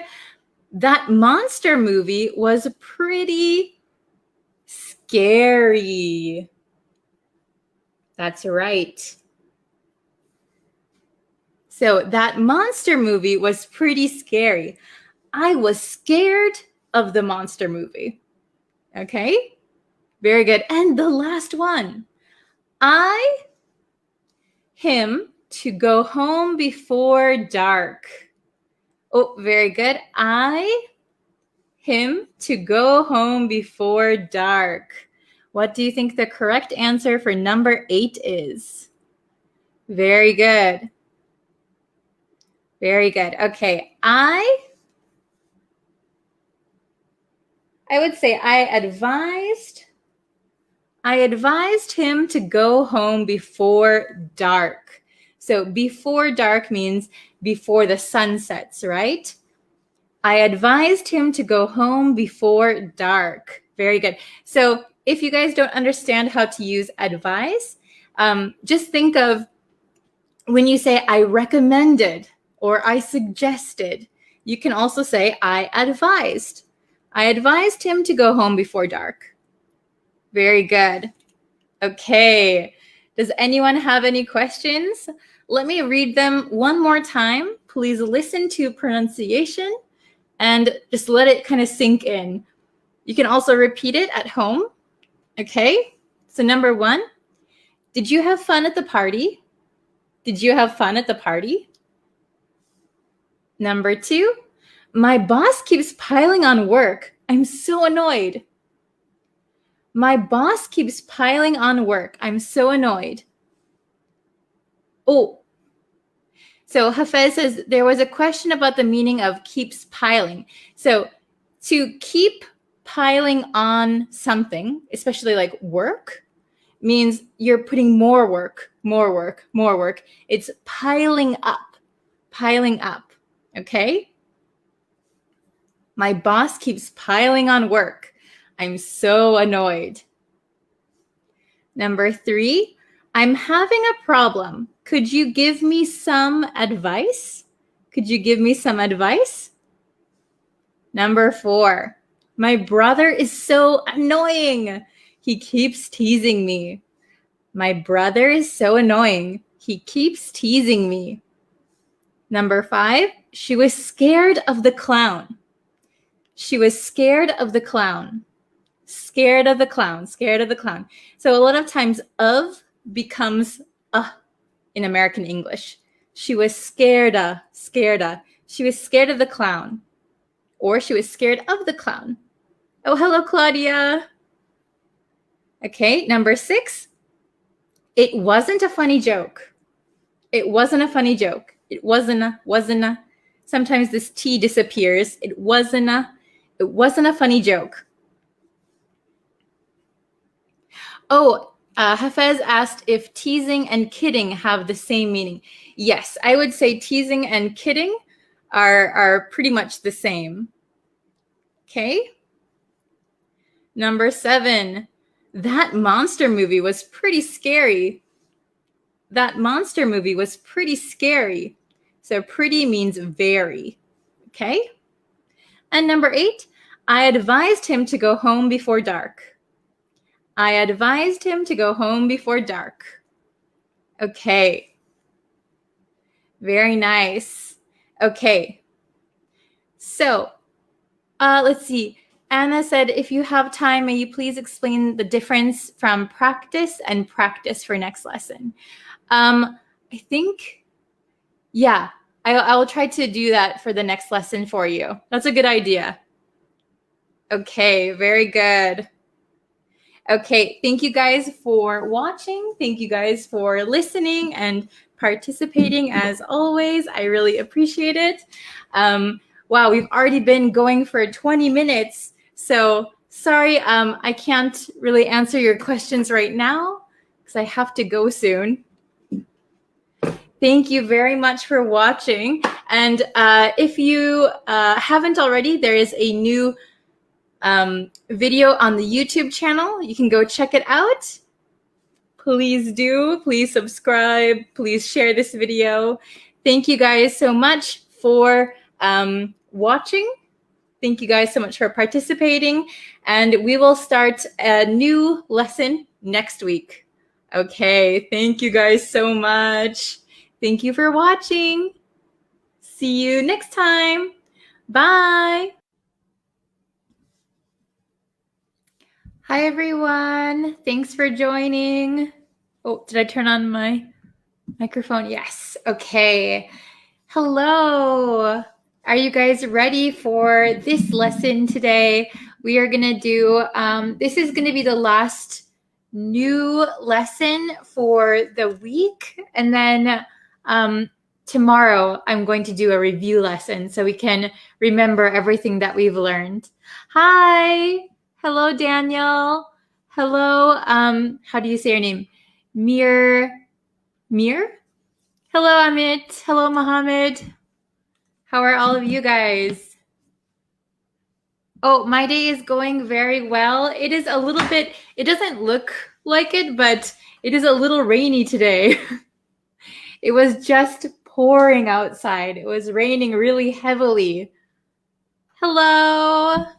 Yes, I'm back with another lesson.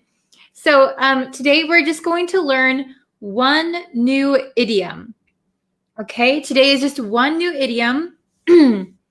And then tomorrow we will have a review lesson of all of the words and idioms we've learned this week. Okay? Good morning. Hi, everyone.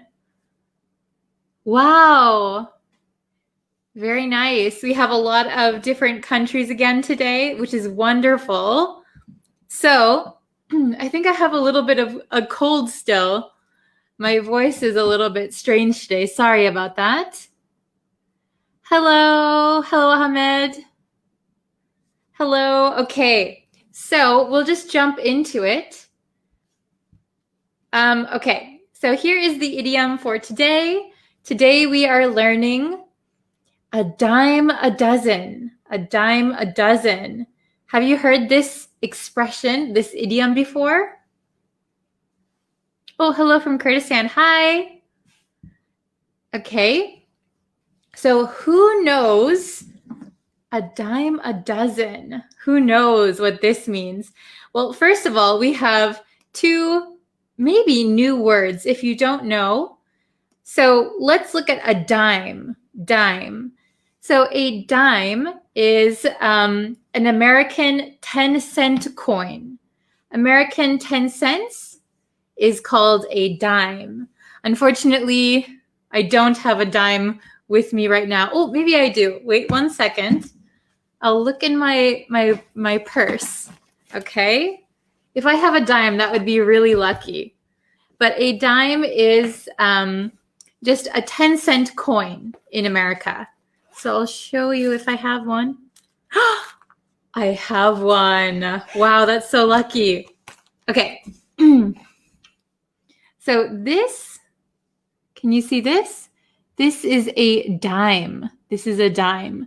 This is a 10-cent coin in America. Let's see, I think it says dime on it somewhere. Yeah, right here.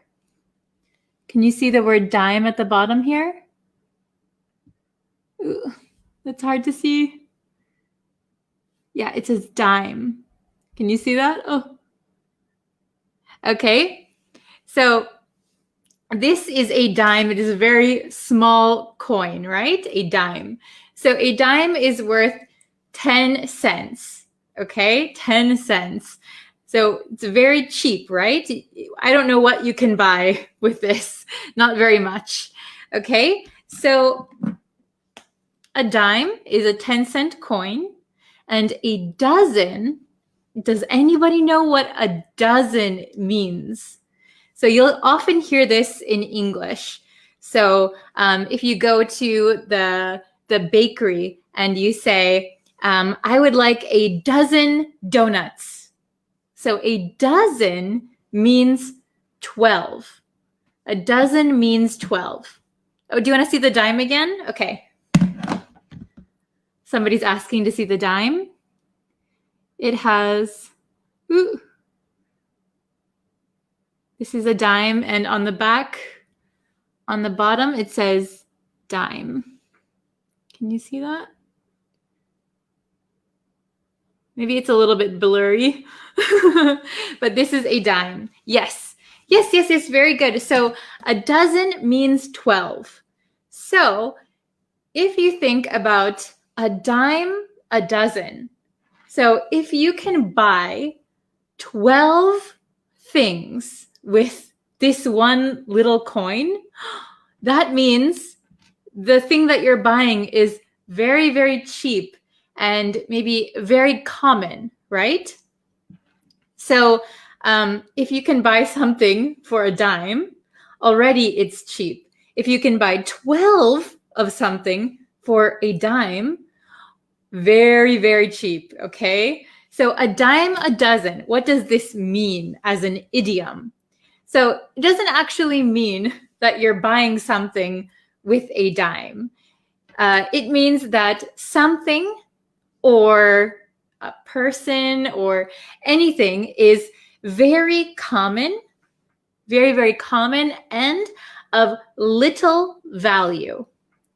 So as an idiom, a dime a dozen means something that is very common and of little value, almost worthless, okay? So if you say this about somebody, like, for example, if you were to say, English teachers are a dime a dozen, maybe I would be a little bit sad if you said that. It sounds like they're common and kind of worthless.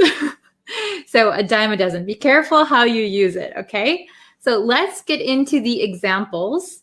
So I wrote some examples for you. Okay. So the meaning is at the very top. So a dime a dozen means very common and of little value. So remember that, very common and of little value. Okay, so let's look at the first sentence. So examples. In Japan, convenience stores are a dime a dozen. I'll put that a little bit closer. In Japan, convenience stores are a dime a dozen.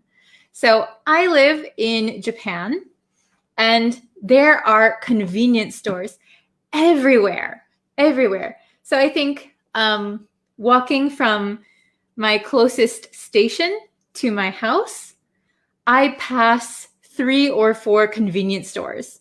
So that means they are very common. So in Japan, convenience stores are a dime a dozen. Okay, let's look at number 2. Opinions are a dime a dozen.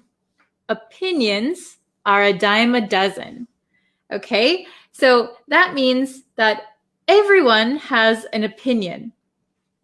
Everyone has an opinion. So sometimes, even if somebody doesn't know what they're talking about, or somebody's not an expert, not a professional, but everyone has an opinion. So that sometimes means opinions are common and maybe of little value. If you don't know what you're talking about, your opinion could be of little value. Opinions are a dime a dozen. So as you can see, number 1, convenience stores. This is like a physical thing. But here, opinions.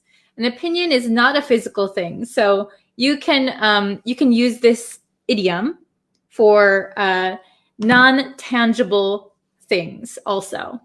Okay? And let's look at number 3. Oh, you took a screenshot of the example. That's great. Yeah, you can take a screenshot. Number 3. He thinks he'll be famous someday, but aspiring actors are a dime a dozen.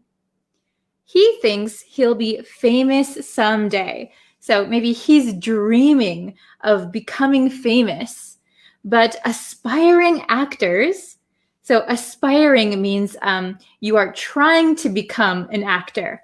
But if you go to Hollywood, aspiring actors are a dime a dozen. There's so many of them, and maybe many of them are not good. So aspiring actors are a dime a dozen. Okay, understandable so far? Oh, very good. Nowadays, private universities are a dime a dozen. Very good, very good. So you're getting into number 4. So I gave you 3 examples. So number 4, I would like you to finish number 4 and give me something to write here. So number 4, a dime a dozen. So what do you think is a dime a dozen? Can you give me some examples? So I see, I don't know how to pronounce your name. Inger Ahmed said private universities are a dime a dozen, which is a very good example. Does anyone have anything else that I should write here? Do you have another example, a dime a dozen? Something that is very common and maybe not worth a lot. Okay. Private universities is a good one though, because that's pretty true. Yeah, this will help you with your speaking because in America, at least, we often say this when we want to talk about something that's like really common. Okay. Who has an example? A dime a dozen. Please write it in the comments so I can see it. And if you have a really good one, I'll write it here. Okay. A dime a dozen. Who can give me something that's very common? So we talked about physical things like convenience stores, opinions, or people. People, aspiring actors are a dime a dozen. Oh, hello, welcome. Brother says, my words are sometimes a dime a dozen. Oh, that's a very good one. Yeah, so you could say, if somebody talks a lot, you could say, oh, your words are worth a dime a dozen. It's very cheap to get your words out because you talk all the time. Okay, can anyone else give me a good example? Something, a dime a dozen. What do you think is very, very common and of little value? Oh, you're welcome. Okay, maybe we'll go with, here, I'll write it down here. Okay. Let's see. Oh, hello. Is your name Shayam? I'm very bad at pronouncing different names. Sorry if I pronounce your name wrong. I'm not trying to insult you. Okay, so I'm gonna put, let's see. How about we could say, oh, very good. Political issues are a dime a dozen. Yes, that is a very good one. I'm going to write that one down. Political issues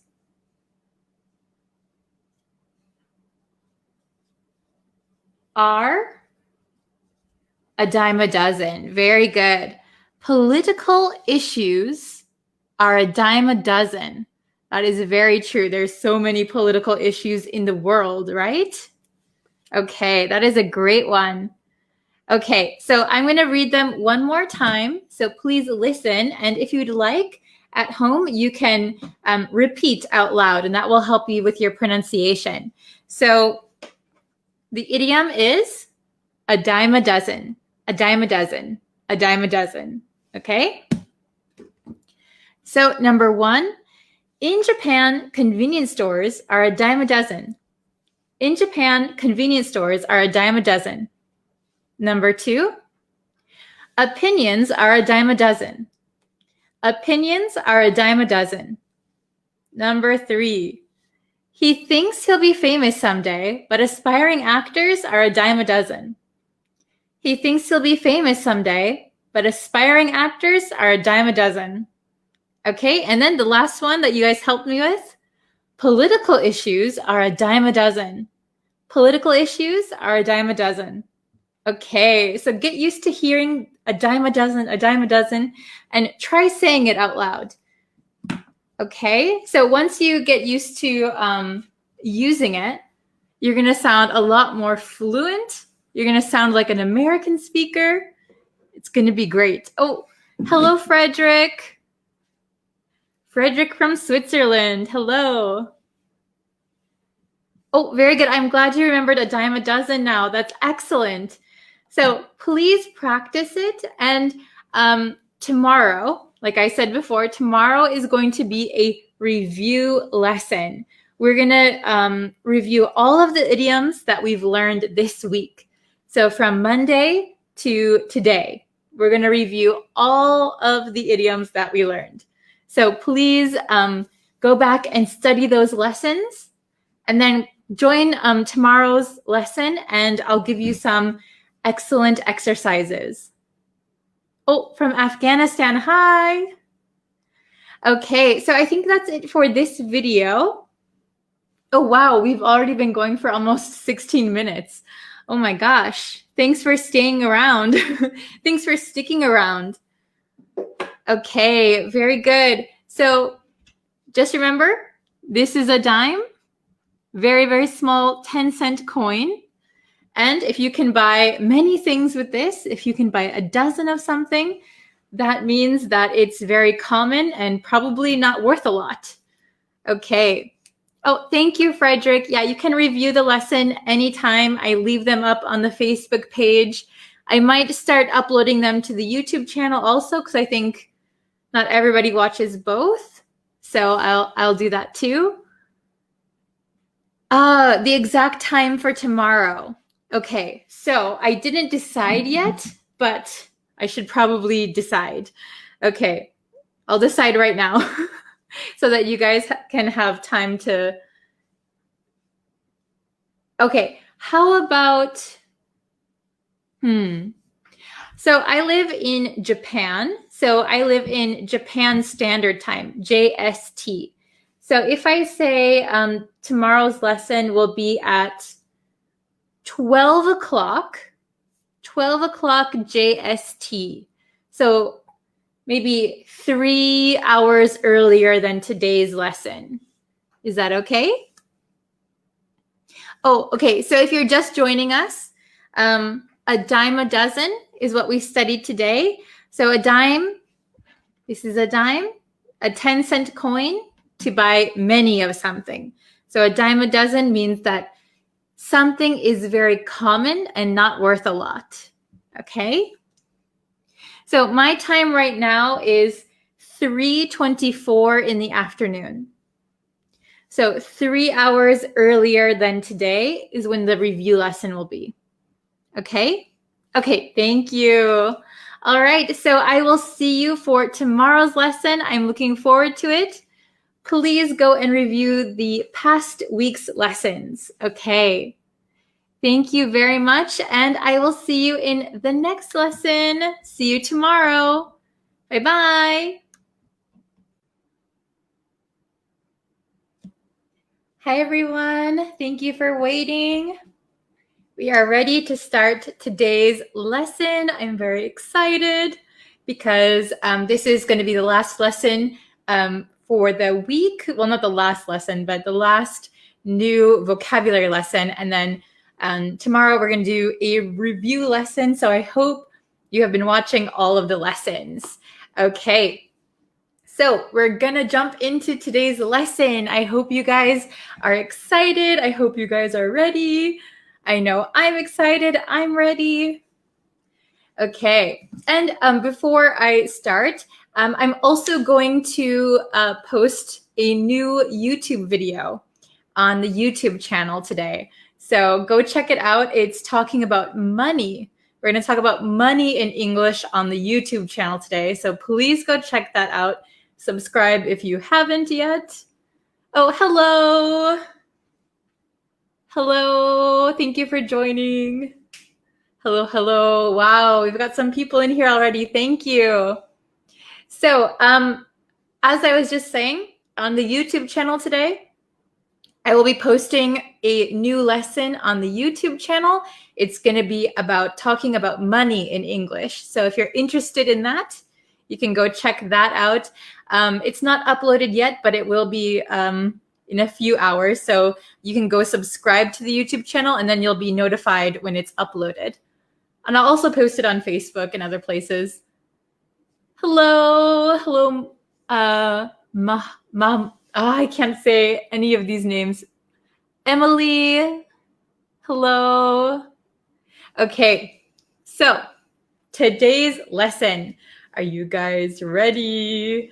Okay, so going with the theme of our last 3 lessons, I'm going to give you 2 words that students often mix up or use incorrectly. Okay, so these are our 2 words for today. And I know English is really tricky because these look almost identical, don't they? But if you notice, we have a C here and an S here. That is the big difference. And pronunciation-wise, they are different, okay? So we're going to pronounce this one. This is advice. Advice. Advice. So this makes like an S sound. Advice. Advice. So you guys know what advice is, right? Advice is like a suggestion or recommendation, right? Advice. And advice is a noun, but a lot of students make the same mistake and they say advices. So advice is a noun and it is uncountable. We can't say advice. We can't say an advice, and we can't say advices. We usually don't. So you should remember it as an uncountable noun, okay? Advice. So we usually say some advice or a piece of advice, okay? Advice. Then here we have advise. Advise. So it's so tricky, right? Advice has an S sound, but it's spelled with a C. Advise has a Z sound, but spelled with an S. Why is English so complicated, right? So I understand how you feel. So advise, advise. So all right, this is like an S and this is like a Z. Why do they do that to us? Okay, advice and advise. So advise is the verb form of advice. So to suggest or to recommend something. Advise. I want to advise you. Okay? So pretty simple, right? Advice is a noun. Uncountable. Some advice or a piece of advice. Advise is the verb form. So to advise someone, to give recommendations or suggestions. Okay. Oh, very good. We have people from Botswana. We have Pakistan here and Vietnam. Wow, awesome. Okay, so we're going to go into our exercises. Okay. Let me know if you guys have any questions. I'll try to answer them. Okay, so we have our meanings up here. So one more time, advice is guidance or recommendations offered. It is an uncountable noun, uncountable. So don't say an advice, don't say advices, advice, advice. Pretty easy, right? Oh, very good. I always advise my friend. Yes, very good. Oh, hello from Iraq. Hello. Good morning. Okay. Then we have advise. So remember advice? Advise. To suggest or recommend. And this is a verb. Verb. Advise. To suggest. To recommend. Okay? I think you guys got the hang of it, right? All right. So Let's see. Let's start with number 1. Okay, so we can either use advice or advise. And if we use advise, it is a verb, so we sometimes have to change how we use it, right? So past, present. Okay. Good morning. Okay. Oh, just a side note, Lubna, sorry, I can't pronounce your name, asked how to improve reading skills. So I'll give you a piece of advice on reading. The way to improve reading is to read a lot, So read lots of different things, and reading out loud. So when you read and you speak at the same time is very helpful.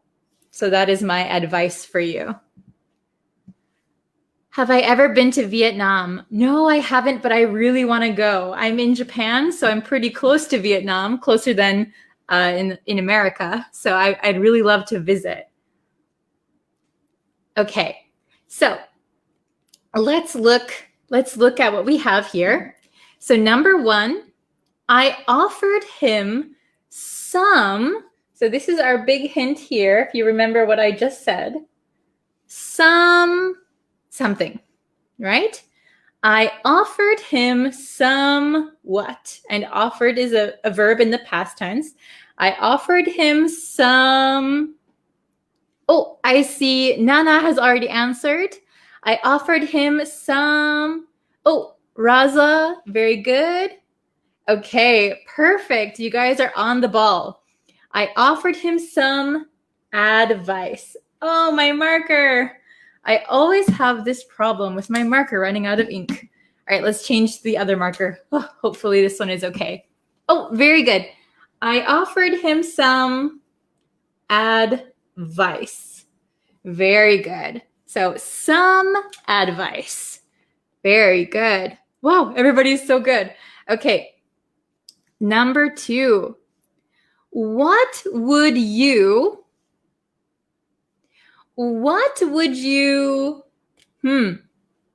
which one do you think? Number 2. Ooh, very good. Number 2. Nana, very good. Nana said advise. Oh, we have some people saying advice.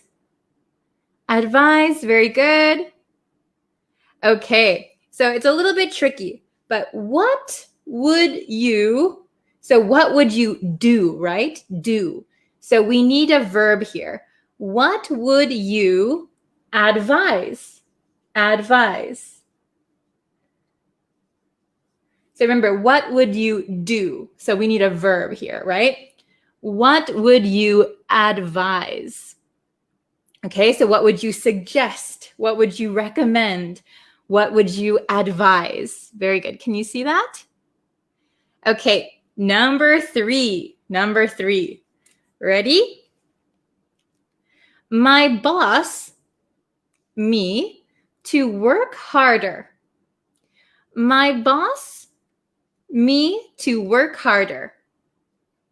So which one do you think number 3 is? Oh, I see Yasin has advised. Very good. Anybody else? My boss, me, to work harder. Advice. Oh, very good, Nana. Very good. So my boss, so this could be in a past tense or present tense. My boss advised me to work harder, or my boss advises. Yes, very good. So it could be both, advised or advises. We don't really have any hint from this sentence what it should be, but I will write. Oh no, my other marker. You've got to be kidding me. Okay. We're going to switch to blue. Okay? Sorry about that technical difficulty there. My boss, we'll say past tense, advised. Or you could say my boss advises me to work harder, or my boss advised me to work harder. Okay? Try number 4. May I give you a piece of something? May I give you a piece of advice? May I give you a piece of advice? Which one do you think is correct? Number 4, may I give you a piece of? What do you think? Oh, hello. Thank you for joining. Oh, good job, Sony. Very good. Very nice. Very nice. Oh, everyone, good job. Okay, may I give you a piece of advice? Have you ever gotten advice that you didn't ask for before? Like somebody just tells you what they think you should do? I get that sometimes. We say unwanted advice or unwarranted advice. Oh, very good. Everyone's got it. So remember, advice is uncountable. We never say advices. May I give you a piece of advice? Okay, so it's like pizza. May I give you a piece of pizza? Okay. Number 5, the last one. Sleeping pills are not,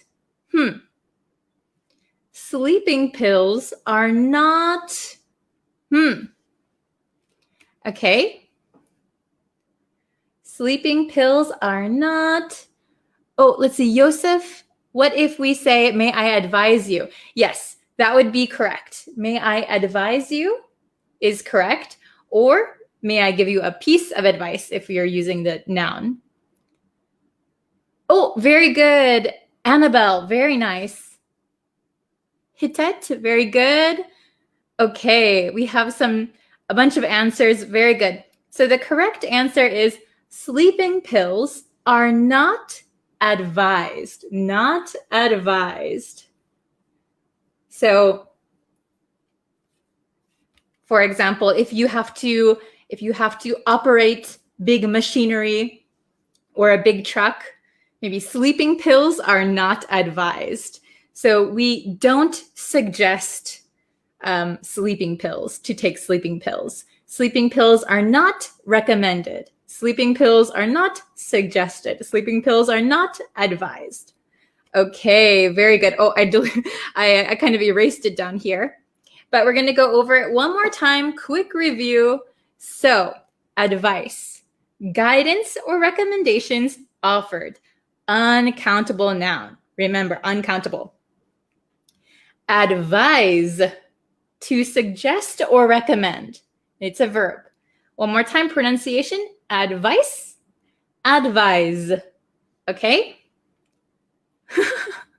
Okay, so we'll do really quick. Number 1, you can repeat it at home because pronunciation is really, really important for these two, right? So number 1, I offered him some advice. I offered him some advice. Number 2, what would you advise?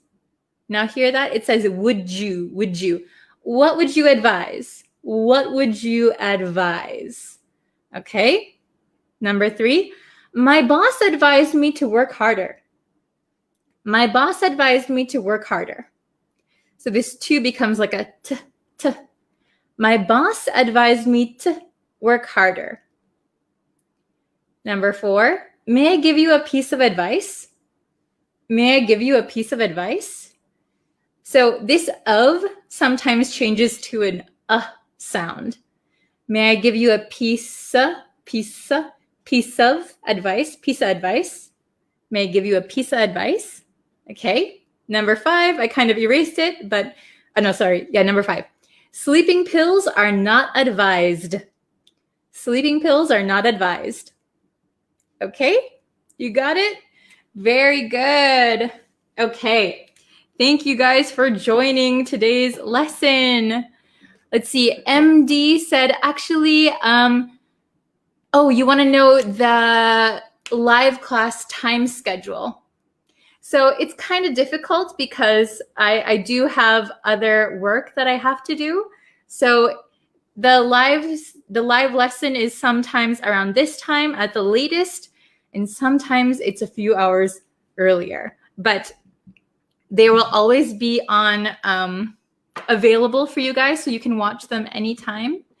And today, I will be uploading a new YouTube video. So go check that out. It's going to be talking about money in English. So if you're interested in that, it will be up on the YouTube channel in a few hours. So you can subscribe to the YouTube channel, and then you will know when the new lesson is uploaded. Okay. Thank you guys so much. Okay, so if you have any questions, I'll try to answer them later. I have another schedule that I have to get ready for. So thank you guys so much for watching. Oh, what time is it in Tokyo? It is 3:30 in the afternoon. Okay, so thank you guys so much, and I will see you tomorrow. Tomorrow is going to be a review lesson, okay? So study hard, get ready for the review lesson. It'll be tomorrow. And let's see, maybe tomorrow, what time should I do the lesson? Tomorrow's review lesson will probably be around 12 o'clock my time. So 3.5 hours earlier than today's lesson, or 3 hours earlier than today's lesson, okay? So just so you know. Okay. So see you tomorrow. It'll be 3 hours earlier than this lesson started, okay? Thank you very much, and I will see you tomorrow for the review lesson. Thank you very much. Bye-bye. Oh, are we live? Hi, everyone. Let's see. I'll try to make this a little bit bigger so I can see. Okay. Hi, everyone. So I only have a few minutes, but I thought I would pop on and give you a quick grammar lesson on a few and some. So I hope you guys can hear me. I hope my mic is on. Please let me know if you can hear me. You never know with this thing. Okay. Well, I think you guys can hear me. So we're going to talk about a few or some. So do you know when to use a few and when to use some? So, oh, hello guys. Hello, Frederick. How are you guys? So we're going to do a quick lesson. Oh, thank you. I'm glad you guys can hear me. Yes, awesome. Okay, so we're going to learn a few or some. Okay, so there is one important thing, two important things you need to know. Okay, so I have my little board ready for you. Okay, oh, like this. Okay, so first of all, if you can see a few and some. So a few, I think I would say a few is around 3 or 4, and some is maybe 4 or 5. But I think some is more general. Some is more general. So if we talk about like, I have some cash, I have some money. So it depends on people's perception of what some is. But a few is generally 3 or 4, less than some. Okay, so if we look over here, a few, it's all flipped around on my screen, so it's hard to read it. So a few is less than some and countable only. So we can only use countable objects. Okay, then some, if you can see it, some is more than a few, and countable or uncountable. So we can use some in more situations. Okay, so I have some questions. I have 3 questions here. Some a larger number of things, but a few a little number of things. Yes. Well, both of them mean like a small amount of something, smaller amounts. But still, some is a little bit bigger than a few. Okay. So let's try the questions. So number 1, would you like cake? So cake is an uncountable noun, right? So I don't know if you guys can write in the comments, which one do you think? Would you like a few cake or would you like some cake? Okay. Oh, somebody said some. Some. Frederick said some. Okay. Let me open up my marker really quick. Da-da-da-da. Okay. The correct answer, I'm going to circle it here. Yes. Ooh, there we go. Some. The correct answer is some. Would you like some cake? So it is uncountable, so we can't use a few. Actually, I take the whole cake. Oh, go for it. Depends how big it is, right? Okay. Then let's see, number 2. Number 2, I only have bananas left. I only have bananas left. So, some or a few. So bananas. This is a countable noun. So actually, a few or some, both could be used, but we have to look at the context of the sentence. I only have bananas left. Oh, I see some answers. A few. Very good. So the correct answer is a few. I only have a few bananas left. Let me circle that for you. I only have a few. I'm so sorry. It's so hard to get in shot. Here, let me move this mic a little bit. Okay. Oh, we can see it now. Okay. Oh, my lights. Okay. I only have a few bananas left. So very little, very little. Okay, and we're going to look at number 3. This is the last one. I ate berries.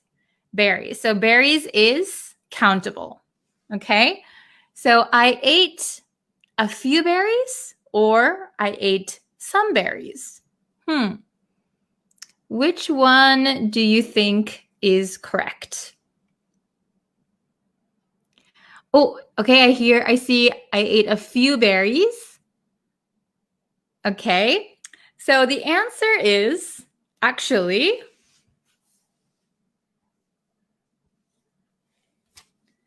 the answer is both are okay. We can say both of them. I ate a few berries, meaning I ate maybe three berries. Or I ate some berries. Maybe I ate 4 or 5 berries. So both are okay in number 3. So I ate a few berries, means I ate very little berries. Or I ate some berries, still a little, but more than a few. Okay, so you have to pay attention to the context of the sentence. Okay, a few and some. Did you guys understand? Oh, I need to figure out a better way to show you this whiteboard. Here, oh, like this. Oh, okay. Can you see it? All right. So a few, less than some. Some is more than a few. But they both mean small amounts. Okay. Oh, you're welcome. Okay, I hope this lesson was helpful. I'll probably make a longer lesson on the YouTube channel about it. So stay tuned for that. I'm thinking I'll probably post a new longer video sometime this week. It just depends on how much time I have. But I like doing these live lessons because I can talk to you guys while it's happening. Oh, very good. I'm glad you guys could understand this lesson. That's awesome. I know it was very short and sweet, but I'll try to make more like this, hopefully daily, if I can. It all depends on my schedule. Okay. Well, thank you guys so much for tuning in. I'll try to put out a new lesson very soon. Go check out the YouTube channel, subscribe if you'd like. We're around 820 subscribers strong, 820 students on the YouTube channel, which thank you guys so much. So once we get to 1,000, I'll do a special lesson. So let me know what kind of lesson you'd like to see, and I'll try to make that for you guys. Okay, I've got to run because I have another lesson actually coming up soon. Oh, what time is it? It is almost 3 o'clock in the afternoon. I'm in Tokyo. Oh, thank you guys. All right, thank you guys for tuning in. I will see you in the next lesson. Have a great day. Bye-bye. I'll end it, okay? Bye-bye. Hi, everyone. Let's start our lesson for today. Okay, so I'm just going to wait for some people to get into the chat and then we can start. Very exciting. Another lesson. Yay. Okay. Actually, today's lesson is a little bit confusing and I had to even think about it for a little while because I was thinking, oh, how can I explain this so that they can understand it? So please bear with me today, okay? Oh, hello. I'm doing well. How about you guys? Hello, Mamour. Hello, Casey. Hello, Annabelle. Hi, hi. Hello, everyone. Hello, Viola. Hello, Kinsu. Hello, Sharon. Hello, Phrasal. Phrasal. I hope I'm pronouncing that okay. Hello, Zhao. Hello, Timur. Hello, Sapin. Hi, everyone. Okay, so it looks like we have about 27 people in now. Okay. Hello, Nasir. Hello, Daniel. I'm very well. How's everyone? For some reason, for me, everybody's profile pictures are blank. I don't know what's going on. I don't know what happened. There must be some glitch with YouTube. YouTube, Facebook, I guess. Everyone's profile pictures are blank. Hello, Mohammed. Okay, so, oh wow, we have 43 people now. Okay, so let's start. All right, let's start the lesson. So today's lesson is a little bit confusing. Don't worry. Even I, a native English speaker, had to really think about it. And I hope I can explain it well so that you can use these expressions in your daily life, okay?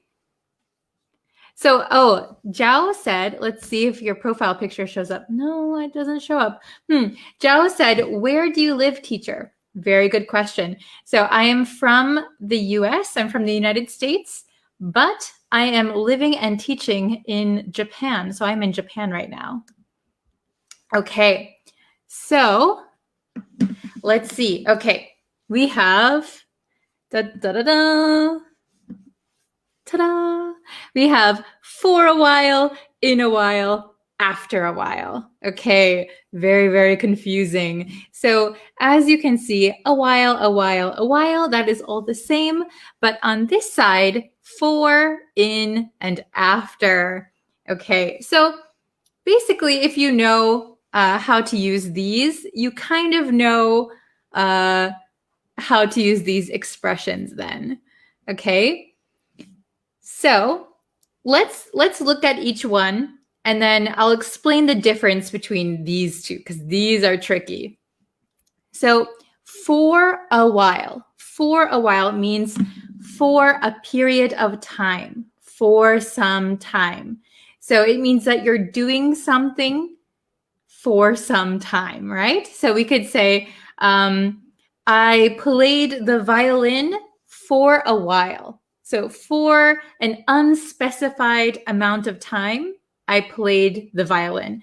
So we use for a while when, actually we use all of these when the exact time is not important, okay? So I could say, I played the violin for an hour. But if the time is not important and you want to be just very general, for a while. I played the violin for a while, okay? So, so Min said, can you wait for a while? Yes. So this is a good one. Can you wait for a while? So can you wait for a while means, can you wait for some time? So usually a while is kind of a short period of time, but short depends on everyone's definition, right? For some people, a while could be 5 minutes. For some people, depending on the circumstance, it could be a month. Like, it depends what you're talking about, but usually it's like a short time. So can you wait for a while? Generally, people would think a while means a few minutes or maybe an hour. It depends on the situation. Very good. Okay, so, very good, everyone. Okay, so in a while, I often say this, in a while. So in a while means after a short period of time. So similar to this one, right? After a short period of time. So if I said, I'll be with you in a while, it means in a few minutes, I will, after doing something, I will be with you. Okay. So what's another good example? Let's see. Or we could use this in the negative. For example, I haven't studied English in a while. I haven't studied English in a while. So it means after a period of time. So I was studying English, then maybe I stopped. And that is the in a while. I haven't studied English in a while. So it means after I was studying, I stopped, and then I didn't study. Okay? In a while. And usually we use in a while like in expressions, like once in a while. Once in a while means sometimes. I eat ice cream once in a while.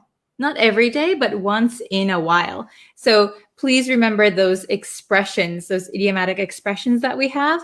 Once in a while is one of them. Okay? Then after a while.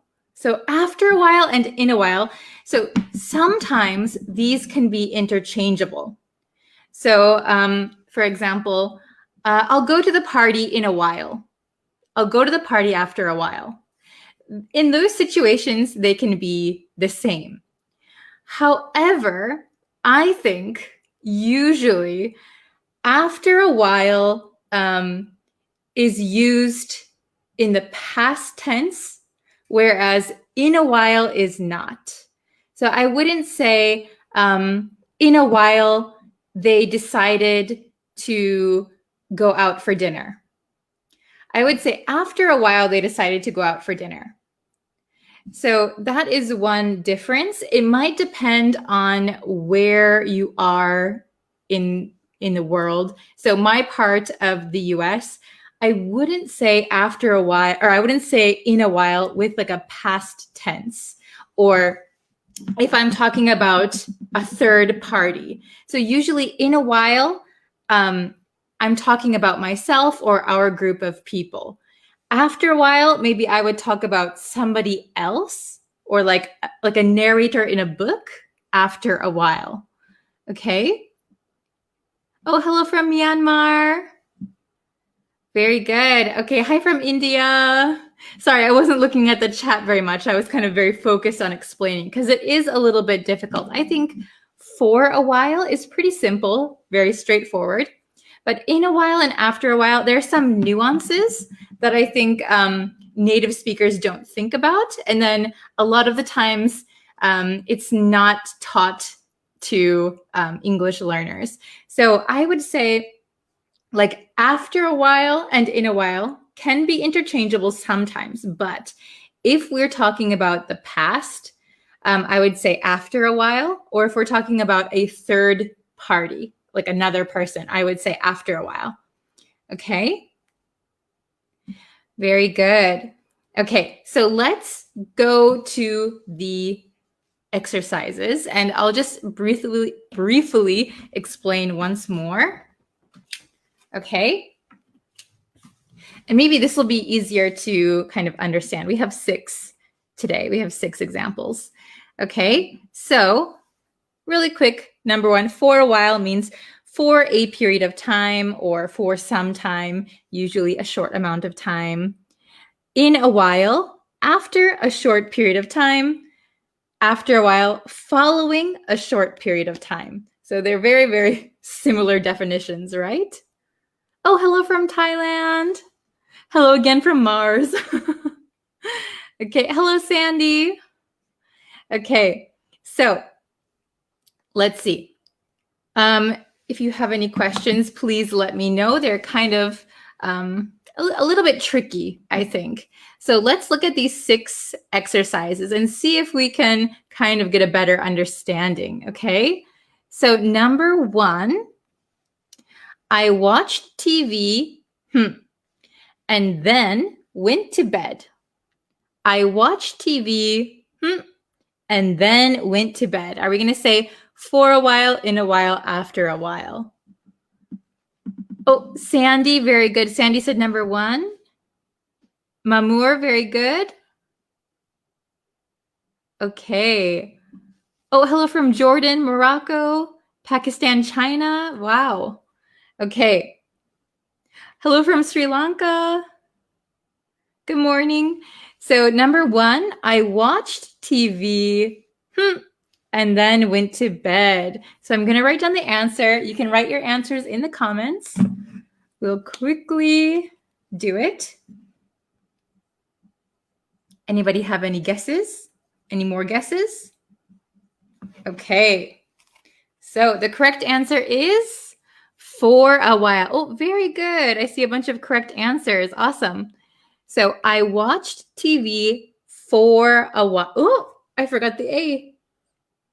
For a while. Can you see that? For a while. I watched TV for a while and then went to bed. Very good. So for a period of time, I watched TV. Okay. Number 2. They decided to go out for lunch. They decided to go out for lunch. So this one, we're talking about they. So a third party, and it's also in the past. And this is just my way of helping you kind of understand the nuance. So, they decided to go out for lunch. Oh, very good. I see after a while. Very good. So number 2, I think the best answer is after a while. I think that is the most natural. After a while, they decided to go out for lunch. In a while, they decided to go out for lunch. I don't think I would use in a while for number 2. Okay. Number 3, I think I'll join you. I think I'll join you. What is your best answer? Sapine is like face palming. Oh no. Okay, so Coco said after a while. Let's see. Some people are saying after a while. Some people are saying in a while. Very good. So for me personally, I would say, I think I'll join you in a while. But people can also say after a while. It's totally okay. I think I'll join you after a while. So I think it depends for native speakers of English. Maybe it depends on which region you're from. People use after a while more, I think, on the West Coast. And then Maybe in other parts of the US, they say in a while, but both are correct. So I think I'll join you in a while or after a while. Okay. I think I'll join you in a while. I think I'll join you after a while. Okay, very good. So an unspecified amount of time, right? Okay, number 4. So this one, this is very specific. She visits once. Oh, Sandy said in a while. Very good. Anybody else? Win said very confused. I'll go over it one more time for you in just a second. So she visits once. Oh, very good. Very good. She visits once in a while. This is a, what am I going to say? This is kind of a set, right? So she visits once in a while. We can't say she visits once for a while. She visits once after a while. We always say once in a while, once in a while, once in a while. Okay? She visits once in a while. So once in a while means sometimes. She visits once in a while. I eat sweets once in a while. Okay? I go to the bakery once in a while. Sometimes. So please remember this expression, once in a while. All right, we have 2 more. Number 5. We played the game. Number 5. We played the game. So I'll be a little bit more specific here. We played the game for some amount of time. We played the game. Very good. So I see Sandy said after a while. People are saying for a while. Very good. So we played the game for a while. That was the answer I'm looking for. But if you said we played the game after a while, it also could be correct. The meaning is different. We played the game after a while. It means you were doing something else and then you played the game. So it could be correct. Or we played the game for a while, which means you played it for an unspecified amount of time. Very good. Okay, and number 6, the last one. We got bored. Can you see that? We got bored.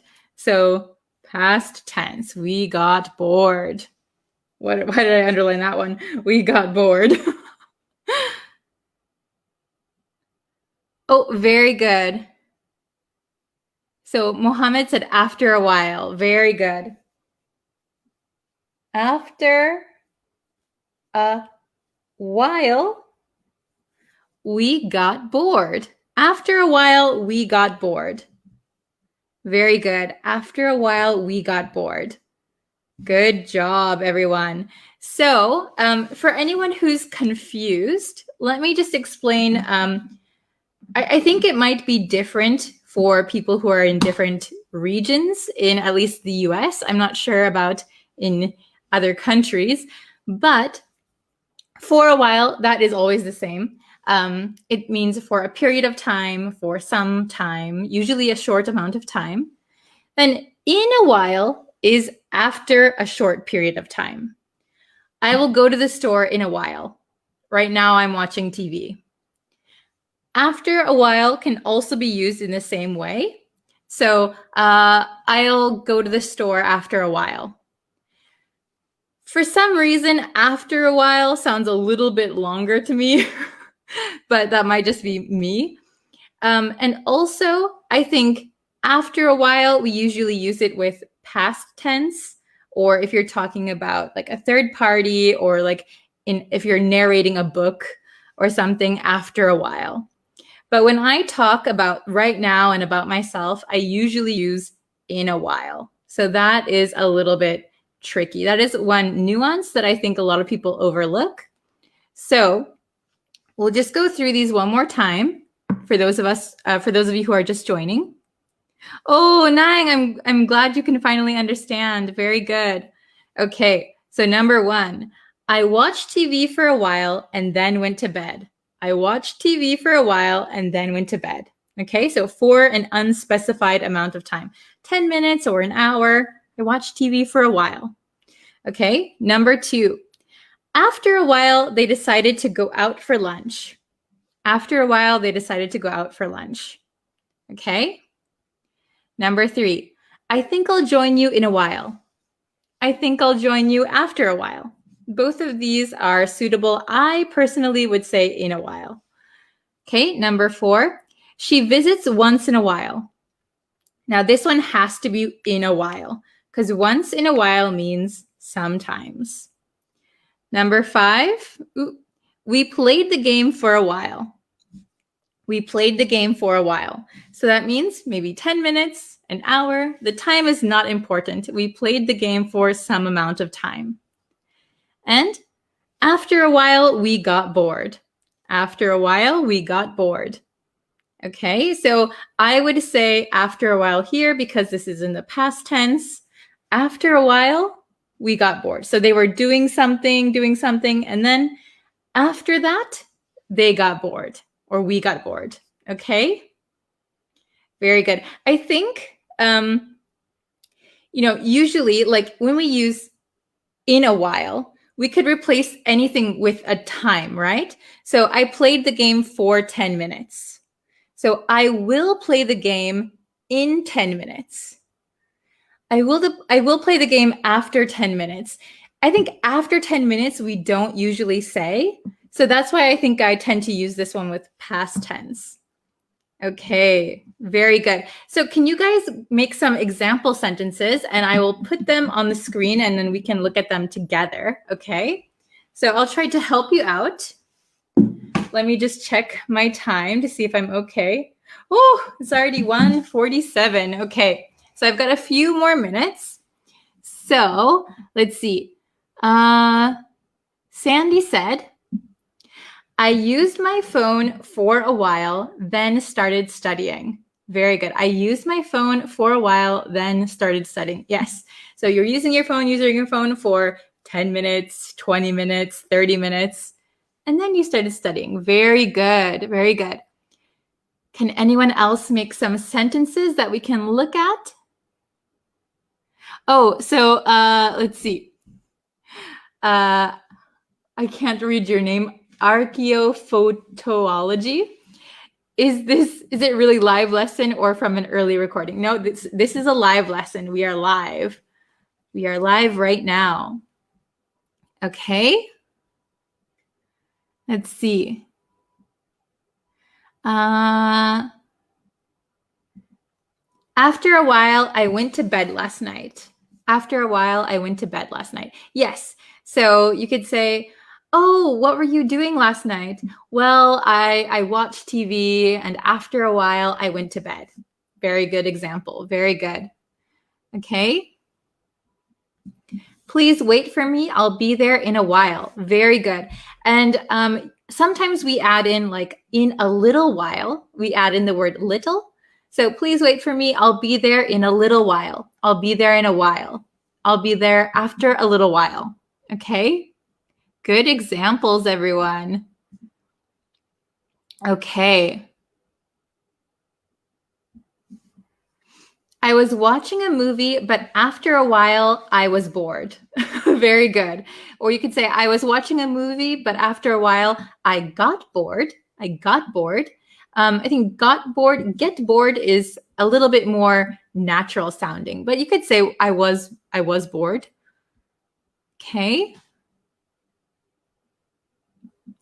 I slept for a while, then I started work. Very good. I slept for a while, and then I started work. Yes. Do you work from home? Or can you just sleep and get out of bed and go to work? That's what I've been doing since the pandemic started. Okay. The chat. Okay, let's see. Annabelle said, in a while, I'm going to go outside to buy stuff. Very good sentence. Very good. It sounds like something I would say. In a while, I'm going to go outside to buy stuff. Just stuff. I don't know what I'm buying, just stuff. Very good. Okay. Very good. Let's see. After a while, I got embarrassed. Yes. So, for example, I'm just making up an example from your sentence, but if you are singing in front of people and you really like the song, but after a while, you noticed everybody's looking at you. I'm embarrassed. After I was singing, I was so into it, but after a while, I got embarrassed. Yeah, very good one. Okay. Let's do maybe two more. So I'll look for some sentences. Okay. Let's see. Learned a lot after a while. Very good. So you could probably put your pronoun. So like I learned a lot after a while. She learned a lot after a while. Very good. So after some time of studying, I learned a lot. Very good. Okay, we'll do one more. Let's see. Oh, the chat is like.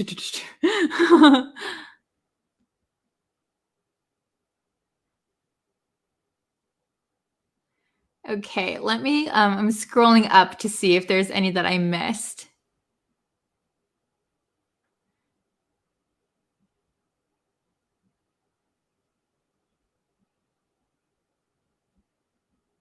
Oh, okay. This one's good. So I listened to music for a while, then I went shopping. So this sentence idea is very good, but as you can see, you said I listen. Can you see me pointing? I listen to music, and then you say I went shopping. So when we make a sentence, we want the same tense, right? For something that's happening currently. So you could say, I listened to music for a while, then I went shopping. That is good, okay? So, or you could say, I'll listen to music for a while and then go shopping. That is also correct. All right, okay, so okay, so it's almost time for me to go. I have to do another lesson. So thank you everyone who joined me.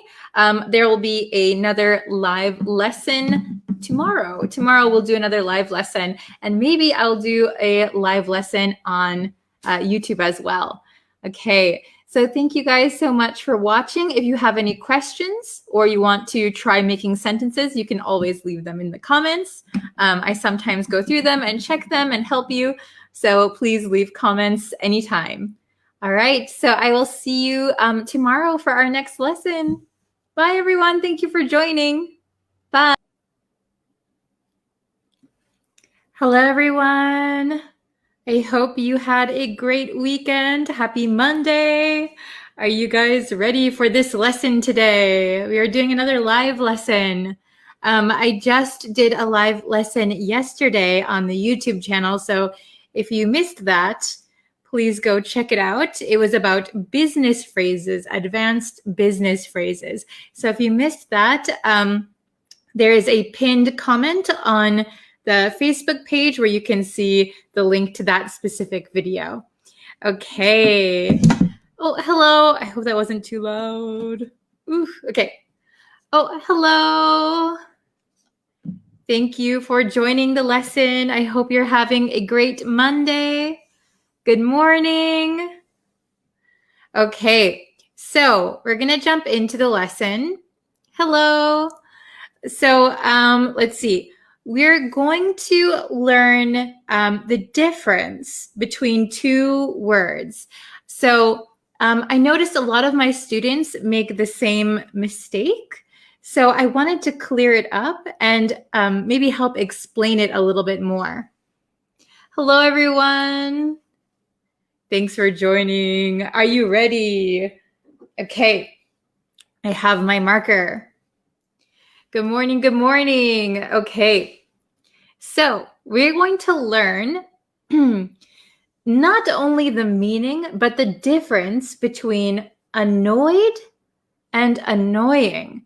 So if you talk to Americans, or if you watch American movies or TV, you will hear these words a lot. Annoyed, annoying. But a lot of my students mix up how to use these words. So it looks fairly straightforward, but actually I noticed a lot of mistakes. So I'd like to clear those up today. Hello, hello. I'm good. Hello from India. Hello from Palestine. Wow. Good morning. Okay. I don't know what time it is for you guys. It's in the afternoon for me. Okay. So, first of all, let's talk about the meaning. So, when somebody is annoyed or something is annoying, it means it's causing irritation. You don't like something. So annoyed is a feeling that people or animals have. So we use annoyed as a feeling. I'm annoyed. He is annoyed. They are annoyed. This is a feeling, okay? Hello from Iraq. Hello from Pakistan. Oh, hello from Sri Lanka. I have a friend from Sri Lanka. Very nice. Okay, so remember that annoyed is a feeling.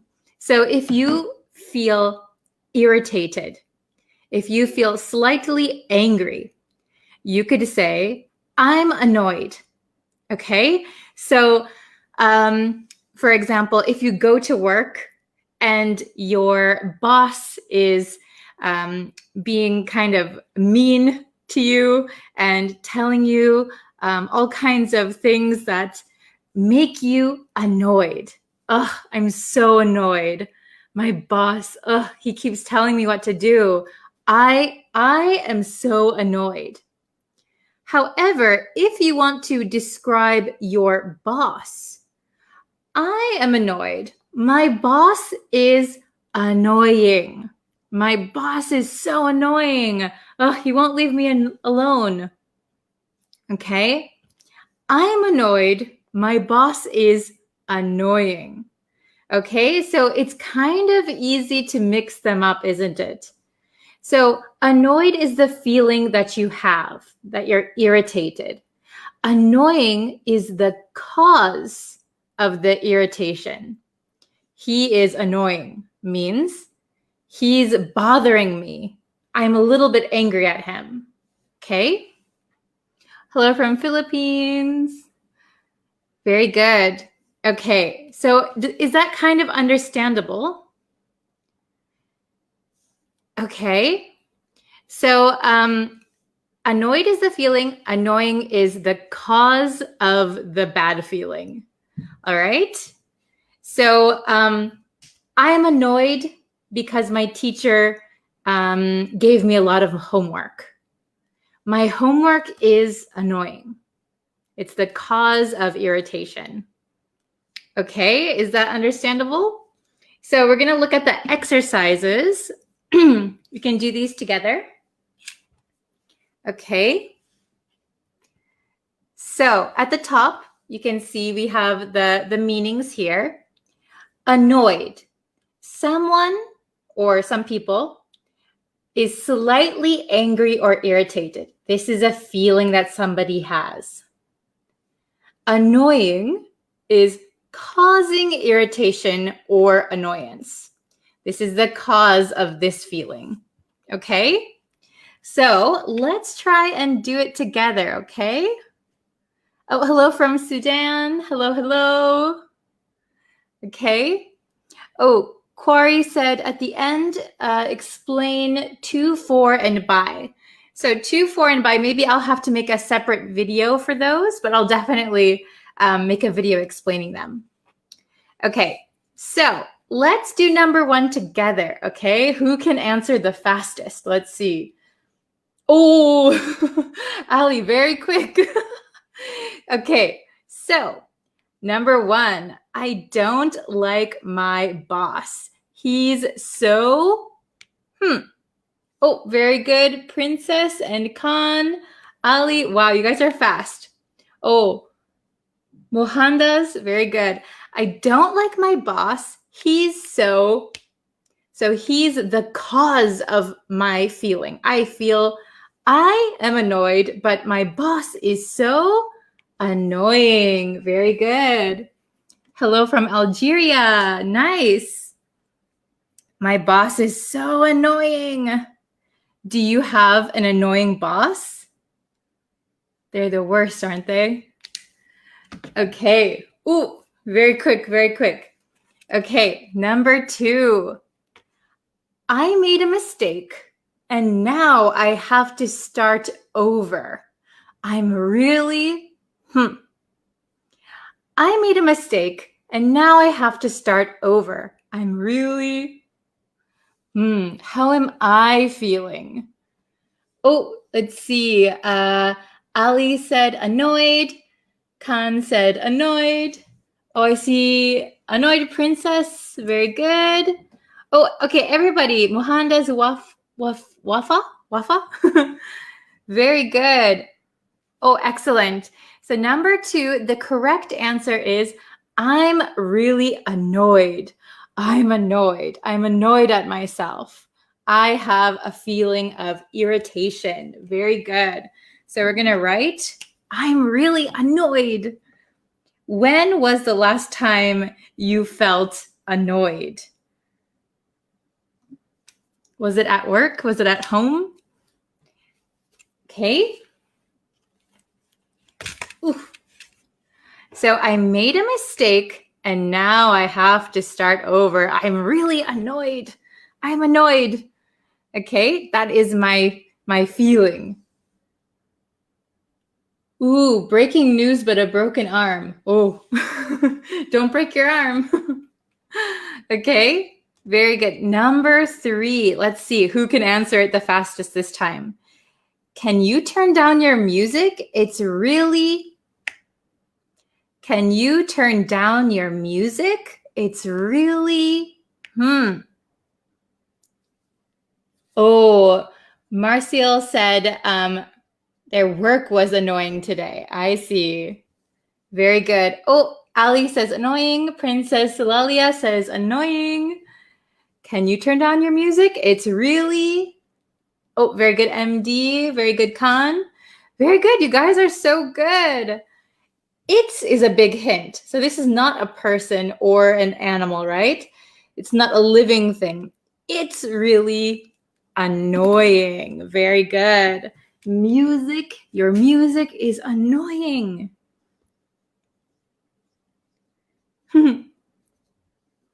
Your music is annoying. It's too loud. It's giving me a headache. It's so annoying. Okay, very good. Wow, you guys all got correct answers. Very nice. Very good.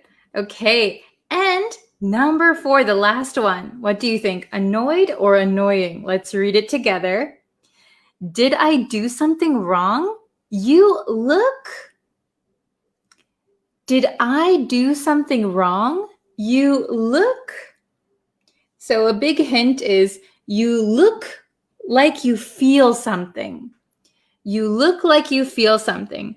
Okay, I see two answers. I see two different kinds of answers. Oh, I'm solving problems of accounting. I'm annoyed.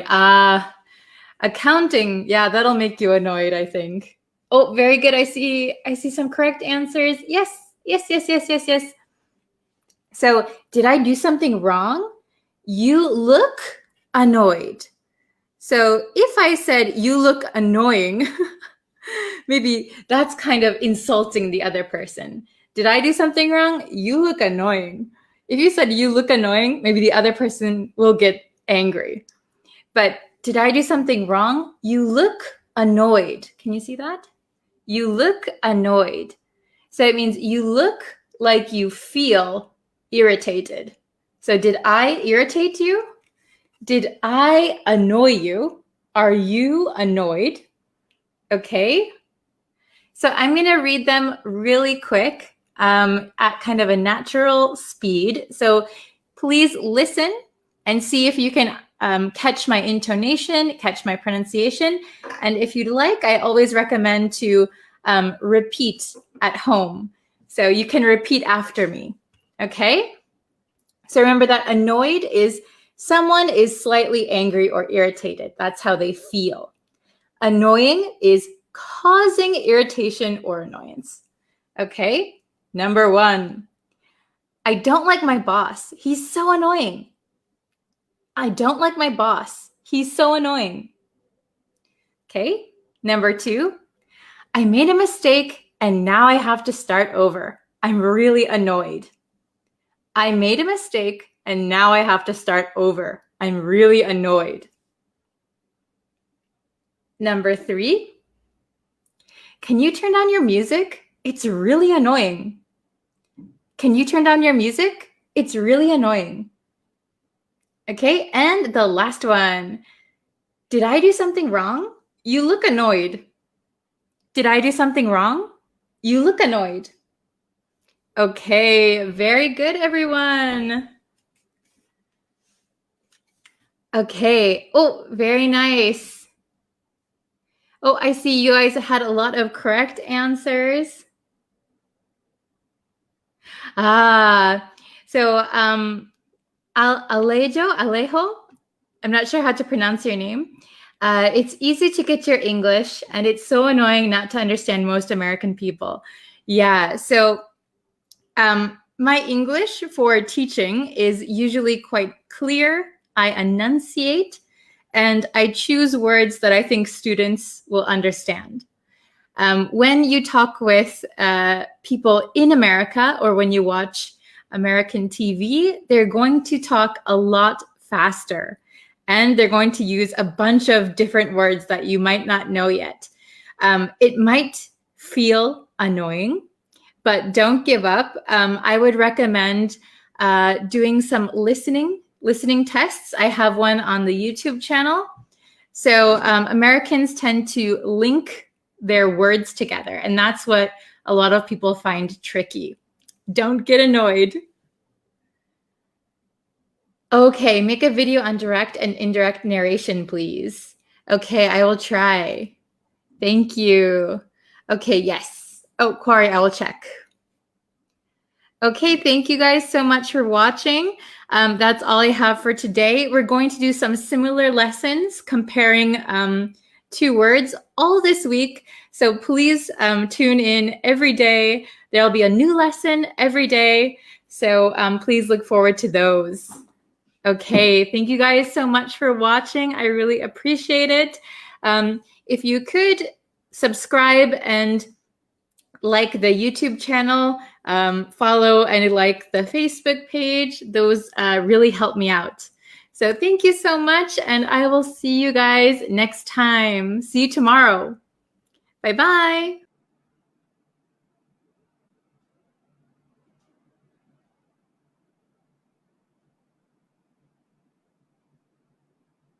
Oh, hello guys. I think I'm live now. Hi everyone, how are you? I hope you can hear me again.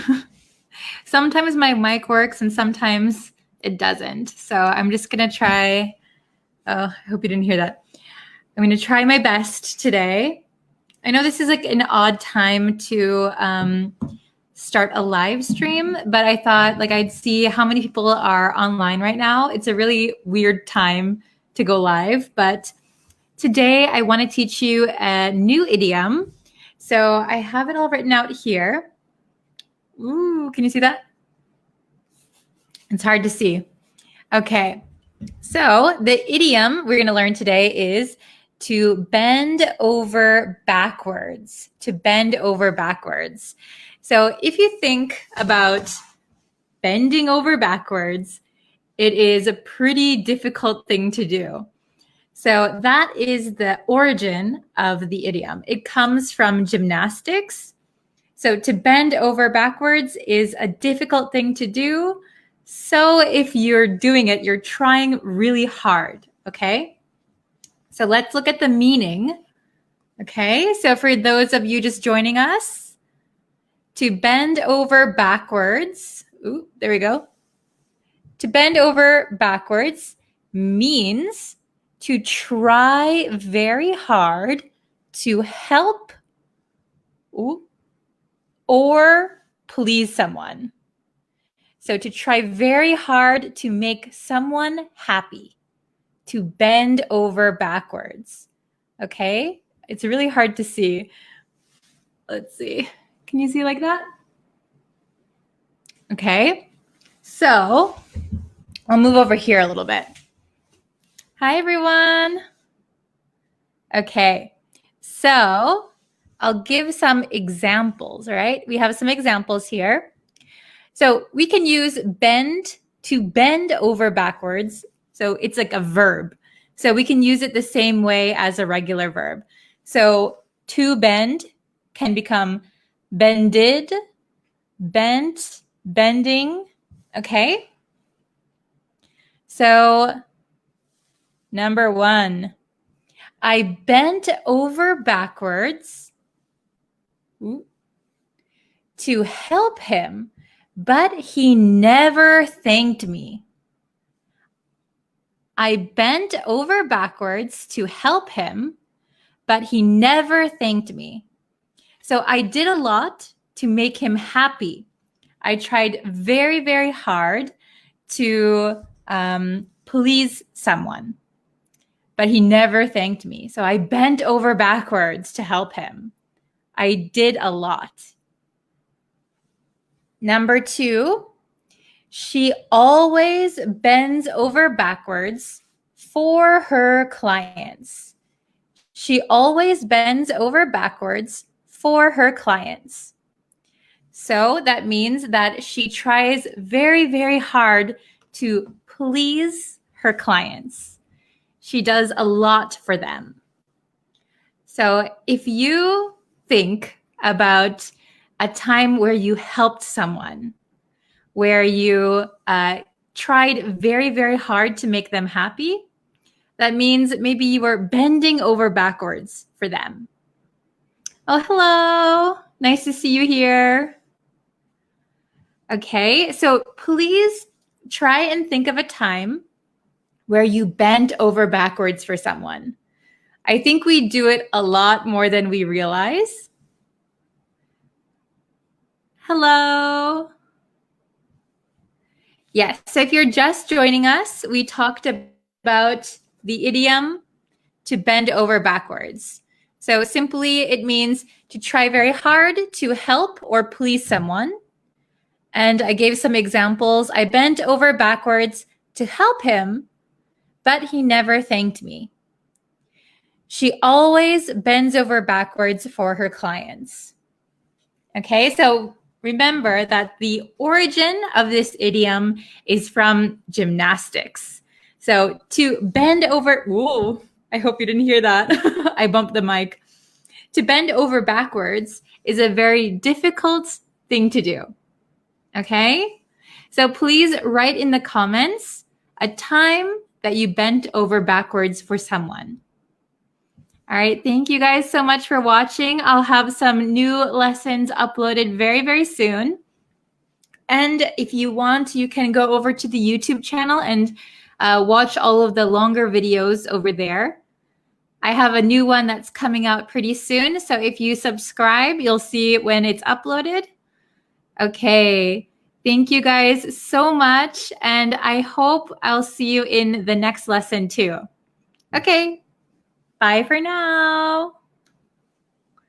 See you next time.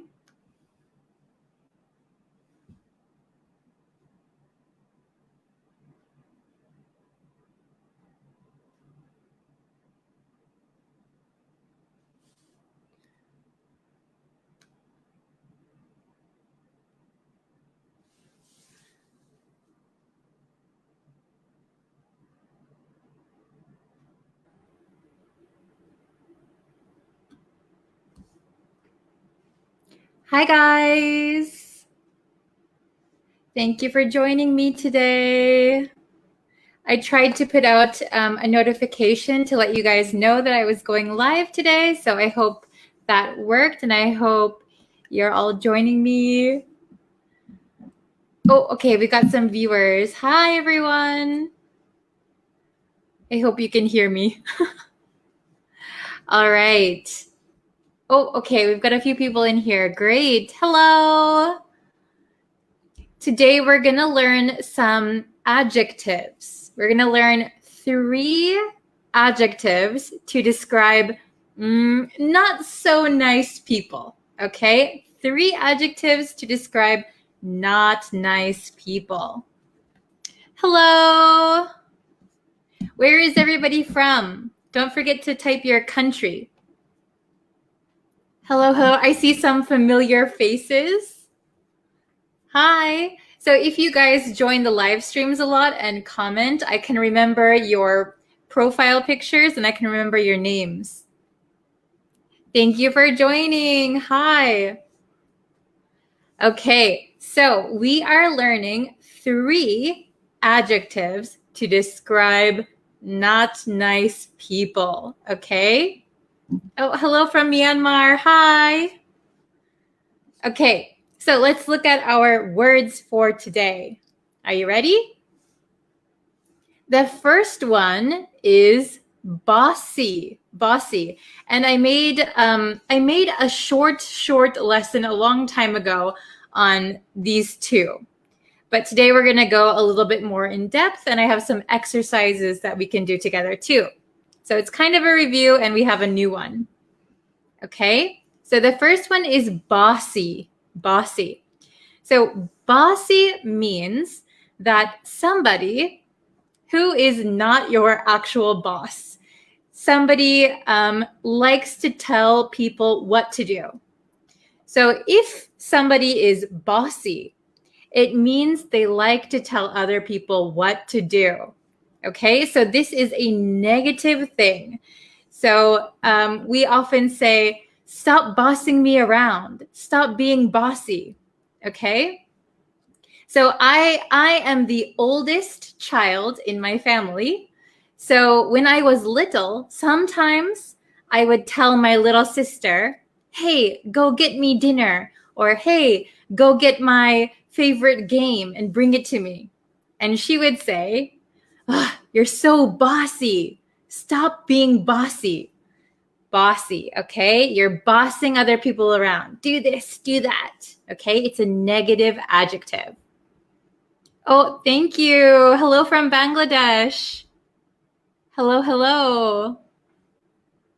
Okay, very good. So the next one is cranky. Cranky. Cranky means that you're kind of in a bad mood. So a lot of times when people wake up in the morning, they're a little bit cranky, especially children. Or if you don't have enough coffee, you might be cranky. So cranky is in a bad mood, okay? And then next one, catty, okay? Catty means that you are saying bad things about people. You're not being very nice. And this word is often associated with like gossiping. So if somebody says, oh, I heard so-and-so are getting a divorce, that might be a little bit catty. It's not nice and it's kind of gossipy, okay? So bossy means that you tell people what to do. It's not a good thing. Cranky means you're in a bad mood. Also not a good thing. And catty means that you're talking about people in a negative way. So it's not very nice. You're being catty if you talk negatively about somebody. So also, all 3 of these are bad adjectives, okay? So be careful when you use them. Make sure that you use them appropriately, okay? Let's look at the exercises, okay? Oh, very good. Cranky is the same as grumpy. Yes, I would say they are synonyms. Cranky, grumpy, in a bad mood, they all kind of mean the same thing. Oh, hello from Bangladesh and Sudan and India. Wow, oh my gosh. I need to travel more. Okay, so I made these. I don't want to erase anything. Okay, I made these exercises.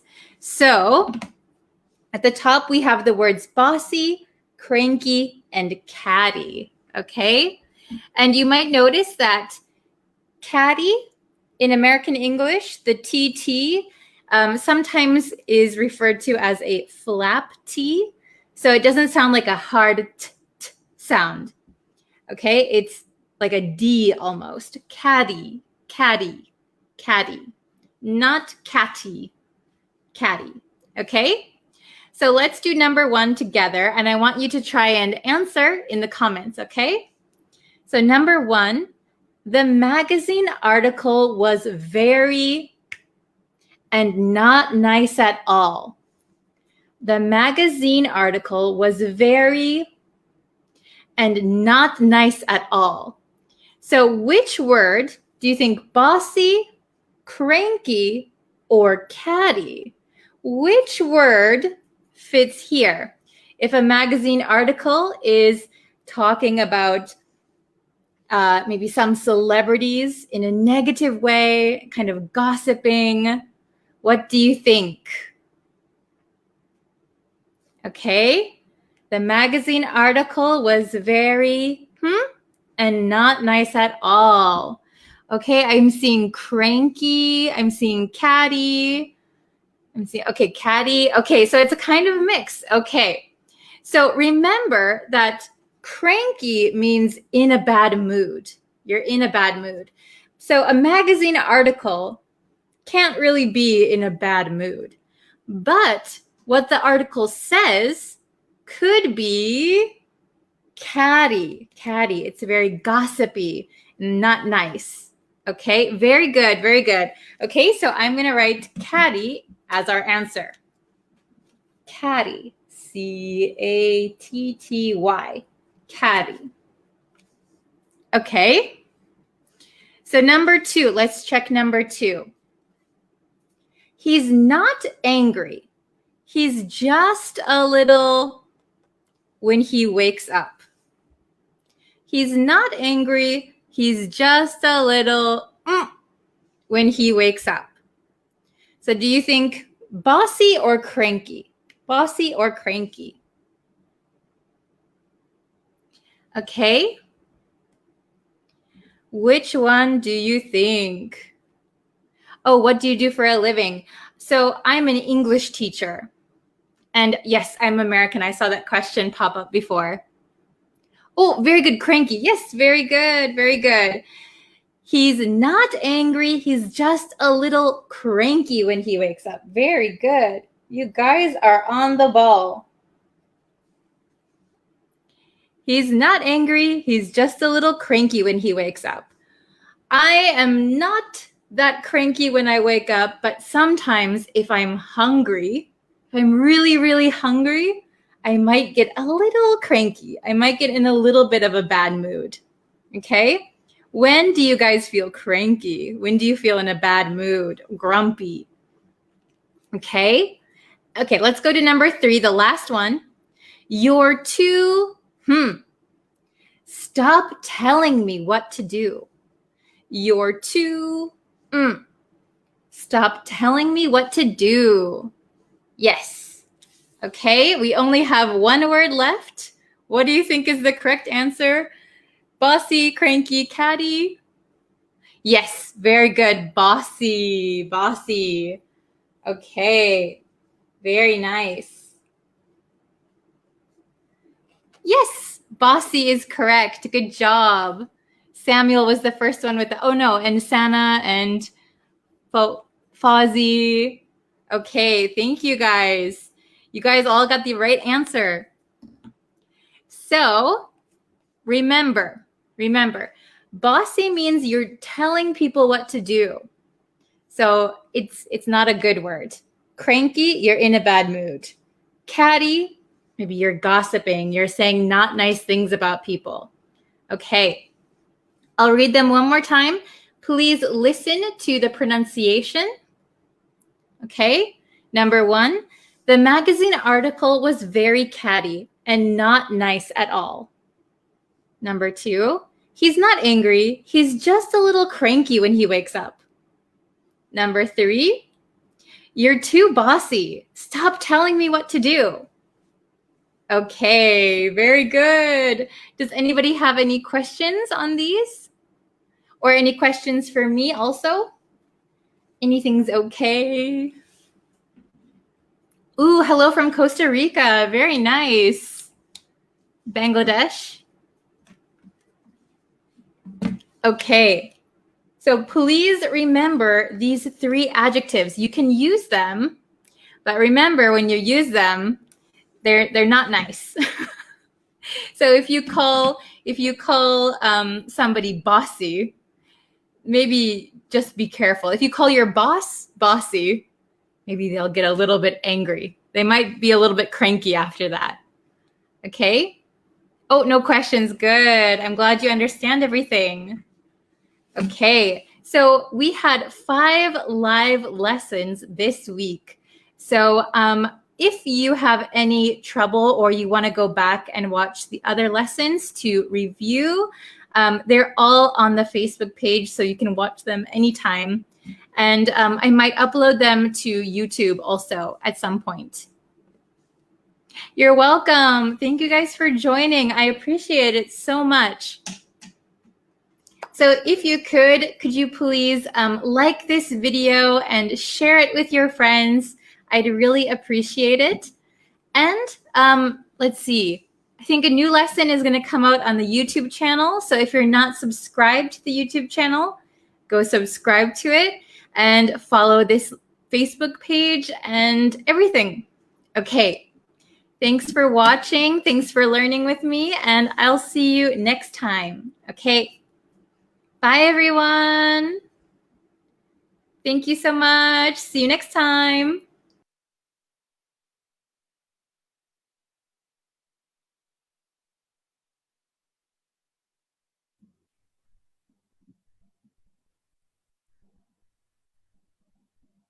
Okay.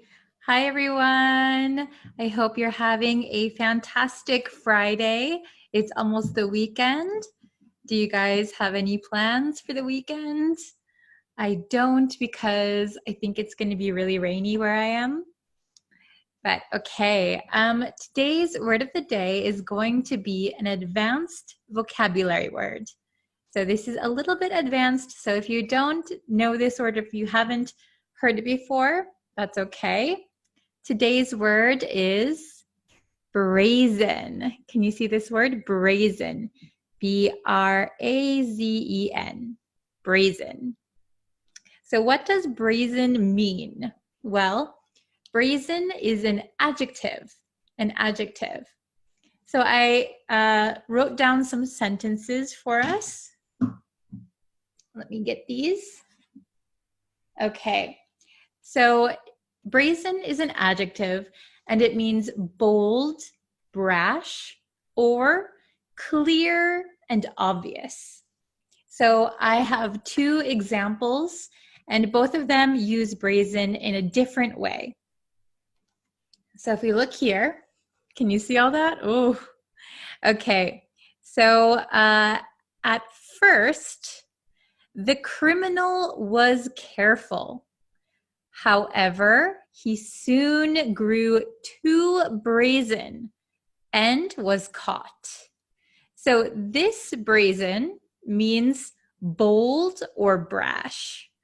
So at first, the criminal was careful, but he got too confident. He was too bold, and maybe he wasn't as careful anymore. So he was too brazen, too bold. Okay, and number 2, this is the opposite meaning or different meaning. She knew it was a brazen lie. A brazen lie.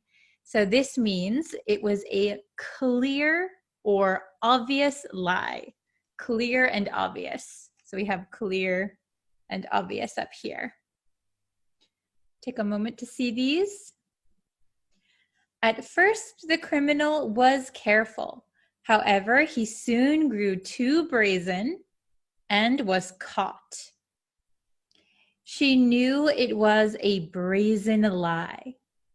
Okay, so if you guys can remember this word brazen, I think it will really help your vocabulary to sound a little bit more sophisticated, a little bit more mature. So please leave a comment and please try to make a sentence using brazen. If you can, try to do both meanings. So brash or bold and clear and obvious. Can you do 2 sentences?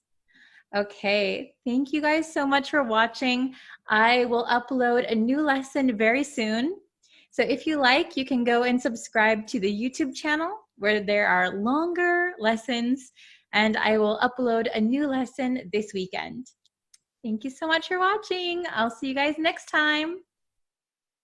Bye. Okay, I think we're live. Hi, everyone. Welcome to another English lesson. Let's see. I'm going to move my mic a little bit. Okay.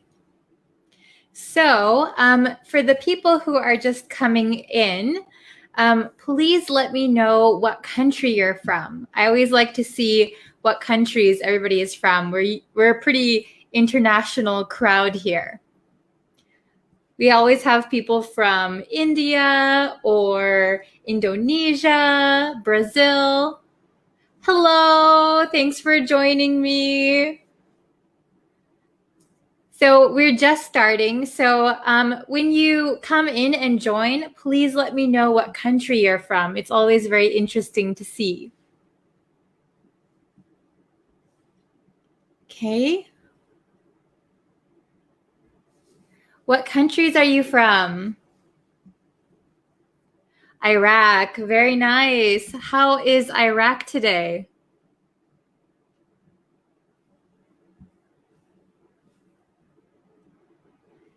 I know you've joined before because I remember your name.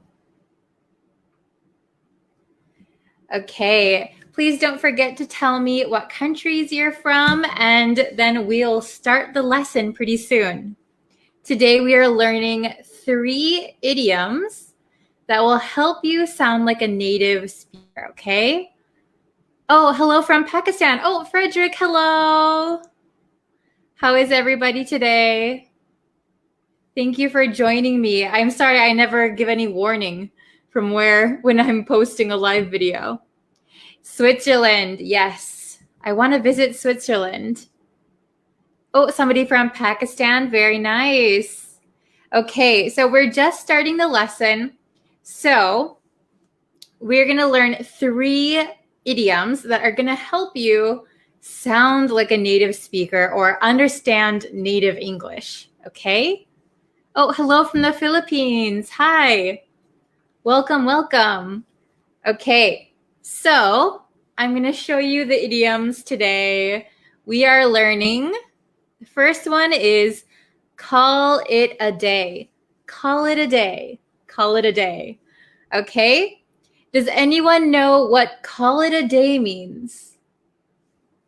Can anyone explain to the other students what call it a day means? Oh, hello from Myanmar. Nice to see you. Okay. Does anyone know call it a day? What does call it a day mean? Have you heard this one before, or is this completely new for you? Okay, so it might be a little bit new for some people. So call it a day means that you are finished with whatever job you're doing. You want to finish your work or your project. Let's call it a day. This means let's finish up for today. Let's stop working today. Okay? Oh, hello from Sri Lanka and Bangladesh. Hello. Oh, Frederick, you said you don't know them. Okay, that's good. So then these are some new expressions, new idioms. So like I said, call it a day means we're finished. We're finished for the day. Let's stop working. Okay, hello from Iraq. Hello. Okay, so number 2, get the hang of it or get the hang of something. Get the hang of it means that you become used to something, and maybe something was a little bit difficult at first, but the more you do it, the more easier it gets. Okay, so for example, if you're lifting weights, maybe it's really, really difficult at first, but over time, lifting weights becomes easier. So you'll get the hang of it, or you got the hang of it. Okay? So something becomes easier over time. And then number 3, on the ball, on the ball. So this one means that you're doing a good job. You're on the ball. So if someone says, you're on the ball today, that means you're doing a really good job. So this is a positive one, okay? Oh, late again, no problem. I'll go through the meanings one more time. We just started. So if you're just joining us, we're learning 3 idioms that will help you sound like a native English speaker. So I'm going to go over the meanings one more time, and then I have some exercises that we can try. So call it a day means to finish something, to finish working, to finish doing a project. I'm really tired. Let's call it a day. So this means I'm really tired. Let's stop working. Get the hang of it means that something was difficult at the beginning, but the more you do it, the better you become. So it gets easier. Then when you have the hang of something, it means you're very used to it already. Okay, so like I said, lifting weights, maybe at first it's really difficult, but eventually you'll get the hang of it. Okay? Oh, no problem, Frederick. Thank you for joining us. Okay. Then number 3, on the ball. On the ball is a very simple one. It just means you're doing a good job. You're doing a good job. Okay? So let's try, let's try some exercises, okay? So I have, we have 3 sentences, and I put, oh, where's my red marker? Oh no, I've lost my marker. All right, I'll use this one. Okay, so we have call it a day up here, get the hang of it, can you see? And on the ball. So number 1, let's try to do this together, okay? Number 1, listening to native English might be tough now, but you'll, okay, which one do you think it is? Listening to native English might be tough now, but you'll, so do you think you'll call it a day? You'll get the hang of it? Or you'll on the ball? Which one do you think is correct? Oh, hello from Algeria. Very nice to see you. Does anyone know the answer? Listening to native English might be tough now, but you'll... Which of these 3 do you think is correct? Oh, very good. Very good. How can I pronounce your name? Is it Tanvir? Very good answer. Get the hang of it. That is correct. So I'm going to write it down. Excuse me while I write. Okay. Get the, it's hard to write up in the air like this. Hang of it. Oh no, it's too long. Okay. So I couldn't fit it all on the line, but can you see that? I'm sorry for my bad handwriting.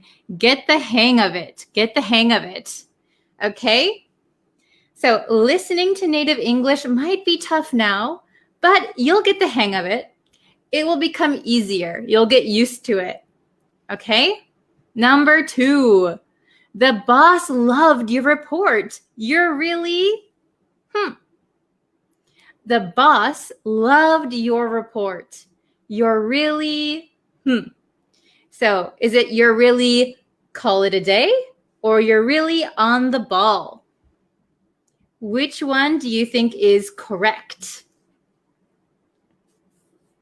Very good. Oh, a lot of answers popped up. Yes, very good. What is your name? Herrera? Yes, very correct. Very good. So the boss loved your report. You're really on the ball. So remember, on the ball means you're doing a really good job. It's kind of a positive thing. If you say somebody's on the ball or somebody tells you you're on the ball, woohoo, it means you're doing a good job, right? The boss loved your report. You're really on the ball. Okay, and the last one might be obvious because we only have one left, but we've been working since 7 a.m. We've been working since 7 a.m. What do you think the answer is? Does anybody know the answer? There's only one idiom left. Call it a day. Very good. Very good. Let's call it a day. Good job. You guys are really on the ball. Okay? Call it a day. Call it a day means we are finished. Let's finish for today. We've been working since 7 a.m. Let's call it a day. Let's stop working. Very good. Okay. So I'm going to read them one more time. Listening to native English might be tough now, but you'll get the hang of it. You'll get the hang of it. It'll become easier. Number 2, the boss loved your report. You're really on the ball. Good job. Number 3, we've been working since 7 a.m. Let's call it a day. Let's finish up. Okay, you guys are really good. I know I heard that not a lot of you knew these expressions or idioms yet. So it was the first time for a lot of you, but you guys did really, really well. Oh, thank you. Okay, so call it a day means finish up. Get the hang of it means something was difficult and then you get used to it, it becomes easier. Number 3, on the ball. You're doing a good job. Okay, so I can say all of my students are on the ball today. You're all doing a very good job. Oh, keep your eye on the ball. So keep your eye on the ball is a different idiom. I think that one comes from baseball. So in baseball, when the pitcher throws the ball, the batter has to keep their eye on the ball so that they won't miss. So keep your eye on the ball is usually an idiom that means to focus on your goal. Focus on the goal. Keep your eye on the ball. We also say keep your eye on the prize, kind of a similar idiom. I hope that was easy enough to understand. So on the ball and keep your eye on the ball are a little bit different. I think on the ball is maybe from baseball. I'm not sure the origin of it, but we use a lot of sports terms in our idioms in America for some reason. Okay, but on the ball means that you're doing a good job. Keep your eye on the ball means focus on the goal. Okay? Very good. You guys are all on the ball. I hope that you're getting the hang of English through these lessons. And I have to go soon, so I think I'll call it a day. Okay? So I hope you guys will join me for my next lesson. I hope I'll post either tomorrow or this weekend. And please go check out the YouTube channel as well. There's a bunch of videos on there. Oh, hello from Pakistan. Thank you for joining us. So if you're just joining the lesson now, I'll leave it up on the Facebook page so that you guys can watch it anytime. Okay, please share with your friends who are learning English. I really appreciate it. We almost have 10,000 followers on this Facebook page, which is amazing. So thank you very much. So if you can share this page with your friends, I'd really appreciate it.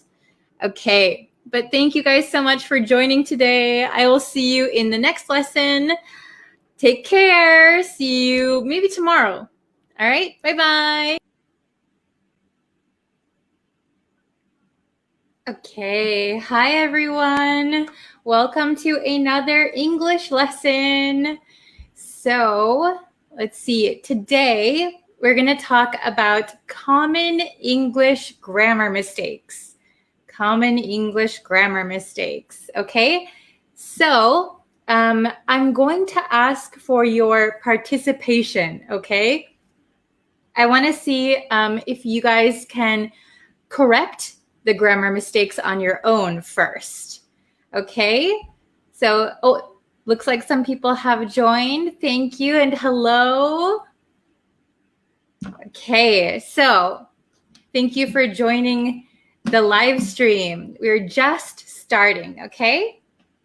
So we're going to look at common grammar mistakes today. Common English grammar mistakes. So I need your help. I need your participation, okay? Let's correct the mistakes together. Oh, hello. Hi, thank you for joining. I love seeing you guys in the chat. Thank you. Okay. So let's go over the first one together, okay? Oh, hello. Thank you for joining. Okay, so I have 4 sentences, and each sentence has a grammar mistake. So I want you to help me correct them, okay? Hello, everybody. Okay, so I have our sentences here, okay? We're looking for grammar mistakes. So number 1, can you read this? I must to call him later. I must to call him later. Can you guys find what is wrong? What is the mistake in this sentence? So can you write it in the comments? I must to call him later. What is the mistake? I must to call him later. Does anybody know? Oh, thank you. Oh, very good. Do you pronounce your name Sarah? Very good. The 2. Yes, MD. Very good. 2. Very good. Hello. So, I dropped my marker cap, but that's okay. So some of you, yes, 2 is wrong. Very good. So when we use the word must, we don't need the word to. So just cross this out. Can you see that? I must call him later. I must call him later. Very good. So if you want to change must, you could say, I have to. Oops. My handwriting is not good. I have to call him later. So if you want to use to, you can say, I have to call him later. But if you're using must, I must call him later. No to. I must call him later. Very good. Okay, number 2. Let's go on to number 2. What I can do for you. What I can do for you. Where is the mistake in number 2? Oh, Kevin is very fast. Very good. Okay, so what I can do for you as a question, we have the wrong order here. We have the wrong order. So it's not what I can do. It is what can I do for you? What can I do for you? Okay, so we're going to change these around. What can I, cross this out. What can I do for you? Very good, very good. Yes, arrangement problem. Yes, very good. You guys are so smart. What can I do for you? Okay, very good. You guys are so good. All right, let's look at number 3. I'm looking forward to go there. I'm looking forward to go there. Where is the mistake here? Where is the mistake in number 3? I'm looking forward to go there. Do you see a mistake? What do you think? Number 3. Oh, yes, very good. The word go is incorrect. Sarah and MD are very, very fast. Very good. So I'm looking forward to go there. So a lot of students make this mistake because they think the ing in looking is enough, but it is not enough. I'm looking forward to, we need going. Going. We need to add that ing. I'm looking forward to going there. I'm looking forward to seeing you. I'm looking forward to watching the movie. Very good, very good. Okay, number 4.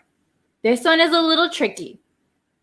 So if you can see number 4, it says, I'm used to wake up early. Let's get it there. Ooh. I'm used to wake up early.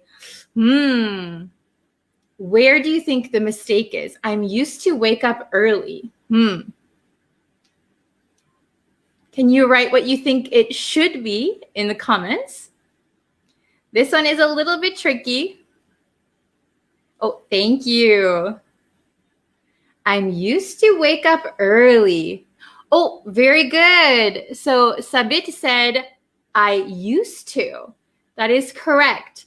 So actually, oh, very good. Waking up. Yes, very good. So actually, for number 4, there are 2 ways that we can correct this sentence, but it changes the meaning, okay? So if you want to say you woke up early all the time in the past, but you don't wake up early anymore, you could say, take off the M, apostrophe M. I used to wake up early. I used to wake up early, but now I sleep in late. So that is one way to correct this sentence. The other way, it changes the meaning. So it can mean, I'm used to waking up early. I'm used to waking up early. That means you have become accustomed to waking up early. Okay, so there are 2 ways we can change this one. Okay, so you could say, I'll just put these in parentheses. I used to wake up early. Perfect sentence. It means in the past, you woke up early. Now you don't wake up early. Or we could change this to waking up. I'm used to waking up early. That means I've become accustomed to it. Okay? Very good. Do you guys have any questions on these 4 words? Not words, 4 sentences. So in the first one, I must call him later. No. I must call him later. No to. Or we can change it to I have to call him later. Okay, number 2, what I can do for you. So this is a question. And so the order of these words is incorrect. What can I do for you? What can I do for you? Then number 3, I'm looking forward to go there. This is incorrect. We need going with ing at the end. I'm looking forward to going. I'm looking forward to seeing. I'm looking forward to watching. Okay? And number 4, I used to wake up early. So we can say, I'm used to waking up early, or I used to wake up early. Okay? Is it understandable? Very good. I am used to singing in the bathroom. Oh, very good. You're used to singing in the bathroom? So that means you do it all the time, right? I often sing in the shower. I'm used to singing in the shower. Very good. So if you guys have any other grammar mistakes that you want to focus on, please write them in the comments. You can ask questions. You can try to make sentences with the grammar that we looked at today, and I'll tell you if they're right or wrong. Oh, I usually wake up early. Yes, that is also a correct sentence. I usually wake up early. I usually wake up kind of early, and I hit the hay around 11 p.m.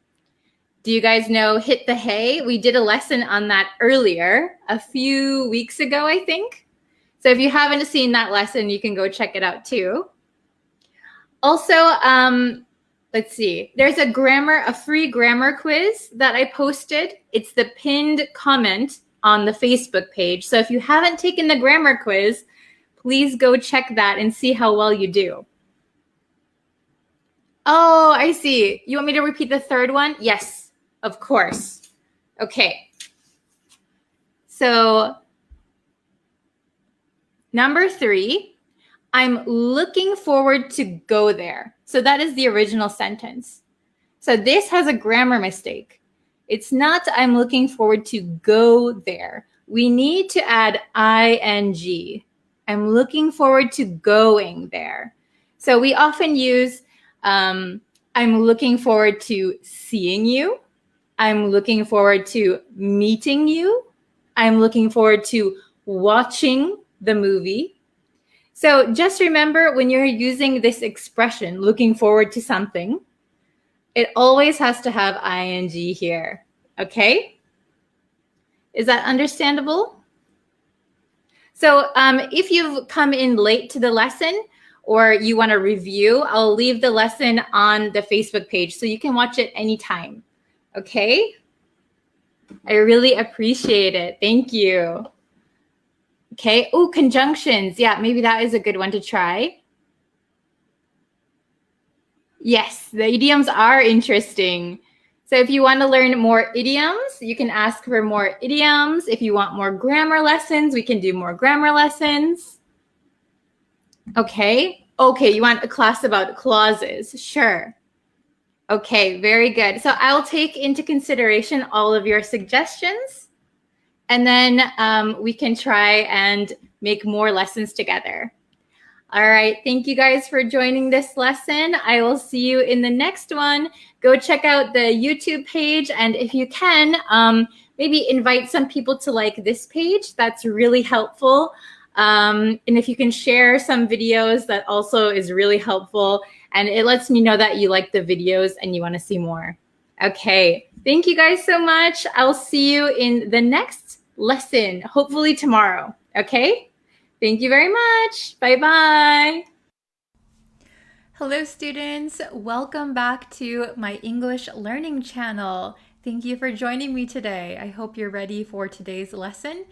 Before we jump into today's lesson, I would just like to remind you to please like and subscribe to my YouTube channel. That way you'll know when new lessons are posted. You can also follow me on Facebook and TikTok.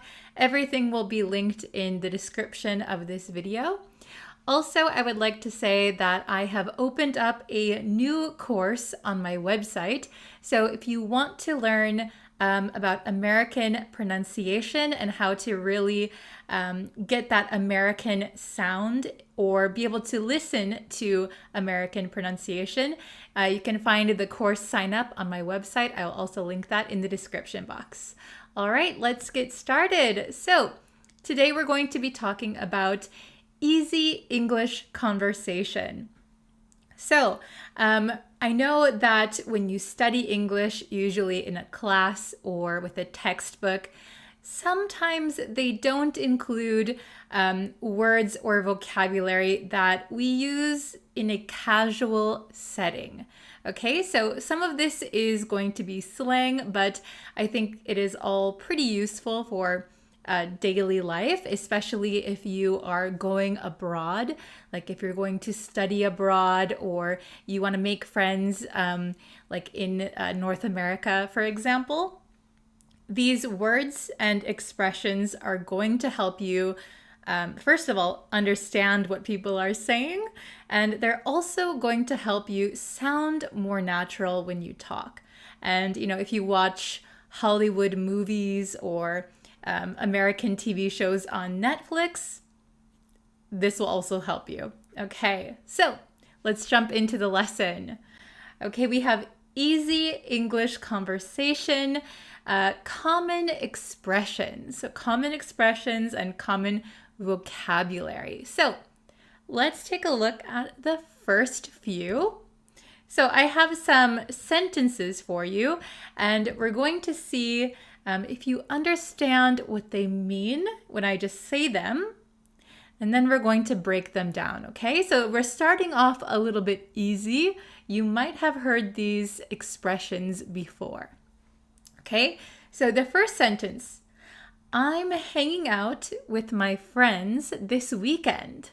I'm hanging out with my friends this weekend. Do you know what that means? Okay, let's take a look at the second one. Would you like to get together on Friday? Would you like to get together on Friday? Okay, and the last one, let's meet up for some coffee. Let's meet up for some coffee. Okay, so if these are new for you, great. We'll take a look at what they mean. If you know them already, don't worry. We have some potentially new words coming up next. So these three all mean basically the same thing. We have hang out, get together, and meet up. So all three are basically an informal meeting, okay? An informal meeting. So to hang out, to get together, to meet up, usually we will use these with our friends or family. So when you are talking about, for example, having a meeting with your boss or a meeting with some clients, usually we will say a meeting, okay? But when we are a little bit more casual, when we're informal, we use hang out, get together, meet up, okay? So to hang out, to get together, to meet up. Okay, these are all verbs that we can use. Sometimes we use get together as a noun. Let's have a get together. I'm having a get together with my family. Okay, very good. Okay, so in the comments, let me know who you usually hang out with on the weekends. Okay, I usually hang out with my friends. When I'm in the United States, I love to get together with my family, and sometimes I'll meet up with some, high school classmates to catch up. Okay? Let's take a look at the next three. Ooh, these might be new for some of you. Okay, so I'm going to read them out and see if you can figure out what the words in red mean, okay? I'm gonna chill at home this weekend. I'm gonna chill at home this weekend. What does chill mean? Okay. I binge watched the latest Netflix series. I binge watched the latest Netflix series. Okay. And wanna grab a bite after work? Wanna grab a bite after work? All right, so if these are new, fantastic. Let's take a look at the meanings, okay? If you want, you can guess in the comments what you think these words mean. I'll give you a second. Okay, so chill. To chill means to relax or do nothing in particular. So we often chill at home or chill with our friends. So kind of doing nothing, right? Relaxing. You don't have to worry about work. You don't have to stress about school. You're just chill. So chill can also be an adjective. We're talking about slang here. So if someone is chill, that means they're kind of easygoing. They're not tightly wound. They're easygoing. They're chill. So to chill means to relax.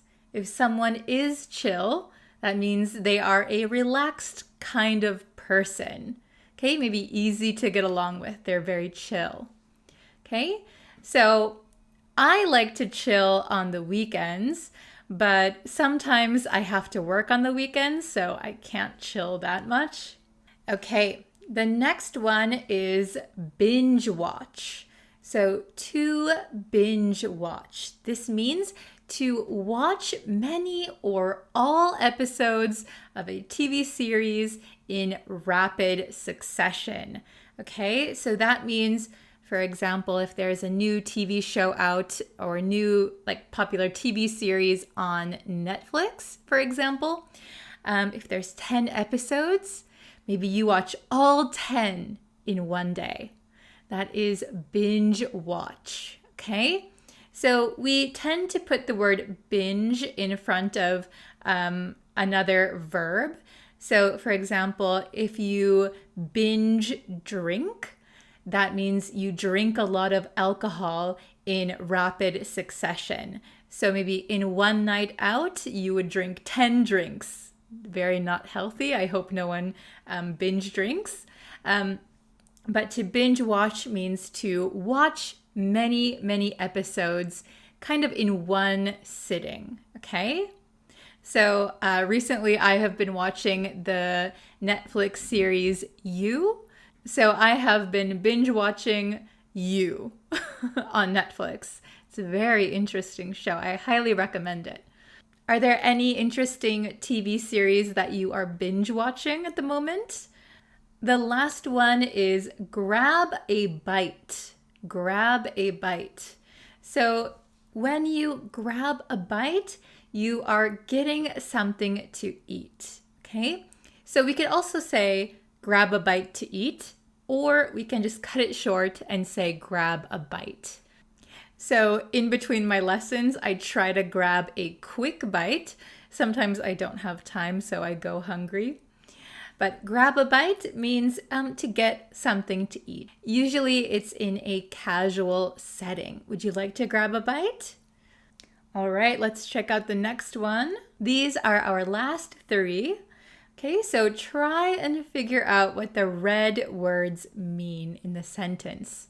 All right, so the first one, I skipped school but got caught by my parents. What does that mean? I skipped school but got caught by my parents. Okay. The next one. My brother ditched me to hang out with his friends. My brother ditched me to hang out with his friends. And the last one. Let's play hooky and go to the baseball game. Let's play hooky and go to the baseball game. Okay, can you figure out these three new expressions? Let's see, okay? So, to skip school. To skip school means to not go to school without permission. So you are supposed to go to school. You're supposed to be at school, but maybe you fool your parents and you say you're going to school, but actually you go to your friend's house. So basically when you skip school, you were supposed to go, but you didn't go. All right. Have you ever skipped school before? Or are you a good student? Okay. The next one is ditch someone. To ditch someone. So this means to purposefully leave or abandon someone. So it sounds pretty bad, and it can be bad and disappointing. So when you ditch someone, it means that you had plans with one person, but you decided not to go. Maybe you did something else. Okay, so in my example sentence, I said, my brother ditched me to hang out with his friends. So my brother and I had plans to meet, to hang out, but he decided to hang out with his friends instead, so he ditched me, okay? He left me, he abandoned me, all right? So it's kind of a negative thing. You don't want to actually ditch people, right? It's kind of a mean thing to do, okay? And the last one, to play hooky. So to play hooky is very similar to skip school. We can also skip work, and play hooky means to not go to work or school without permission. So you were supposed to go to school or you were supposed to go to work, and you decided not to go. So in my example sentence, I said, let's play hooky and go to the baseball game. So you were either supposed to go to school or work, but hey, let's call in sick. That's another one, call in sick, and go to the baseball game instead. So we're playing hooky. All right. Let me know in the comments if you've ever skipped school, if you've ever played hooky, and have you ever ditched anyone, or has someone ditched you? All right. Making example sentences will help you to remember the words more. Okay, and all of these are very common in American conversation. So hopefully you'll be able to recognize these words the next time you hear them. All right, that's it for today's lesson. Again, if you want to know when I go live, when I post new lessons, please subscribe to my YouTube channel. You can also follow me on Facebook and TikTok. And again, if you want to take any of my courses, or get some PDFs, you can sign up on my website. All right, thank you so much for watching, and I will see you again in our next lesson. Bye, everyone.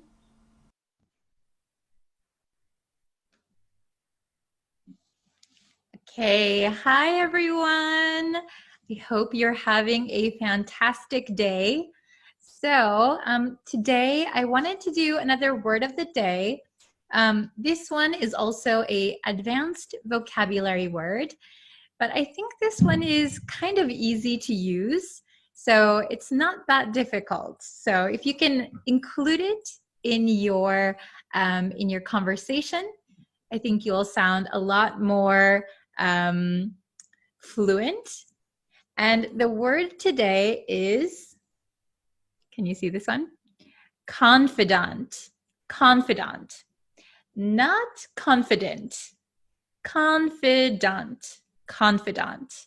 So if we look at the spelling, sorry for my bad handwriting, C-O-N-F-I-D-A-N-T,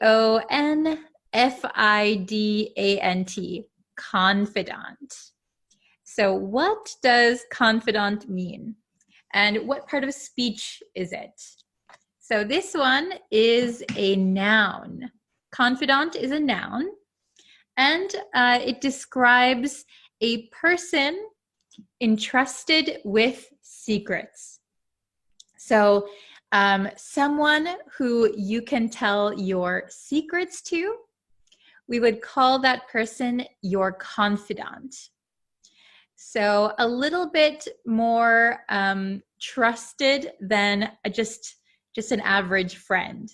A confidant is someone you really, really trust with your secrets. Okay, so I have some examples. Let's take a look. So can you see these? So a confidant is a noun, a person entrusted with secrets. So someone who is going to listen to your secrets and keep them. They're not going to tell everyone about your secrets, right? So let's look at the first example. My sister is my closest confidant. My sister is my closest confidant. So if you have a sister, like I do, if you can tell her your secrets and she's not going to tell anyone your secrets, you could say she is your closest confidant. Okay, let's look at the next example. He was known as an entrusted confidant of Prince Harry. He was known as an entrusted confidant of Prince Harry. Okay, let's just take a look at these. So in this second example, you can imagine Prince Harry might not be able to trust many people because he is a prince, or for example, the president, a prime minister, people in government offices. Maybe they can't trust so many people. So the people that they trust would be called their confidants. Confidant. Okay, I'm going to read them one more time. My sister is my closest confidant. He was known as an entrusted confidant of Prince Harry. Okay, do you got these? All right. So I want you to write in the comments a sentence, and please tell me who your confidant is. So who do you trust the most? Who do you trust with your deepest, darkest secrets? I think for me, my best friend and my sister are my closest confidants. How about you guys? Please leave it in the comments down below, okay? And if you guys want to see longer English lessons, please go over to my YouTube channel. I have longer lessons there. I try to update every week with long lessons. You can subscribe, and then if you subscribe, you'll know when new lessons are uploaded. Okay, I'll try to post another word of the day either tomorrow or in the next few days. Okay, have a great week. Thank you guys so much, and I'll see you next time. Bye-bye. Hello, everyone. We are live. How is everybody doing? Okay, hold on one second. Okay, so I'm sorry I didn't do our review lesson yesterday. Usually we do the review lessons on Friday. I'm doing this on Saturday, my time. So I'm so sorry to keep you waiting, and I'm so sorry that it's a little bit off schedule, but maybe we'll have some different people, some new people in the chat today. Who knows? Okay. Oh, hello, Kwari. How are you? Hello, Mamur. How is everybody today? Are you having a good weekend? So right now it is Saturday for me, and again, you can see it's very dark. We're having a typhoon. It's not hitting really here, but it is very, very rainy outside, so it's very dark in here. Hello, hello, hello. Hello, Yassine. Hello, Thwazin. Hello, Jamal. Hello, MD. Hello, Mio. Hello, Nava. Hello, everyone. Oh, Simon. Hello, hello. Glad to see everybody in here. Okay. So, wow, we have 46 people in here right now. That's awesome. Hello. Oh, hello from Morocco. Wow, 8:30 in the morning in Morocco. Oh my gosh. It's so early for you.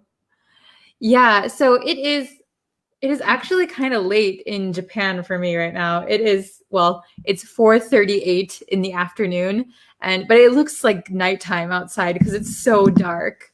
It's just so rainy and such bad weather. It's pouring out. Okay, so that's great. Let's start our review lesson. So I have all of the terms that we learned this week, okay? I need a pen. Okay, so I got my marker. All right. So we learned 9 terms this week.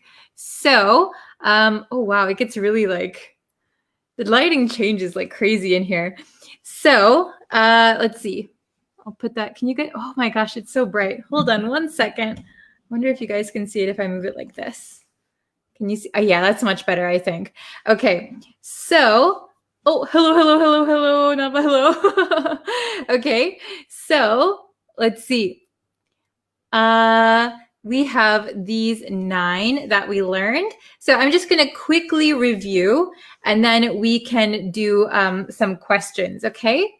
So let's see. Number 1 is ever, and the opposite is never, okay? So we often use ever with have you ever done something, right? And if you haven't done something, you can say, I never did that. I've never done something like that. We can also use ever and never to maybe make something a little bit stronger if you use them together. So for example, if you say, I would never, ever lie to you. I would never, ever lie to you. We learned that in our lesson. So that is kind of a little bit of an emphasis, right? To stress that we would never lie to you. Okay? I think maybe you understand ever and never, right? If you have any questions, you can always ask me. Okay? Very good. And let's see, number 3, even though. Even though. We can use even though when we want to say despite the fact that something. So for example, even though it's very rainy outside, I will go play soccer in the rain. So even though it's raining outside, that is a true statement. Despite that fact, I will go outside, okay? Then even if this is not a fact, but a possibility. So if you say, even if it rains, that means even though there might be a possibility that it will rain. So I'm not 100% sure it's going to rain, but even if it rains, I will go play soccer, okay? I don't play soccer, so I don't know why I'm using that example. Okay, so understandable so far? Ever, never, even though, even if. Just remember the difference between even though and even if. Even though is despite the fact, and even if is despite the possibility, okay? Oh, hello from Pakistan. Hello from Sudan. Okay. Are you following me? So number 5, for a while. For a while. So that means for an amount of time. And maybe the specified time is not important. So we could change for a while to for 10 minutes, for an hour. But if we use a while, the time is not important. We don't really care about the time, right?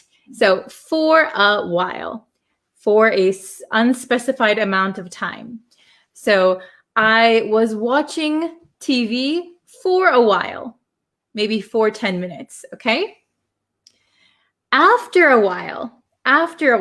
So a lot of people get confused after a while and in a while. So after a while and in a while can mean the same thing. So for example, if I said, I'll join you in a while. I'll join you after a while. It means from now, a little bit later, a while later. So I'll join you after 10 minutes. I'll join you in 10 minutes, okay? But I would say the difference between these is that after a while can be used in the past tense. So for example, let's see. They were playing outside, but after a while, they got tired and came inside. So after a while, they got tired. So in the past tense, I wouldn't say in a while they got tired. I don't know, some people might say that, but for myself, I don't say that. So I would use in a while more often in the present tense. I'll join you in a while, okay? Then either and neither. And we can pronounce these two ways. So my pronunciation as an American from Wisconsin, I say either and neither. But other people in America, and I think in England, if Simon's in here, you can correct me. Some people say either and neither. Okay, so both are correct. So whichever pronunciation you'd like to use, that is okay. So either is like when you have two choices, and you can pick one, or there's an assortment of choices, right? You have like either apples or oranges. Either apples or oranges. Then in the negative, neither. Neither means not either. Neither means not either. So neither apples nor oranges. But I think a lot of people, at least in America, we don't often say nor. So neither nor, either or. But I think if you say neither nor or neither or, I think both are okay, especially in America. Okay. Oh, hello from Qatar. Very good. Oh, hello, Anjane from Germany. Oh my God, I need help with those so badly. Okay, I will try to help you. We're going to do some exercises, so we'll kind of review a little bit. Okay, very good. Oh, hello from Mexico. Hi. Okay, so we're going to do some exercises, okay? Does anyone have any questions on these? I hope you guys had time to review. Okay, let's do some exercises. Let's see. Okay, I have a runny nose. Okay, so we have 9 questions. I hope you can see this all right. You can probably see my screen in the reflection. Sorry about that. Okay, let me move over a little bit. Okay, so here we are. Hello from Sri Lanka. Hi, hi. Okay, so we have even though, even if, for a while, after a while, in a while, ever, never, either, neither. Okay, so let's go through our questions and see if you guys can answer with the correct answer. Okay, so number 1. They were watching TV, but they fell asleep. They were watching TV, but they fell asleep. Oh, I see Sandy's got, oh, hello, Sandy. You're in the chat, by the way. So they were watching TV, but unspecified amount of time. Let's see. They were watching TV, but after a while, they fell asleep. So after a unspecified amount of time, they fell asleep. And this is in the past tense. They were watching TV, but they fell asleep. So I think the best answer is after a while. After a while. Okay. Then number 2. Let's try number 2. He ate. He wasn't hungry. Number 2. He ate. He wasn't hungry. Okay, so he wasn't hungry is a fact. It is a true statement. But despite he wasn't hungry, he still ate.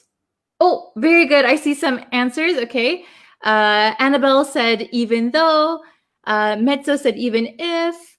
Mustafa said even though.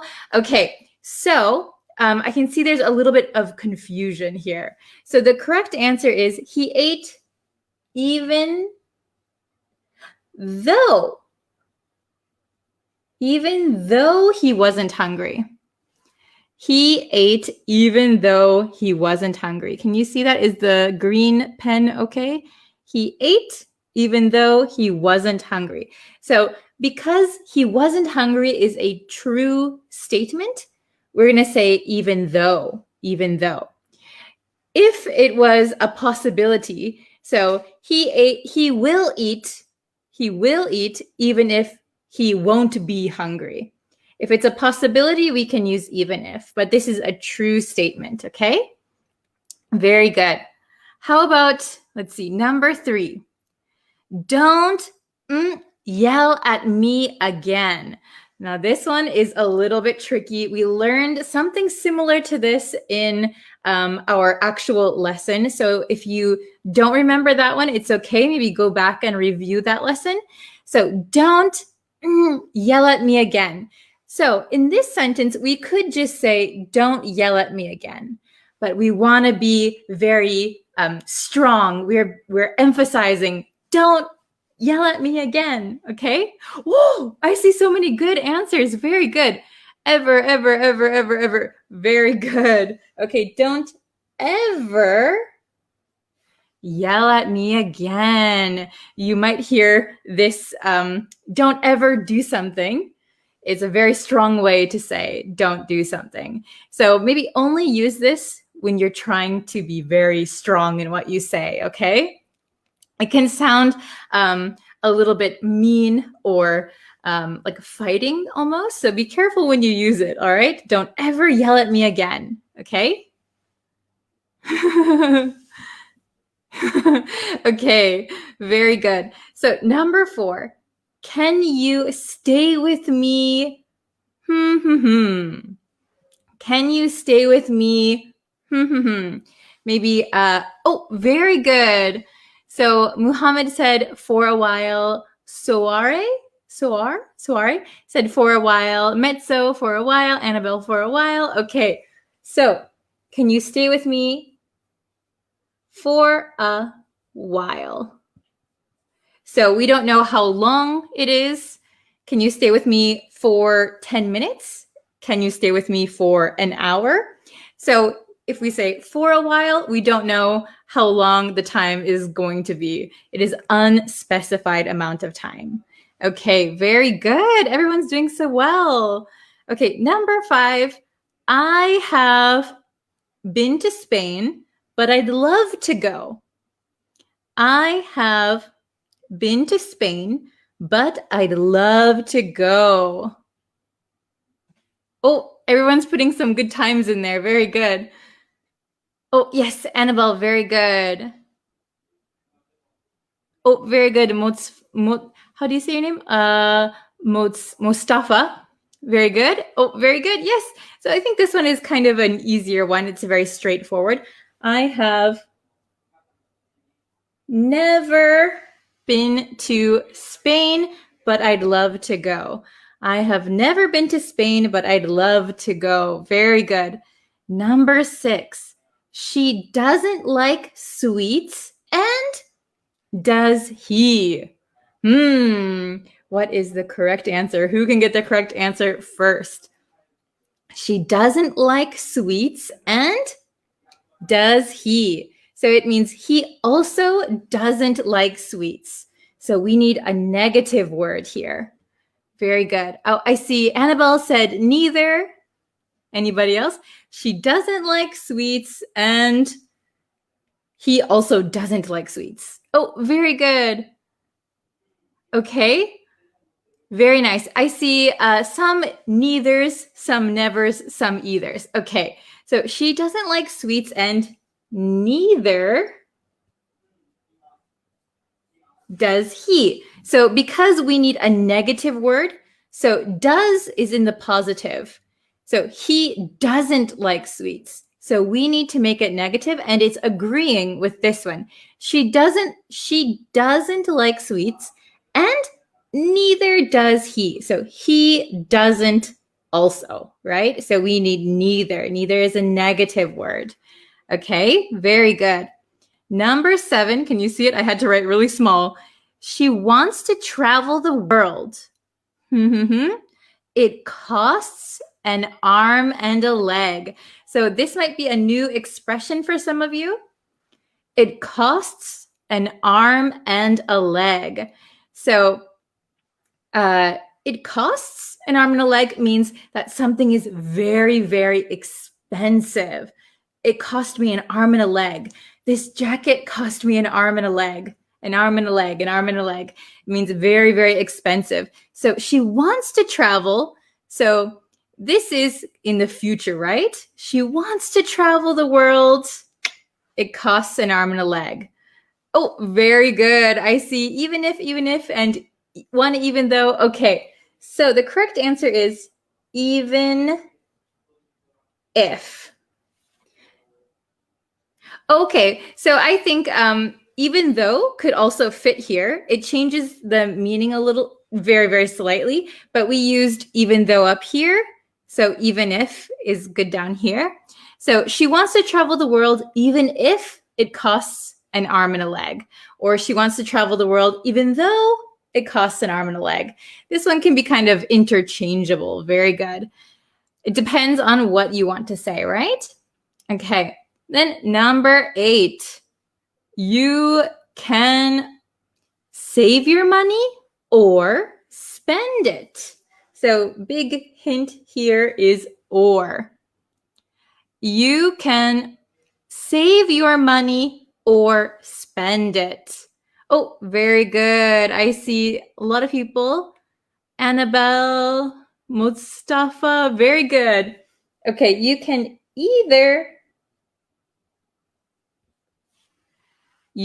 either save your money or spend it, one or the other, but you can't do both, right?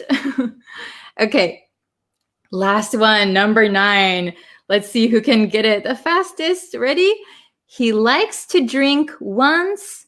This is a what is it called? A set idiom. So we there's only one thing we can put here. Oh, very good. I saw somebody say it. Annabelle, in a while. Very good. Oh, very nice. He likes to drink once in a while. Once in a while. This is an idiom. So we're always going to say in a while here. We can't say after a while. He likes to drink once in a while. Once in a while. Okay, very good. So I'm going to read through them one more time, and then we'll do some questions, or you guys can make some sentences. So number 1, they were watching TV, but after a while, they fell asleep. Number 2, he ate even though he wasn't hungry. He ate even though he wasn't hungry. Number 3, don't ever yell at me again. Very strong sentence. Number 4, can you stay with me for a while? Can you stay with me for a while? Number 5, I have never been to Spain, but I'd love to go. Number 6, she doesn't like sweets and neither does he. Okay? If we want to say either here, she doesn't like sweets and he doesn't either. If doesn't is negative, then we can say either. Okay? Number 7, she wants to travel the world even if it'll cost an arm and a leg. Or she wants to travel the world even though it costs an arm and a leg. Very good. Number 8, you can either save your money or spend it. You can either save your money or spend it. And number 9, he likes to drink once in a while. Once in a while. This is a set idiom. Okay, very good. So does anyone have any questions, or if you want to try and make a sentence, I can correct it right now. So let's see. Let's see the chat. I'll be looking at the chat right now. So if you have any questions or you want to make a sentence, we can go through them together. Okay.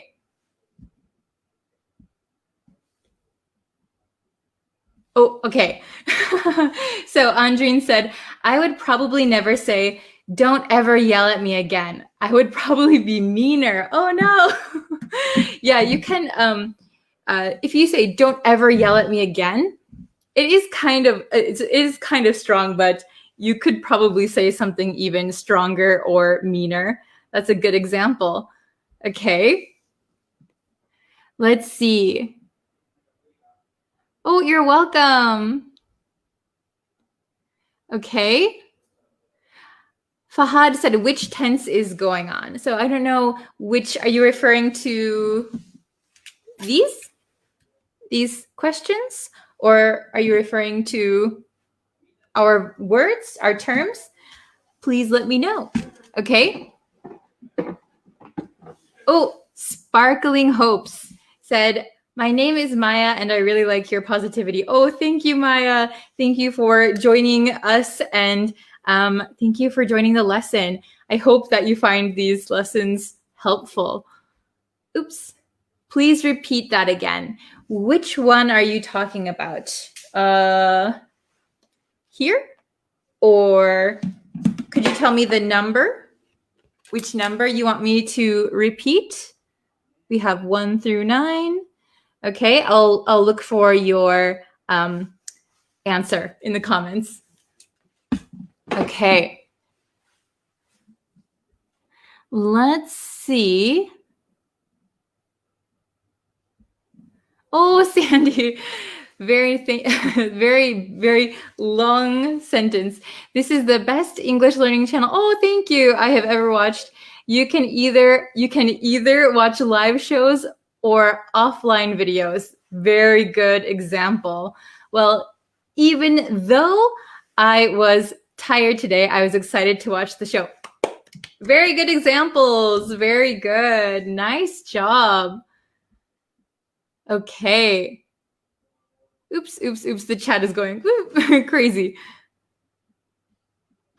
Okay, let's see.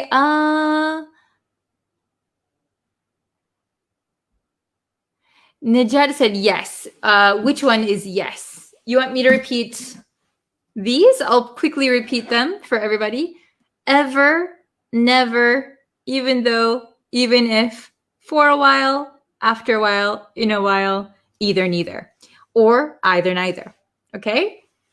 Let me know if there's a specific one you want me to show you. Oh, okay, this is a good one.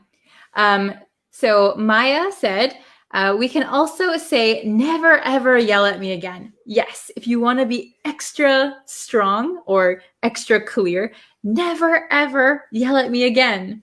Okay, it's a very strong sentence. Very good. Okay. Neither John nor Mike loves playing soccer. Is it correct? Yes, it is correct. So neither John nor Mike loves playing soccer. Okay, you could also say neither John or Mike. Yeah, neither John or Mike.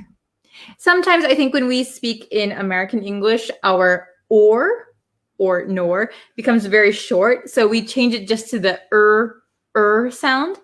Neither John or Mike. Neither John nor Mike. Neither John or Mike. Okay? Very good. And let's see. Oops. Can you repeat that again for me, please? Either and neither. Sure. So either is when you have choices of something. So you can pick one of two things. So for example, we can either go to an Italian restaurant or a Chinese restaurant. Okay, so you have two choices and you need to pick one. It is in the positive. So if you want to make it negative, you can say don't either, can't either, or you could use neither. Neither is the negative, so it means none of them, right? None of two things. So I neither like apples nor oranges. Not a true statement, but if you want to use the negative, you can always use neither. Okay? Good question. Let's see.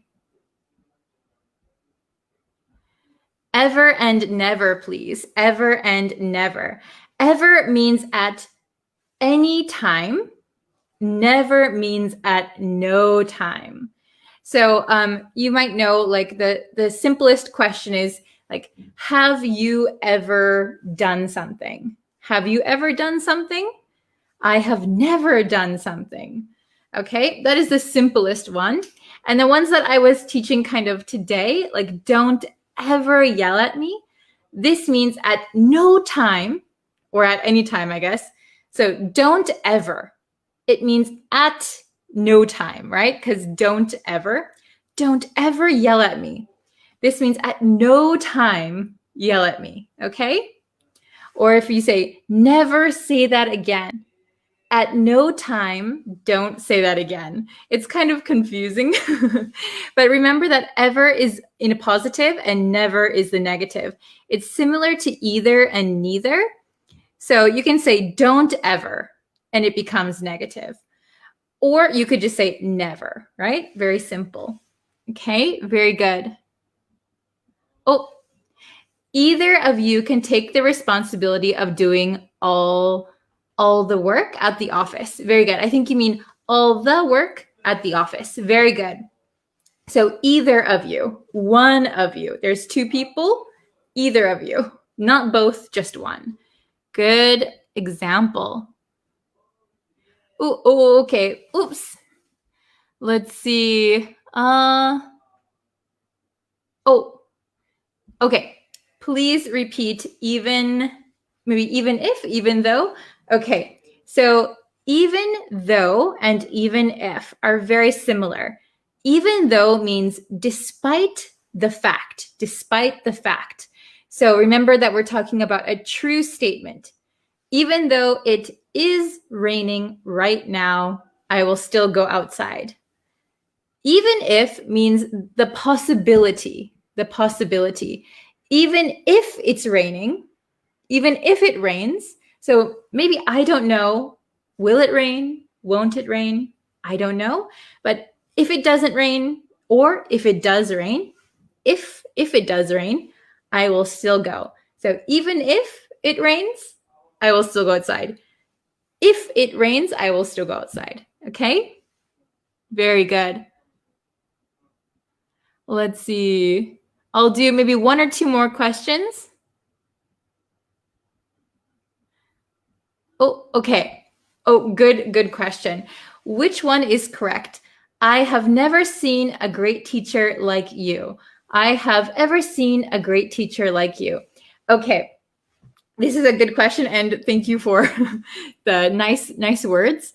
So, I have never seen a great teacher like you maybe before, or you don't have to add it, but maybe it's very natural to say, I have never seen such a great teacher like you before would be a perfect sentence. I have never seen such a great teacher like you before.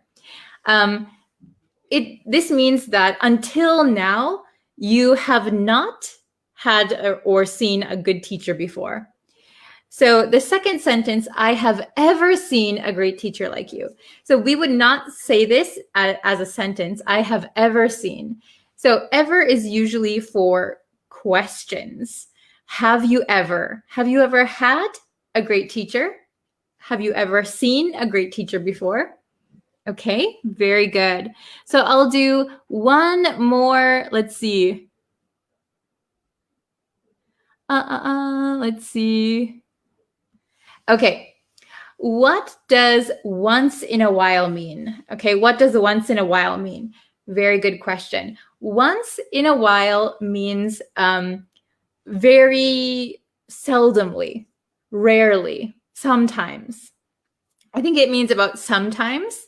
So it's something you don't do every day, but maybe like once a month or once every other month, depends on your what you think of as a while is, how long that is for you. So I'll give you an example. Let's see. Every day I drink cold tea. Every day I drink cold tea with my breakfast. Once in a while, I will have coffee. So it means not every day, not all the time, but sometimes. So I have a regular routine. I drink cold tea every morning, but once in a while, I'll drink coffee. Okay, very good. Okay, so thank you guys so much for joining this lesson, even though it's on a Saturday. Thank you so much. I really appreciate it. And good example. I cosplay once in a while. So every few months, for example. Yes, good explanation. Do you actually cosplay? That's amazing. Okay, very good. So I'm going to end the lesson now. So thank you so much for watching. I have more videos, exclusive videos on my YouTube channel. If you want to see that, it's the same name as the Facebook page, Breeze Practical English. And I have a bunch of other lessons on Facebook as well. So I will see you guys probably either tomorrow or on Monday. Okay? Thank you so much for learning with me today, and have a great weekend. See you guys next time. Bye. Okay, hi everyone. Hi students. Are you guys ready for another idiom lesson today? I know I'm ready. Okay, so as people come in here, I'll start the lesson. Let's see. Okay. I had to make it full screen. Now I can see everything. How are you guys today? I hope you're having a wonderful, wonderful week. Yesterday, we did some, what did we do? I answered your questions, and then I had another lesson with 3 idioms, but today we're going to learn 1 idiom. Oh, hello from Bangladesh. Hi. Thanks for joining. Are you guys ready to learn? Oh, okay. Can you please comment on my YouTube channel? Comment on the newest one and I'll be able to see it. I didn't see any comment from you. Okay? Thank you. So let's see. We're going to learn a new idiom today. Da, da, da, da. This one is cut somebody some slack. Cut somebody some slack. So this might be a new idiom for you, but this is a very useful one that I just used yesterday. So I thought it would be a good one to introduce to you guys. Does anyone know the meaning? Cut somebody some slack. Hello. Oh, where are you from? I'm from America, USA. Hello from Ecuador. Hi, Kevin. Hello, hello. Does anybody know? Cut somebody some slack. Does anybody know the meaning? So to cut somebody some slack means don't be so critical. Don't be so critical. Okay? So it's kind of a little bit difficult to understand. Do you know the word slack? Do you know the word slack? So I'll show you. So for example, if you have a cable, so if the cable is very tight, it's like this, right? But if you loosen it up, if you loosen up the cable, it has some slack. We call this part slack, where it's not so tight. This is slack. So if you cut somebody some slack, you're giving them a little bit of wiggle room. You're not being so tight and serious and strict. You're giving them a little bit of space. You're being a little bit looser with them. Okay, does that make sense? So to cut somebody some slack means not being so strict with them, being a little bit more kinder, gentler, not being so, not being so strict. So not being so critical. Okay. Quarry, I already comment on your YouTube channel. So can you let me know which video you commented on? That would be really helpful. Okay, so cut somebody some slack. Let's look at the examples, okay? So we have our examples here. So the meaning is don't be so critical. So we always hope that people will cut us some slack, right? We don't want people to be too critical of us. Okay? So, number one, let's look at number one. He's new. Let's cut him some slack. He's new. Let's cut him some slack. So this could be, he's new. So he's new at the office. He's new on the team. This could mean anything, right? So depending on your situation, he's new. Let's not be so critical. Let's cut him some slack. So he's new, so he's still learning. We should be a little bit more flexible with him. Okay? Number two, my boss, and this is in the negative. My boss never cuts me, not some, we're going to change this to any. My boss never cuts me any slack. So this is in the negative. My boss never cuts me any slack. So this means my boss is always critical of me. My boss is always critical of me. So this is a negative, never cuts me any slack. So never is not critical. So always critical. Have you ever had a critical boss before? I have. My boss never used to cut me any slack. Okay. Oh, Noor, hi. Thanks for joining us. She has some awesome YouTube videos for English too. Okay. And let's look at number three. Cut me some slack, will you? I'm trying my best. Cut me some slack, will you? I'm trying my best. So this one, we can say this just on its own. Cut me some slack. Or you can say, cut me some slack, will you? So also, when we talk really quickly, this you becomes ya. Ya. Cut me some slack, will ya? Have you ever heard that before? Cut me some slack, will ya? I'm trying my best. So be a little less critical of me. I'm trying my best. Okay? So cut somebody some slack. So that somebody we can change to cut me some slack, cut her some slack, cut yourself some slack. So we can change that somebody. Okay? So I'm going to read them one more time. I'm going to read them a little bit faster. Okay? So please listen. He's new. Let's cut him some slack. Could you catch that? It was kind of fast. He's new. Let's cut him some slack. Cut him. Cut him. Cut him some slack. So remember, when we link these words, this T almost sounds like a D, and this H kind of disappears. Cut him. Cut him. Let's cut him some slack. Let's cut him some slack. Okay? My boss never cuts me any slack. My boss never cuts me any slack. So this one is in the negative, so we change some to any. My boss never cuts me any slack. And number three, cut me some slack, will ya? I'm trying my best. Cut me some slack, will ya? I'm trying my best.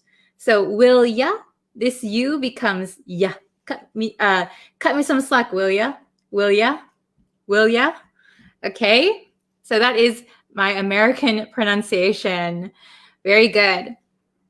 Do you guys have any questions? I saw one. Can you give me more examples about slack, miss?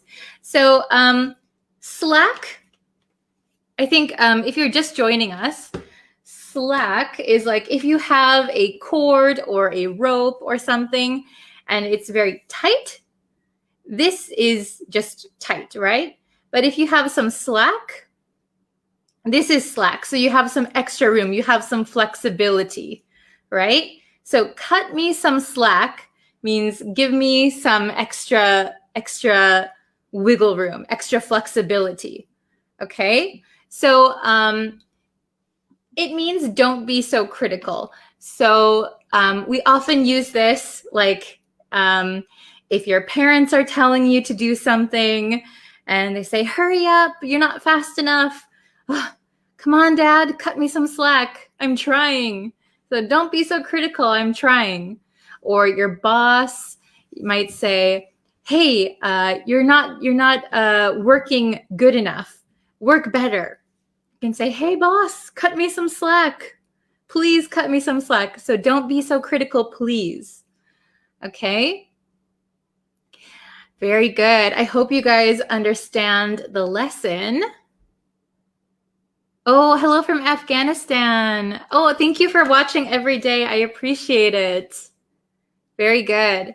So please leave in the comments your sentence. Try to make a sentence with cut somebody some slack. I'll put it up here again.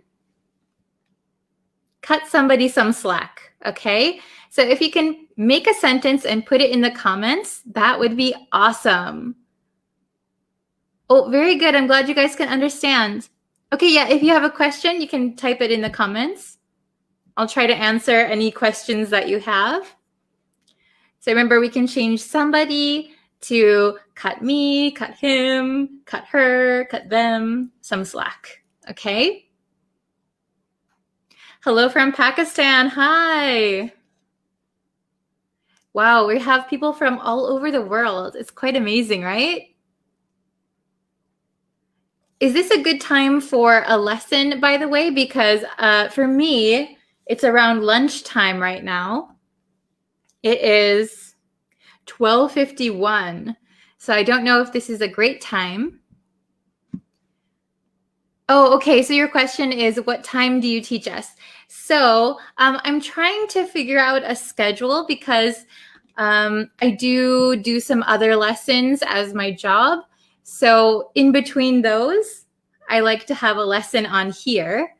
So the time is kind of different every day, but it's around the afternoon for me. I know everybody is in different time zones. So if you can tell me what time is best for a lesson, I'll try to do lessons that time. Oh, hello from Sri Lanka. Hello. So do you think it's better if I make a schedule?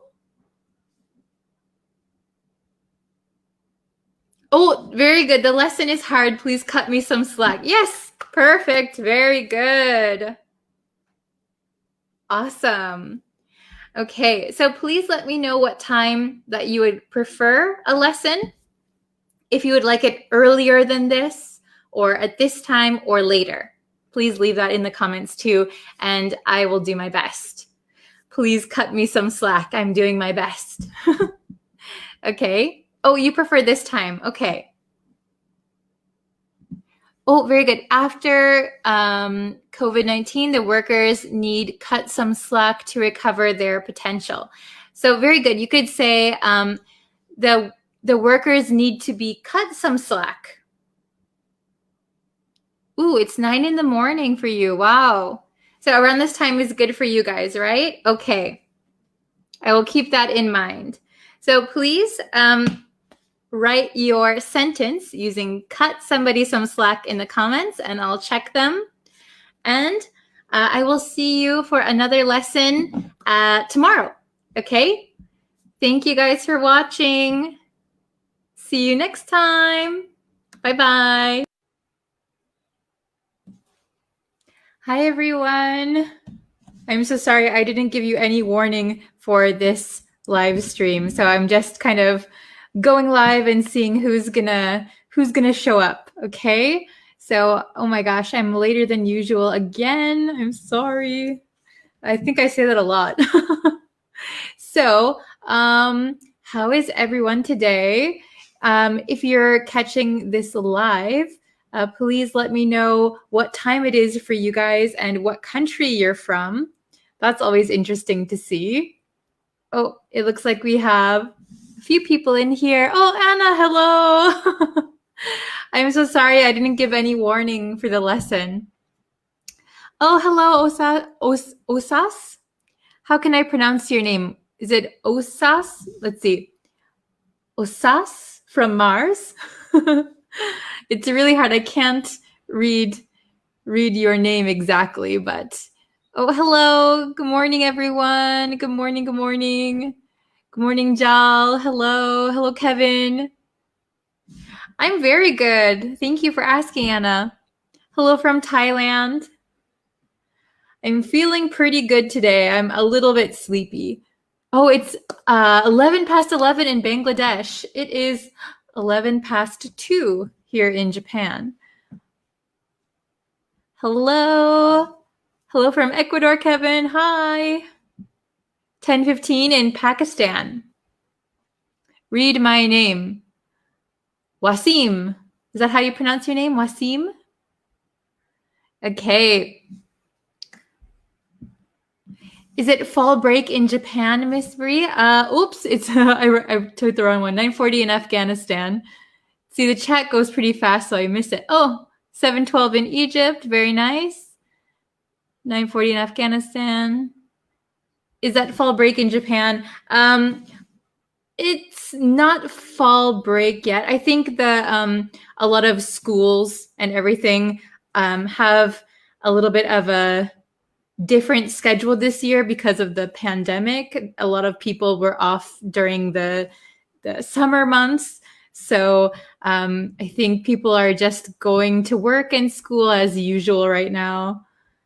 Okay, very good. Okay, so today, in today's lesson, we are going to look at either or neither. And I'm just going to get the pronunciation aspect out of the way first. So for me, I am from America. I'm originally from the state of Wisconsin. So it's in the north part of the US. It is above Chicago, below Canada. Okay, so that's where I'm from originally. And I say either and neither. Some people, and especially British people, I think, say either or neither.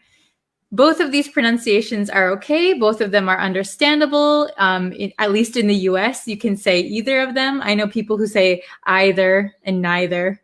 I say either and neither. So it just depends what you're comfortable with saying. Maybe just go with whatever is the easiest, I think. Either or neither, either or neither, tomato, tomato. It's all the same. English is, English is used all over the world. So there are many different ways to pronounce things, right? So don't get too worried about that. It's not a problem. Oh, very good. So very nice. Adna, let me get that right, said either something or, neither something nor. Very good. So I want to just point out about the nor part of that. So nor is the correct word for using neither, right? So neither nor, either or. However, I think most Americans now just say neither or.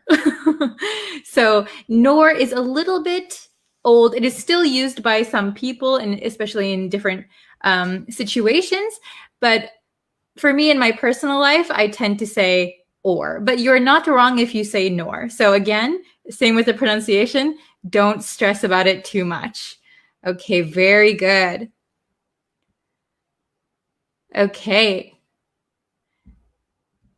So Johanna said, do you record these live lessons? So right now I'm doing it live right now. It's happening now. However, they are left up on like my YouTube channel and Facebook. So you can go back and watch them anytime if you need to brush up. Don't worry about that. Okay, so let's see. So we're going to look at these, either or neither. So probably you already have a good understanding of when to use each of these, but we're just going to kind of refresh, okay?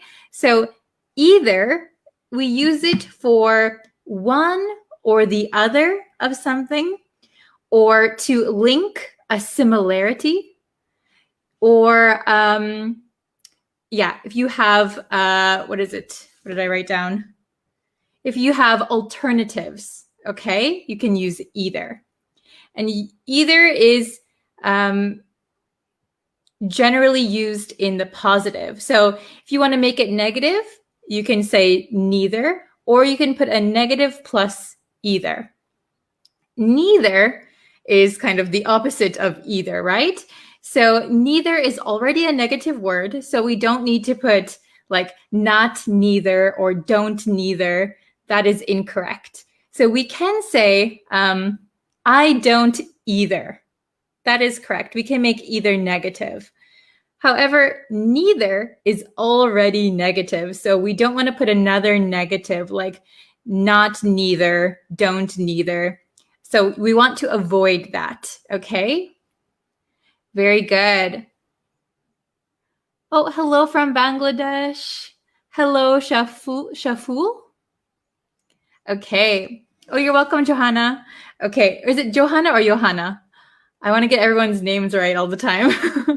Okay, so let's look at what I have. Oops, what I have on this other whiteboard. Our exercises for today. So let's see. We have the meanings here. Neither. So not one or the other, or basically not either, right? And then we have either. So either has a bunch of different things I wrote here. So used for alternatives, okay? Indicating similarity. So for example, I don't like bread. That's a lie. I love bread. I don't like bread. Oh, really? I don't either. I don't either. Okay? That is a similarity, right? Or one or the other. So this is the opposite of neither, right? Not one or the other. Okay, does everybody kind of understand where we're getting at? Very good. Okay, so let's see. Let's try looking at our questions here. We have 5 questions. I hope you're able to see that. I'll put it a little closer. Okay, so number 1.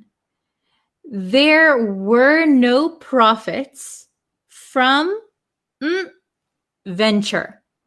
So if you don't know what a venture is kind of like a business, or like, what is another word for venture? Maybe a company wants to do a new project. That could be called a venture.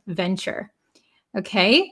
So there were no profits from venture. Be careful. Oh, I see some answers. Anna said either, neither. Hafez said either. Kevin said neither. Adnan said neither. Okay. So there were no profits. I'll use this blue marker today. Blue is good. There were no profits. So there were no profits from either venture. There were no profits from either venture. Either. Okay. So okay, let me explain this really quick.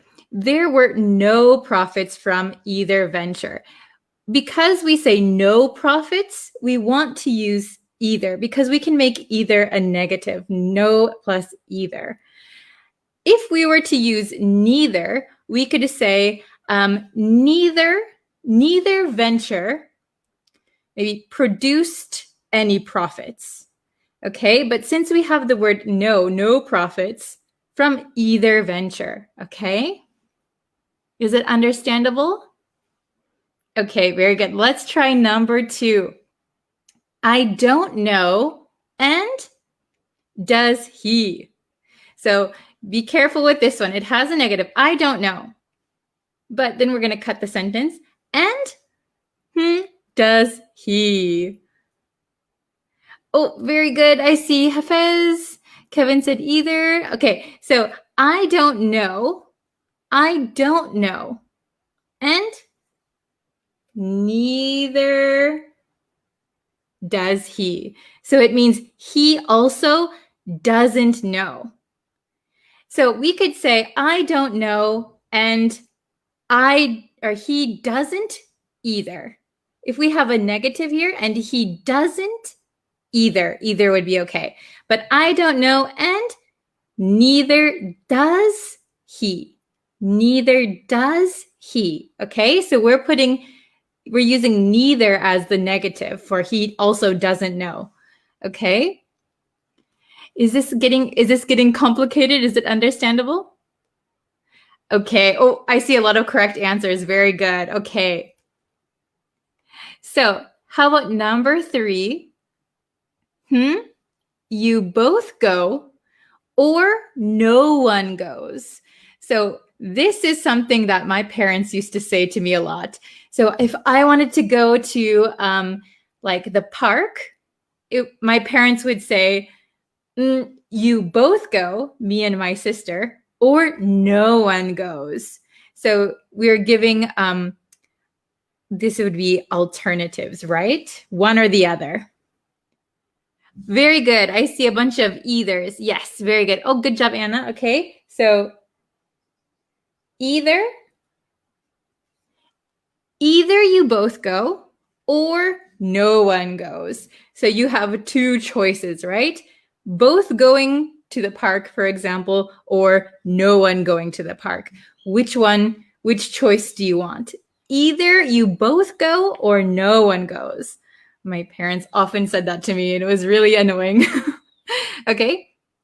Number 4. You don't like cats? I don't. You don't like cats? I don't. Oh, very good, Hafez. Very good, Kevin. Very good, Abul. Nice. Very good, Anna. Okay. You don't like cats and I don't either. Okay. Actually, I love cats, so this is not this is not a true statement for myself. You don't like cats? I don't either. So in America, a lot of native speakers use incorrect grammar when we speak. It's kind of casual, but I wouldn't recommend you learning it that way. So for example, you don't like cats? Me either. So that is something you might often hear in American English. Me either, me either. But it should be, I don't either, right? I don't know, me either, me either, me either. We often say me either, but if you're writing an email or if you're in a business setting, you probably don't want to say me either. It's very casual. It's, it's just something that we say typically. Okay. And number 5, of them understood the question. Oh, my question. See, that happens to me when I use a whiteboard. I erase some letters. Of them understood the question. Oh, very good. I see a bunch of neithers. Very good. Neither of them. So not either of them. Neither of them understood the question. They both didn't understand the question. Okay, very good. I think I saw a question here. Adna said, can we use she as a reference for cat? So usually if we talk about animals, we can say it. We can use it, but if it's your cat, if it's your pet, and you know the gender, so like if you know if it's a female or a male, you could say he or she. So I have a boy cat in America, so I call him he. But if you don't know the gender, you can say it. But if you do, you can specify. Good question. Okay, so I'm going to go over them one more time. So remember that neither is already in the negative, not one or the other. And either is in the positive, but you can make it negative. Okay, so used for alternatives indicating similarity, one or the other. Okay, so please listen. And if you want to repeat at home, you can. This is good for pronunciation practice. So number 1, there were no profits from either venture. So both ventures did not create any profits. Okay. Number 2, I don't know, and neither does he. I don't know, I don't know, I don't know, I don't know, and neither does he. So I don't know, and he also doesn't know. He also doesn't know. Okay. Number 3, either you both go or no one goes. So you have a choice, right? Either you both go or no one goes. Can you hear the birds outside my window? Number 4, you don't like cats? I don't either. I don't either. I don't either. It almost sounds like I don't neither, but I don't either. I don't either. I don't either. Or if you want to sound very American, you could say me either. Me either. Okay, but that is maybe only use that in conversation, okay, with friends. Number 5, neither of them understood the question. Neither of them, neither of them, neither of them. So we can often shorten them to M. Neither of them, neither of them. Neither of them understood the question. Neither of them understood the question. Very good. Oh, me either and me neither can be used. Yes, good point. Yes.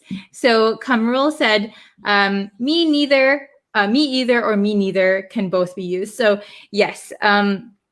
So if I said, what's a good point? I don't like cats, me either. You don't like cats, me either. You don't like cats, me neither. Yeah, you can use both of them. That is correct. But I would stick to I don't either. That is probably the best one for if you're studying English. Very good, though. Adna said, excuse me, I'm going to share your lesson in about 3 English learning groups. Oh, yes, go ahead. If you can share the lesson, that is awesome. I really appreciate it. It helps to grow our community and meeting other students. Very good. Thank you. Okay. So does everyone understand? Is it understandable? I know it can be a little bit confusing, and sometimes it doesn't help that English speakers change the way they talk. Oh, okay. Let's see. So MD said, either I nor he will go there. So if you're going to use, you want to use it as a negative, you could say, neither I nor he will go there. Neither he nor I will go there. But either is in the positive originally. So if you want to make it negative and you want to say nor, you should use neither. Very good. Okay. Oh, I just followed. Thank you very much. I appreciate it. Yeah, if you want to follow this Facebook page, it really helps me out too. You can see when the lessons are live, right when they start. Okay, very good. So please try to make some neither and either sentences in the chat, and I will take a look at them, okay? So you can go ahead and do that now. By the way, I will be doing, oh my gosh, it's already 2:30. I will be doing a live stream on YouTube right after this one. We're going to talk about English reductions and how to sound more fluent when you speak. So if you are interested in that lesson, right after I finish this one, I'm going to start the next YouTube live stream. There is a pinned comment on my Facebook where you can see that the live stream is going to happen. Okay. So if you want to see the next live stream, it's Breeze Practical English. I should change my name actually. Breeze Practical English on YouTube. I'll show it right there. So Breeze Practical English on YouTube. We'll be starting in probably about 10 minutes. So if you want to join that, also there is a pinned comment on my Facebook page. Okay, so Oh, are you British? No, I'm not. I'm actually American. So there are some differences. Like I pointed out at the beginning with the pronunciation. I'm from America, so I say either and neither. But people from England, people, British people, or some people in America too, say either or neither. So that depends on where you're from, what pronunciation you'd like to use. So both are correct. Okay. Oh, Anna said a big message. Thank you for your lesson today. I hear those words every day, but sometimes spoken English makes me confused. Yeah, but today you helped me make clear. Oh, I'm so happy that it was a little bit understandable. Yeah, I know, because either and neither we often use probably every day in English. So it's really helpful to kind of brush up and practice them. Thank you for your kind message. Okay. So let's see. Okay, let's look at trying to find an example sentence.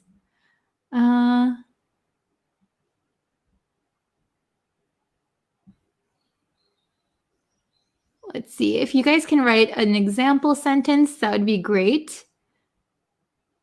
I think there were some, but it kind of went really fast, so I gotta scroll back up. Okay. Either you or I will do the work. Very good. So either is in the positive. So either you or I will do the work. Neither you nor I will do the work. So both of us won't work, right? So either you or I will do the work. One of us will do it. Very good. Okay. Do you have any online courses? Good question. Not at the moment. I have just this Facebook page with a bunch of lessons on there, and then also a YouTube page with exclusive lessons on YouTube. But I don't have any courses as of right now. Okay. Well, I think I'll end the lesson here. If you'd like to see the next live stream, I'll put a link in the comments. Oh, actually, I could do that right now, I think. Oops. Let's see. Maybe I should give you the link so that you can find it. That would probably be a good idea, right? Oops. Okay, I got to make this window smaller, and then I got to send you the link. Okay. So yeah, we're starting in about 5 minutes. Okay. So, oops, let me see. Okay. Here is the link for the next live stream. So it's starting in 5 minutes. Oh, Sandy, welcome. We're just about to finish, but I'm doing another live stream on YouTube right after this one. Okay. So I think I'm going to end the live stream here for now. If you'd like, please share it. If you want to catch the next one, I'll be on YouTube in about 5 minutes. Okay. So thank you so much, and I will see you guys over on YouTube. All right. Take care.